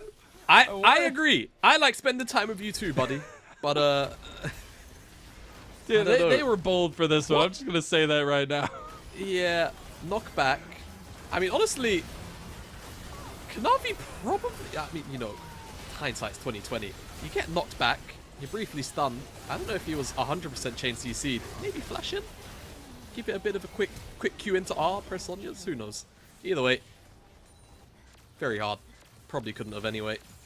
That's the best chance he potentially had. And yeah, just a good catch by solo kill to then kick off the domino effect to find out those extra couple of kills. Now we're back to a map with no major objective. No Baron buff in the pocket of either team, as that one's just going to fizzle off now.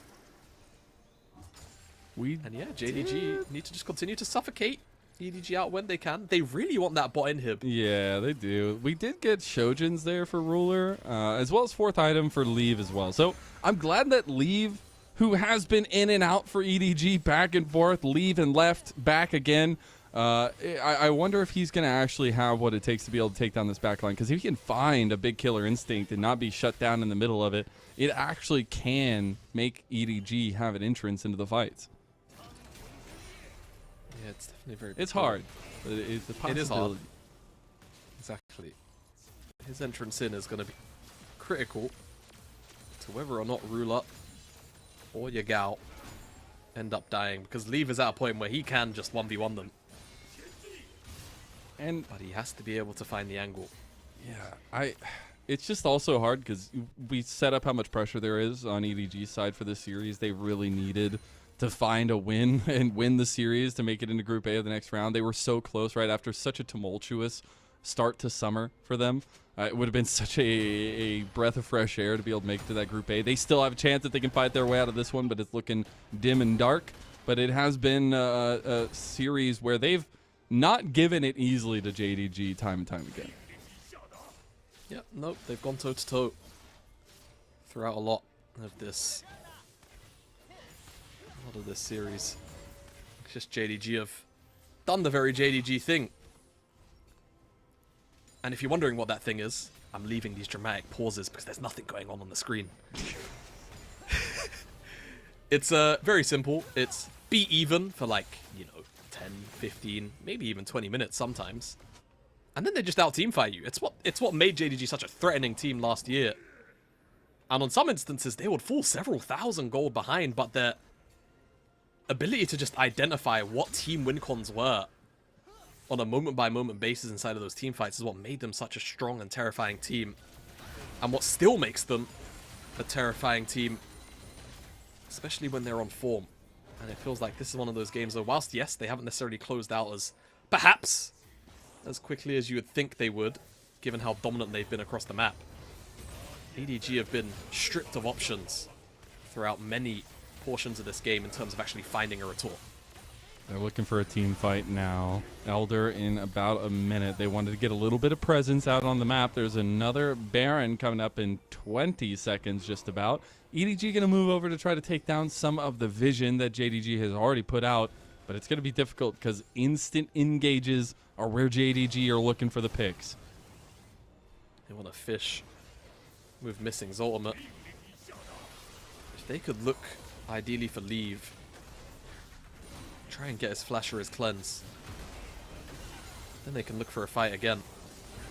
But all of this poke is, my goodness me. It does Ryan. so much. He's going to pop the Lilting Lullaby. slept, They're going to use it as a distractionary tool of the truth. Oh, he's dead! With the bird and all those dominoes, they're starting to burn into life here. You got Leave on the side. Nice double impale there from Sheer. Is it going to be enough? Leave is massive here, but he's going to get run straight into the wall. And EDG's hopes and dreams, their hope of ascending to Group A, will be left out in the dust. And JDG will remain king of Group A.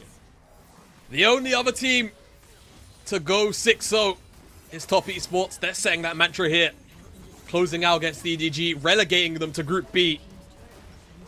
And whilst the game lengths were quite long, I'll tell you one thing. EDG had not a lot of a chance back in as they close this one out. Play spoiler to the EDG party. Go 6-0 and secure that clean sweep in Group A.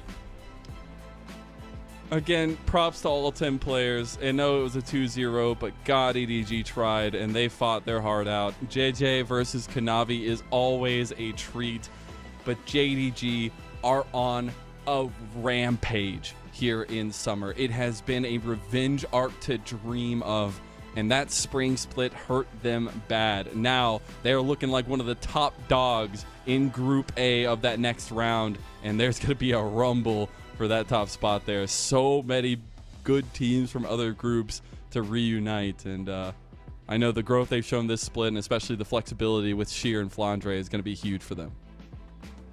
Exactly. Seems like they've got their mold of how they want to utilize these two top laners. And yeah, like you say, just the flexibility not only of JDG and their top laners, but JDG as a whole is such a threat. If they need Ruler to carry, they'll give him a carry. If they want to play utility, they'll give him utility, and it feels like you can just repeat that phrase, but just change the names around all of the time.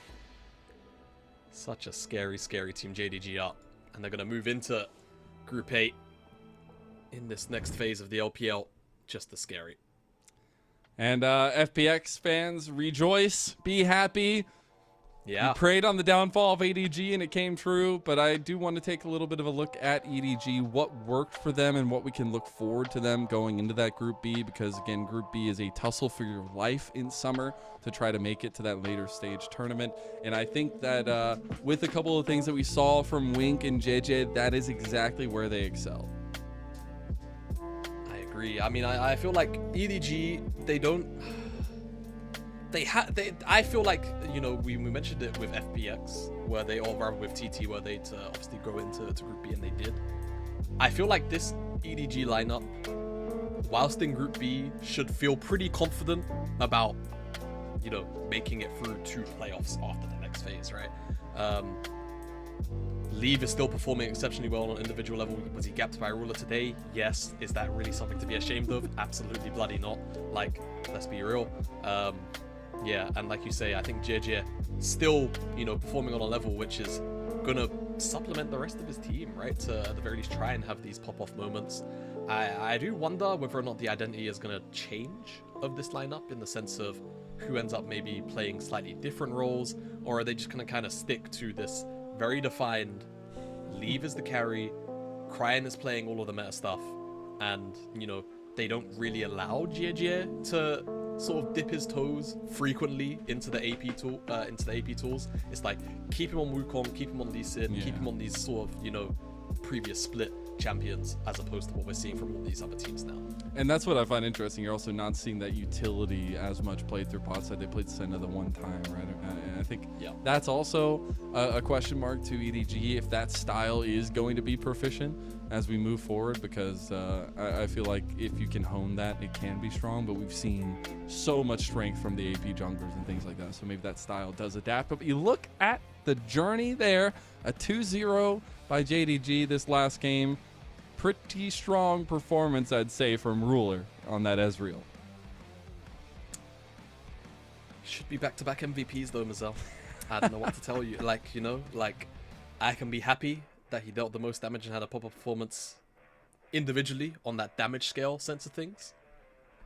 Ruler should be walking away with 2 MVPs. I'm just gonna put my hands up. And this is coming from the CEO, the ex-CEO of ADC Hate. I'm just saying. Either way, excellent series from JDG all in all. And I do anticipate that Ruler will be picking up an MVP tonight.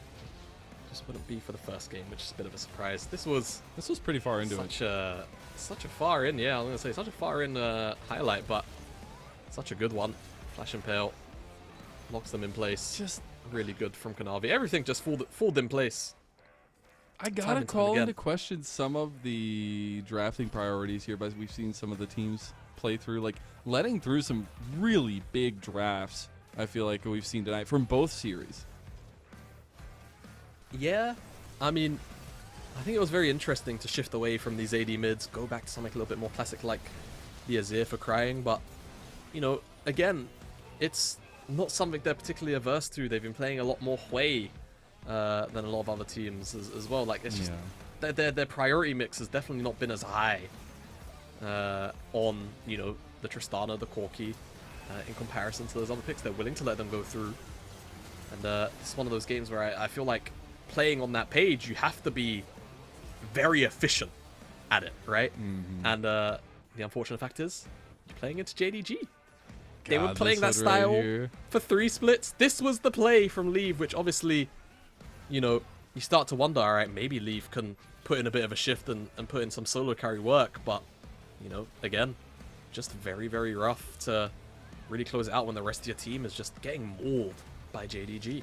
I'm going to say that tonight LPL wanted to have more examples of why you should not let Skarner into any game. And we got a lot of those examples tonight across both series. It just becomes such a pivotal pick in the later game. You can absolutely destroy team fights with it. Yeah, it's yeah.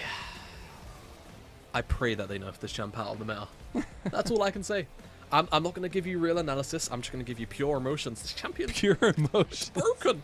It's broken. It's really, really strong. Very few counters. God, this one right here. I mean, this is so cool to see that damage come through. A little bit unexpected. From 1k asleep to death. But look, again, I think I repeated the fact the last time we were together. If one of the strongest answers into Skarner is to simply draft a champion that removes it from a team fight, I think there may be some balance issues going on with Skarner. That said, obviously did catch a nerf. You can ban it. I'm just saying. There's a ban. There's a ban button that just says Skarner, and it's true. I don't know. No, but what a way for Group A to pan out. I think we got a pretty spicy start to it, but then JDG kind of just like, guys, you remember who we are in this group. I really like some of the story building we've seen from a lot of these teams. I'm glad that we've seen a lot of these groups go neck and neck over and over again, and in Group A not being any different. The fact that we're getting to the last day and we're getting deciding games is super huge, and I think it's a benefit to the format now. We're getting a little bit more of those meaningful games for teams that maybe would go an entire split without a meaningful game. Yeah, no, I'm absolutely right. And you know, for some of those teams that are struggling now in terms of like the overall outlook, Group B is a excellent chance to redeem yourself, right? Obviously, the turnaround time is not large. I think it's maybe 4 or 5 days, right? I think it's the 5th of June or July rather, or the 4th when we come back. And look, Ruler got his MVP. I'm happy about that. Carrying on my long preamble, I think that you know, if you're a team like OMG, if you're a team like RNG is a chance to kind of recollect. I imagine we're going to move forward a patch, I would assume. Things haven't greatly changed. I could be talking out of my backside here, so I apologize if we're not actually moving forward a patch, but we probably should be. You know, some AP junglers took a small tap, some didn't. We'll see if that shakes up the meta enough, right? I feel like so far since 1410, we haven't seen sweeping changes yet to the overall landscape of the meta and what to actually generally expect outside of a few outliers, right? Things like the MF pick or buff, that's 14-13 though, so that's likely playoffs, that's in the long distance. So for placements, I do wonder what exactly we'll end up seeing if we do see some meta shifts. But again, that time off, useful time for some of these teams, you know, in Group B that need to just recollect, find an identity that suits them, and play their hearts out and try and get into playoffs. Well, let's go ahead and take a look at the culmination here of our wonderful Group A. Ended up coming down to the last little bit here, but we ended up having a short night. 2-0s across the board. FPX, they had the dream and they saw it. They grasped it. They're going to make it on to Group A ascend of the next round after they took a 2-0 over TT. Then EDG fell just short of the mark against JDG, falling 2-0 to them. Very quick night. Expected results, perhaps, in terms of the sway, but not in terms of the journey to get there, if you were watching that first series today. Speaking of journey. Very, very, very back and forth. And yeah, speaking of journey. I'm excited for that journeys, one. Yeah, the journey of Group D will be coming to a close tomorrow. NIP Ultra Prime, Weibo versus IG. You couldn't have written a better script, really, could you? The chaos. It's still the Elmo meme. Every time I look at Group D, it's the Elmo meme with everything on fire and hands up just like that. One spot left in Group D, and it could go to literally anybody, which I think is actually hilarious. We'll see what those games have in store for us. But that was a ton of fun, even if it was a little bit short here. Jamada, do you have any thoughts, as this will be the last time until we get to the Rumble stage that we'll be casting? Yeah, I mean, I'm not sure when the next time is. I'll be back, so I'll say this with a full chest. Fraud Bow tomorrow. If they lose to IG, man, what a scene that could be. And look, absolute chaos, because not only that, you don't have to think. Ultra Prime could make that second series effectively worthless in stakes. So not only do we have a hilariously potentially close series in NIP versus Ultra Prime, it then could mean that we could see IG just win for the love of the game. Yeah. And that, to me, would be the perfect night and the perfect way to end off placements. The perfect LPL, I guess. But it's been a heck of a format change here at the LPL. It's been a pleasure to get to cast alongside you, Jamada, and we will see you all in Rumble, and we'll see you all tomorrow for the culmination of our first round. Goodbye.